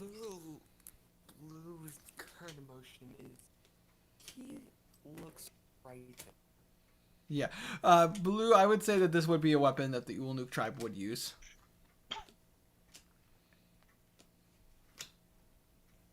How much would you price this for?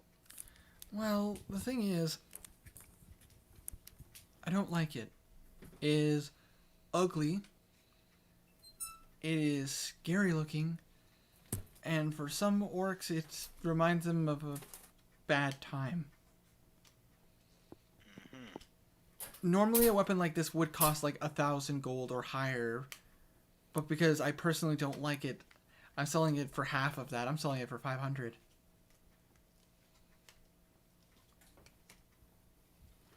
Which again, it looks like a fucking serial killer's weapon.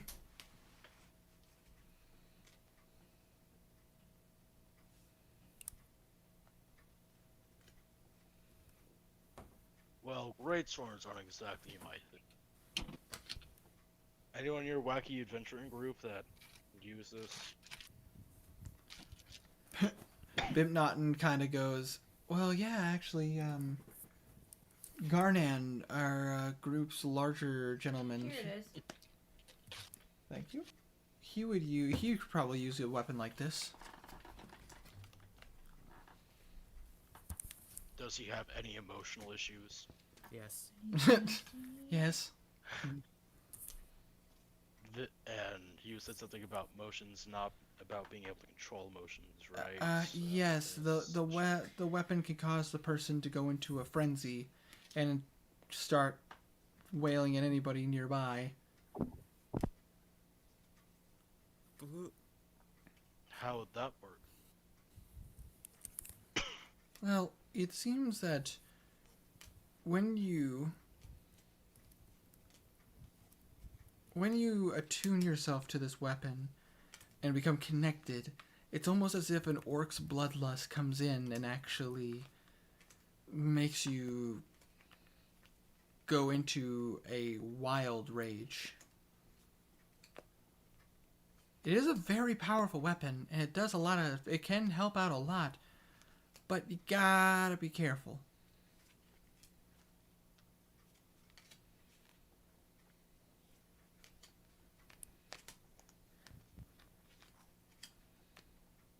You have wonderful magic items here.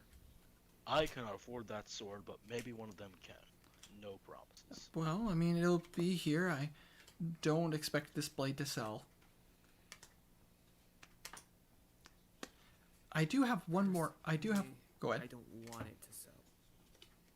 Oh, Blue says, personally, I really don't want it to sell.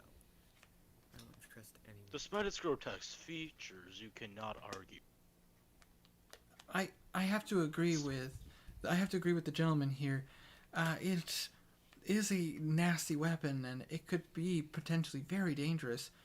But at the same time, it could be used for good, and taking out some very dangerous threats. The craft on it is really good. It's just dangerous. But then again, Blue, as she points to your loot, that seems to be one of the cutest items that you could ever carry, but we both know it could be the most dangerous in the right hands. And Blue, you would know exactly what she's talking about. There are bad bards out there.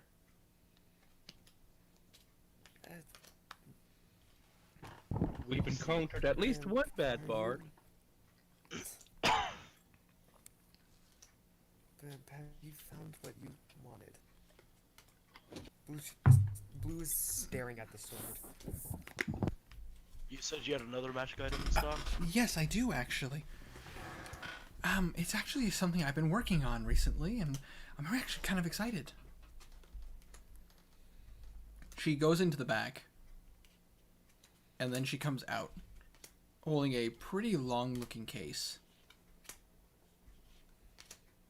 She sets it on the table. We actually just got this in. It was an imported weapon. It was all the way over by Daymerrill. Not too far away from Doveport. She opens it up. And Bimp Naughton and Blue, you have no idea what the fuck you're looking at. Hendrik, you know exactly what you're looking at. This appears to be a very well crafted and very well polished rifle.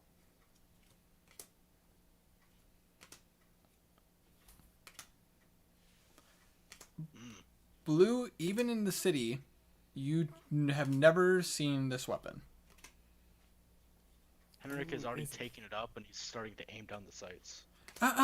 Be very careful. Blue isn't He's very clearly keeping his hand off the trigger area, but just aiming down the sights. It's a very. So where'd you Blue get is this very from? much not paying attention. It is. I got it over at. I have a contact over in Daymerrill, who apparently got it off somebody at Doveport. It apparently was busted and broken, and I offered to take it off his hands. I've been working on it for the past couple of months, and I actually got it fixed. However, she does point out that there was some structural damage on the inside, which basically she explains it's really hard to use it for its traditional use. But she actually decided to mess with it and arcane the hell out of it. So Flamethrower. not quite. She She looks at you and shows you the runes and everything that she set up for it. That needs to be on a shirt, by the way.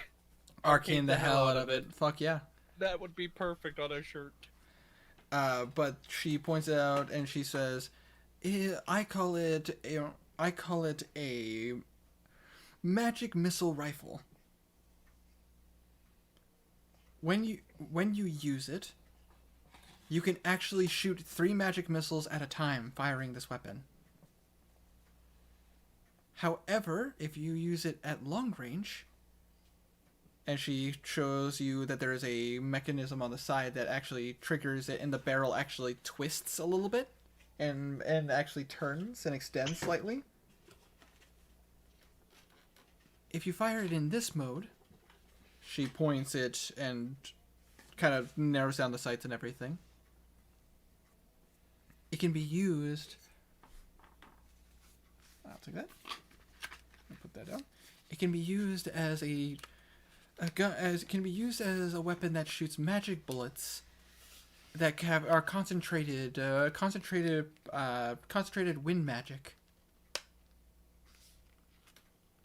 basically explaining to explain it basically in a standard set. If you're shooting at under 100 feet, you can use it in its traditional mode, which shoots three magic missiles at one time, and which obviously anybody who knows magic missile, it is a missile that never misses. It does a D4 damage per missile. And then in its long range mode, it actually concentrates that and fires a single bullet of force wind damage, and basically explains that it does 1d10 plus your modifier. Oh my! And in that mode, it can actually fire up to 300 feet.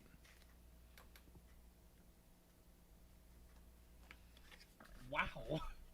It is my pride and joy. It was a project that I've been working on my own. But she looks at you, Henrik. You look like the kind of person that knows what I'm talking about. I tried having a conversation with Blue about guns before, being a newer invention and all that. But he seemed to not quite understand. Which, Blue, you do recall this conversation, and yeah, it seems a little convoluted, the thought of a weapon that could actually, fire from a distance that wasn't magic. And it wasn't a ballista. Couldn't wrap my head around it. Blue's still staring in the direction of the sword. Yeah, the Ravenger.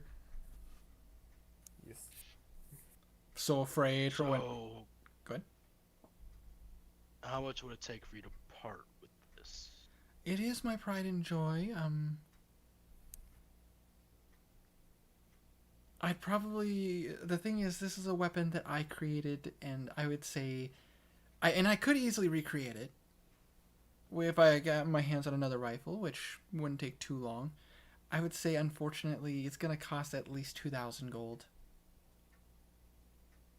But on the bright side, it's probably not going to sell for some time. So if you are going to make some money, you can easily come back and purchase it.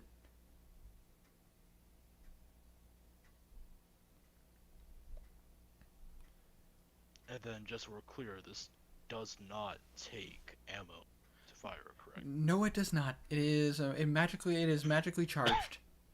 As long as the person wielding it is in some way magical, it will work for you. Basically, she explains that as long as it's in the hands of a magic user, it'll work. But if it was in like Kazir's hands or in like Garnan's hands, It would just be a gun. yeah, it would just be a gun, and it'd be a gun that doesn't work.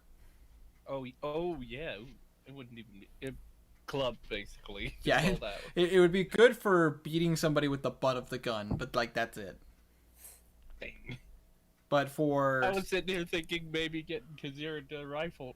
but if like Bimp had it or Alosa had it or Or Knackle. or Knackle I know Knackle's not violent, but or Knackle or Blue, or in this particular case Henrik, who actually knows how the weapon works. Yeah, I could see Blue using something like that, to be honest. I just imagine Blue. Character-wise. Blue with a blowgun. Yeah. Just like, God. For whatever reason, whenever you said blowgun, I immediately started imagining like an actual like blowgun, but it has like a bunch of rounds that dump into it like a chain-fed gun. Oh god.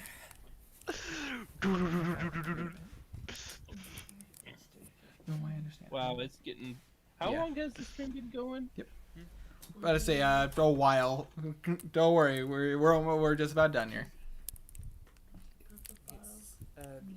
Once we actually leave this place, I have one thing I want to do. Almost 5 All right. hours. What's up? What?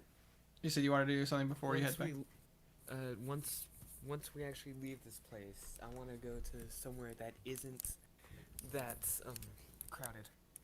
Makes sense. With the But yeah, so those are the current magic like specialty items she has in stock at the moment. she is Okay, holding I'm the- gonna set the gun down gently. Set it back in the case. Yeah. Okay. Yeah. I made a weapon that you're very interested in, aren't you? Yes. Maybe. Maybe. Oh, And she does point out that it I'm can't. just think. And then she points out Just. the best part about this weapon is there actually is room for a modification.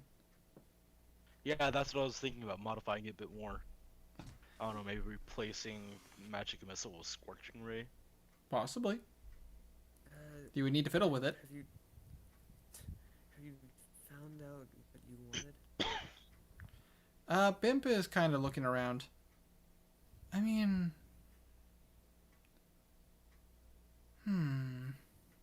300 gold can buy you a lot of stuff. Indeed. I'm trying to think of what would be the best use.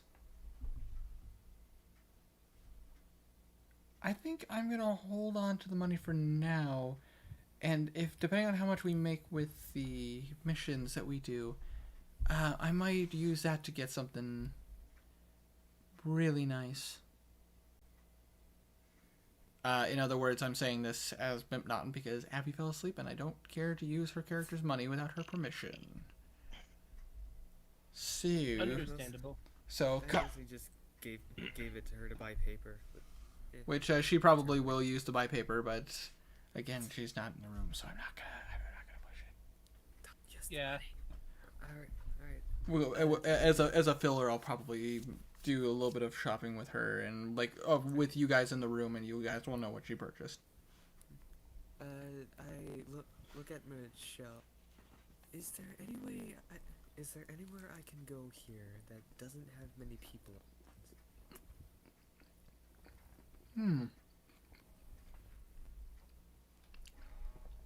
There's a handful of places. Was there something you were trying to do?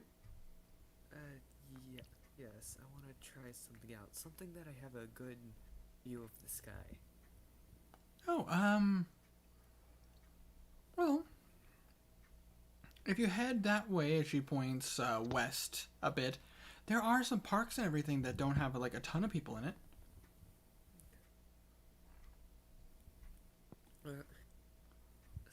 Thank you. Blue looks at Bimp. I want to show you a spell I found recently. Let's go to the park. So you start making your way there. Kazir. Yeah. Oh, You are currently in the Grey Mirror. And you remember what you were told?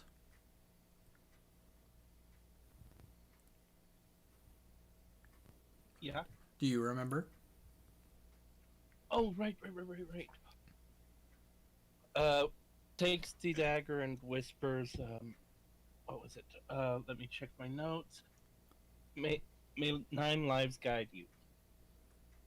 You feel In Thieves' Can't. you feel a weird sensation in your body. You suddenly hear a voice in your head, a very familiar voice. Well, isn't it our new friend?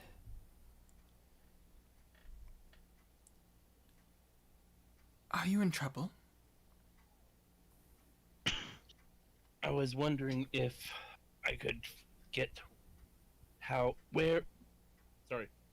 Sorry, my brain's kind of scrambly right now. Just It's all good. 1 moment. I was wondering where I could find some work. Quotation marks. Looking to take us up on our offer? Yes. Head to the Swollen Tusk. It's on the eastern part of the city. Head there. We'll meet you. All of a sudden, you feel that sensation disappear. Puts the dagger away and heads. Can I get that written down? Yes, the Swollen Tusk. Swollen tusk. That sounds painful. Yeah. Swollen Tusk is the bad place. Oh, you know it? Thank you. Yeah, Henrik would know. Henrik does.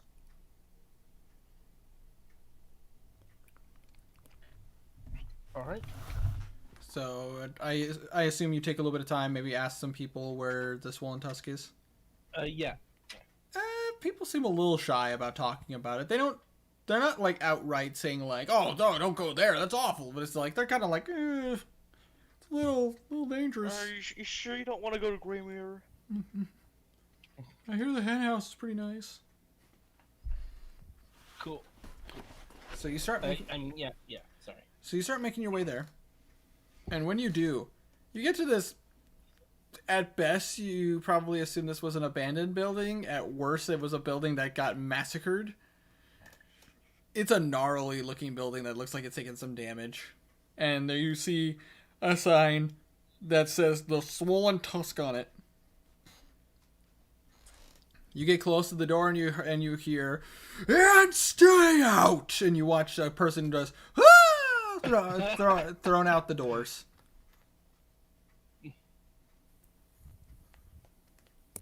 Welcome to the Orc Bar. You can still Because going. you're sidesteps the person that got thrown out and walks in, a little bit questioning himself, but All right, hold on. I've wanted to do this for a little while. all right. Welcome to the Salty Spittoon. How tough are you?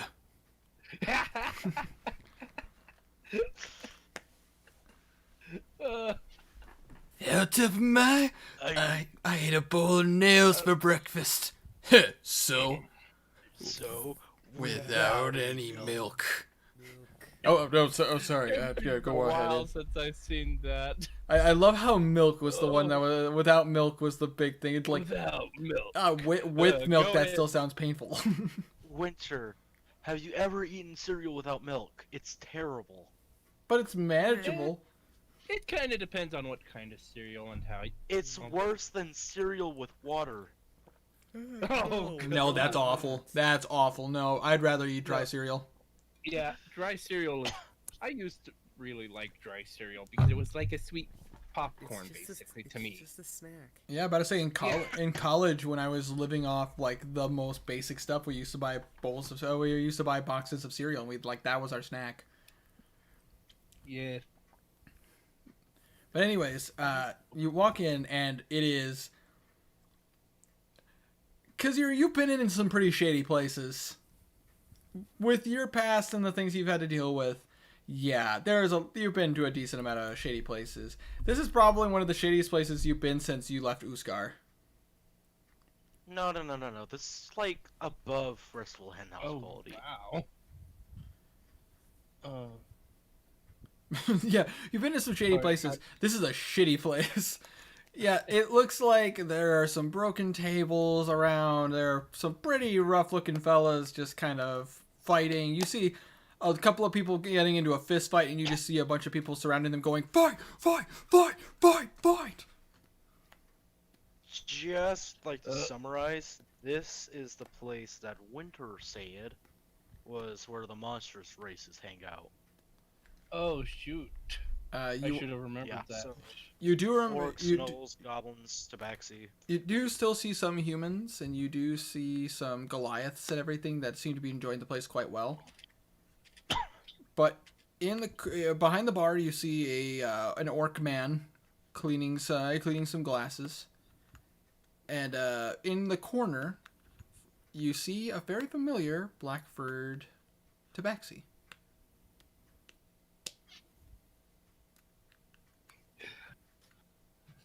Because you're kind of goes over to him and wait, was it a he or a she? Is she? Okay, she goes over to her and sits next to him. Hello. Hello there. Hello. It seems you decided to take up my offer. Yeah. Normally I wouldn't, but I'm gonna be needing some money, a lot of money, really quick. Well, you see there. Money is definitely not a difficult thing for me to come across. How much do you need? Let me put it this way. What's your highest paying job for the least amount of time worked? 5,000 gold pieces. Kazir's jaw kind of drops for a minute, but then he nods. What do I have to... Excuse me? What? Nothing. Sorry. Sorry, I'm tired. We, had some, former business associates steal a, creature that we were keeping under lock and key. They're, got a bit out of hand, and unfortunately, with everything going on with the Empire, it's a bit difficult for me to, get the assistance I need to recapture said creature and get rid of its handlers. Whether the creature survives or it dies, it does not matter. I just don't need the creature escaping and causing problems and ruining some deals that we have here in this side of the Ravage Path. Kazir nods. I can understand that. Well, in that case... She folds her paws together right in front of her. Let's talk business. And that's where we're going to end tonight's session. I knew you were going to say that. What? Yes. I want to do the thing I was gonna do with Bimp first. Nope, we're going to save that for another session. Yeah, I'm sorry. Fine. Because I'm mean. Hey, you guys got to do a lot this session. Tasty. Yeah, I feel nearly sorry. died again. Yeah, that was which, by the way, I had been planning that stuff to happen for like the last over a month. However, it's so unfortunate for you, Tiny, that I couldn't it was either gonna be you or Stray, but that was what the D20 was for. To the lower of the two was going to get stabbed. Understood. That was just unfortunately your luck. That's fine. I can take it. Yeah. Oh, is this something Kazir could possibly handle on his own? On his own, probably not. With his allies, plausible. Kazir will have to really think about that. You know, Blue will do anything Kazir wants. Pretty much, yeah. Plus, if you let them know that it would be getting paid 5,000 gold pieces. Yeah, but then he'd Also, you have to a higher share. True. And also, but you'll get Who more, blew? Who blew? but you'll get more details on what else you could get from that mission as well. Oh yeah, because probably more than there's a lot he could get from point A to point B. It also could be Where's, just to give you some ideas, Stray. It could build a better connection with the Thieves Guilds, which means you'd probably get more access, maybe even know more fences are, or possibly some more salesmen that are a little off the books, if you catch my drift. Yep. It could give you Because there's definitely gonna be digging into this more. You have it. I'm about to say they have informants and people that could easily get you more information. The Thieves Guild is the central section of the information brokers. Yep. So, which means that if something's happening in the Empire, they know about it. They're the network of spies, essentially. From what you're... And also, it's good because it's going to take a lot of gold to try and get for Kazir to do what he's planning. He's kind of planning on basically saying, okay, how much is it to try and help make this wanted poster go away? Is what he's kind of thinking. Very possible. About to say, other than that, you could also talk to them about how possibly while you're there, you taking advantage of anything that they might have. Oh yeah. So which means his wife is priority, but anything else that will make it easier to deal with getting from point A to point B. Indeed. But I say, while this mission could involve you doing so and so, but then you could always, under the condition of any money or any items that we find are yours. Yeah. the person did say that it doesn't matter if the creature survives or dies as long as you get it, as long as it's taken care of. Yep. There's a lot of I am possibilities. eager to hear what this thing is. And Anyways, on top of What? what's up? Why you gotta be mean? Why I gotta be I was- so rude? I was planning to bimp and blue thing for a little bit. I know, but Abby also fell asleep, and it'd be better if she was there too. yeah. But and on side of that, you guys got to meet Henrik as well, who's finally part of the campaign. Maybe. Unless we kick him off the group. Sorry, buddy, And it's you didn't almost make. I The, have a 5 hour gun. stream exactly. sorry, buddy, you didn't quite make the team. I need you to hand back the jersey. Yeah. But finally, we got him finally in, and also got to show off some magic items that are in the area, including a magic gun that I honestly was afraid nobody was going to be able to use.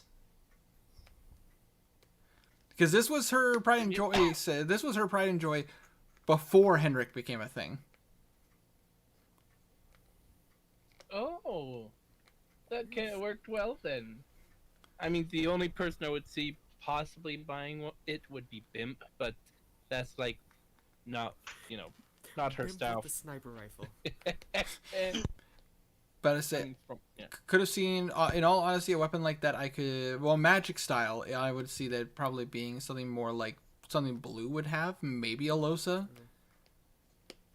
But if it would have been like That's actually, if it would have been a standard rifle, I'd probably say Kazir of all people. yeah, What am Kazir would have a gun or rifle. I mean, But I say he's a I rogue. have a gun. And then, but then there's Henrik, who actually knows, understands, and has studied guns. Would actually know what it is. Kazir probably would look at it and go like, "What the fuck is that?" Guns are still a very rare item and still very understudied. But any hoozles, got all these items. You got to meet a decent amount of people. You got to see some crazy stuff. You found out about the local cult. episode. I exploded again. Put it again, Twice. and also we both got exploded. got to meet the Zeta Rook. Yeah. That absolutely kicked the tar out of Garnan. What's there? Yep. I wanted to show off the spell. I know, and I'm sorry that you can't show it off tonight, but it is also 3:30 for me, so which means it's 4:30 for you and for Walf. It is Yeah. it is getting late, and I think everybody deserves to get some for me. sleep. We could pick this up next week, and I will be hopefully starting at 9 o'clock next week. Yes, that is the plan. Nice. But for now, thank you guys so much for joining me for tonight's stream. It was a fun one. I stand by my statement. These are not the most popular streams, but I personally don't care. These streams are for fun. Yeah. Why do I keep nearly dying? I don't know, man. Bad roll of the Really? dice.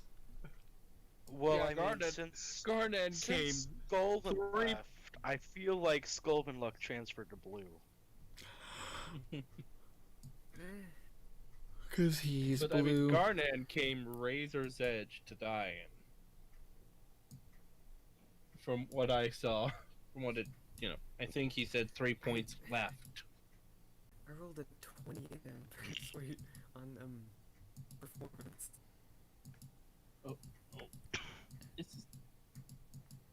We should just.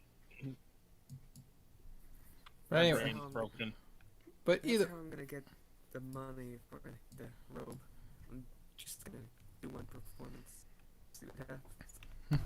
But anyways, I hope you all have a wonderful night. Make sure you all take care, and most importantly, I hope you all stay frosty.